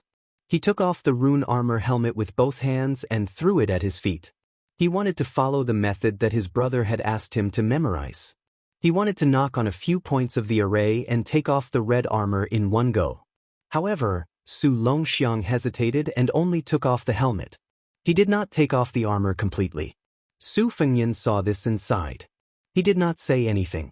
Su Longxiang was much taller than when he went to Mount Longhu to cultivate with the old celestial master Zhao Shituan. His face was sallow and emaciated, but the biggest change was that his eyes were less confused and more stubborn. It was this young man who slaughtered the soldiers of the 3 towns of Beimang. He personally led the cruel act of killing the surrendered soldiers after the spring and autumn period. Su Longxiang twisted his neck and punched the palm of his left hand with his right fist. Then he bent his knees slightly. Su Longxiang looked at the half-faced Buddha whose body was overflowing with golden light. The corner of his mouth twitched. With Su Longxiang as the center, not only did the fist power that Murong Baoding left on the rune armor suddenly disappear, the atmosphere between heaven and earth seemed to be absorbed by the young man. The young man was like an ancient ferocious beast. If God blocked him, he would kill God. If Buddha blocked him, he would kill Buddha. Su Longxiang began to run. Step by step, he stepped on the ground with the momentum of 1,000 horses galloping thunder. Then he jumped up lightly. His 10 fingers intertwined and formed a fist, smashing down on the head of the standing Buddha. When Murong Baoding's invincible golden body was smashed into the ground, his hands were tightly pressed together and there was a gap. Su Fengyan stood up. He knew that the situation in Qingsong City was settled. Su Fengyan did not stop the young man and woman from leaving quietly. Although Murong Baoding's body was broken by Huang Manor's fist, if both sides were to fight to the death, Su Fengyan might not be able to gain anything. Su Fengyan looked at Huang Manor's back. He probably felt that if he took off the rune armor helmet, he would be scolded by his older brother. He looked into the pit for a long time. When Su Fengyan did not appear, he ran to squat down and put on the helmet. He always had his back to Su Fengyan and just squatted like that. Su Fengyan did not know whether to laugh or cry. He just lightly carried the old spy's corpse and walked into the very small throne room. Dressed in a dragon robe, Zhou Junshan bent down hard and called out to the king of Bailiang. He said a lot of mushy and flattering words. Su Fengyan placed the old man's corpse beside the dragon pillar. He did not say anything and just glanced at Zhou Junshan. The latter quickly shut up. He realized that the young vassal king in front of him who had seen many storms was not like the previous vassals he had relied on. Not only was his eyes shallow, but he was also soft-hearted. Zhou Junshan lamented in his heart. Half an hour ago, he was still waiting for his subordinates to tie this guy up and bring him to the throne room. He hoped that he could enjoy an audience with the dignified king of Ling. Now, the battle outside had turned the world upside down. Not only had the Ruren Mountain Lord, Hong Jingyan, even Murong Baoding had to personally lead the battle. Thinking of this, Zhou Junshan bent down even more. Su Fengyan went straight to the point and said, "Originally, I wanted to rely on my status as the Northern Liang Prince to talk business with you while drinking. However, as the Azure City Lord, you really put on airs. All right, we can settle the old and new debts together. Ruan Shandong is from Northern Liang, and so is your third consecrate. They all died because of you, Zhou Junshan. Your head isn't worth much, so you can't pay for it. When I came in, I estimated that you would have to use 20,000 loyal refugees to pay for it. Jiang Heng and Hidajia have about 3,000 bodyguards. Shen Kongwu, who is not in the city, has another 1,600. In addition, there are more than 1,000 dragon scale guards from the residence of the Dragon King. These are not included in the 20,000 people. Just take it as a gift for our first meeting." Zhou Junshan cried and wailed, Your Highness, I don't have the ability to turn beans into soldiers. Winning over 20,000 refugees is harder than ascending to the heavens, let alone making them loyal.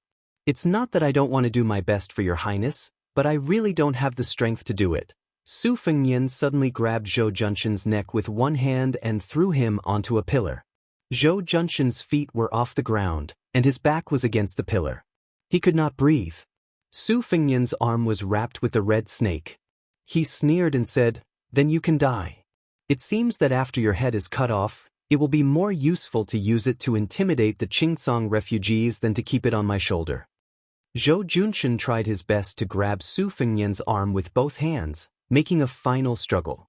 He had only heard that this young man, who was still His Royal Highness last year, was undisciplined and lawless. He did not know that he was so unwilling to drag things out and would take someone's life without a word. Zhou Junshan was smart, so he knew to wait for a good price to sell himself at a fair price. He did not want to sell himself too cheaply to Bailiang. It seemed that the king of Bailiang did not like smart people. If he had known this earlier, even if Zhou Junshan had the courage of a bear and the courage of a leopard, he would not have dared to hide his shrewdness. Su Fengnian reached out and pulled out the crossing the river pawn. He tilted the blade and gently pressed the tip of the blade against Zhou Junshan's forehead. He smiled and said, "If I stab the blade into your skull, I will probably be able to nail you to the pillar. Emperor, I have always wanted to kill you, so it's not a bad idea to try it out on you first." After an unknown amount of time, Zhou Junshan slowly regained consciousness and opened his eyes with difficulty. He was in a trance and his vision was blurry. Could it be that he had arrived in the netherworld, or was he still walking on the road to the Yellow Springs and had not crossed the Bridge of Helplessness? Zhou Junshan subconsciously touched his forehead. It seemed that there was no wound left behind. Zhou Junshan wanted to curse that person surnamed Su for being vicious and merciless, but his throat felt as uncomfortable as if a piece of burning coal had been stuffed into it. He reached out and touched his forehead. It hurt so much that his body trembled and he broke out in a cold sweat. He suddenly opened his eyes wide and raised his head. He saw a snow-white hemp robe and a young face that made Zhou Junshan fear to the bone. Su Fengnian looked down at the local emperor, who was sitting limply on the ground. The corners of his mouth twitched. "Zhou Junshan, you owe me another life. Tell me, how many refugees do you want to pay off your debt now?" Zhou Junshan, who knew that he had escaped death, had learned his lesson. He hugged the king of Bailiang's leg and cried out in a hoarse voice, "Your Highness, if you say tens of thousands, it will be tens of thousands. This humble one will listen to your Highness. If this humble one dares to say no, your Highness will reward this humble one with a knife. Your Highness, you don't even have to lift a finger." Su Fengnian kicked Zhou Junshan aside and walked out of the hall. Wang Man was still squatting there. The short youth was dressed in red armor and looked like a tall building. There was a red building between Bailiang and Beimeng. If he wanted to kill Prince Liang, he had to pass through this building first.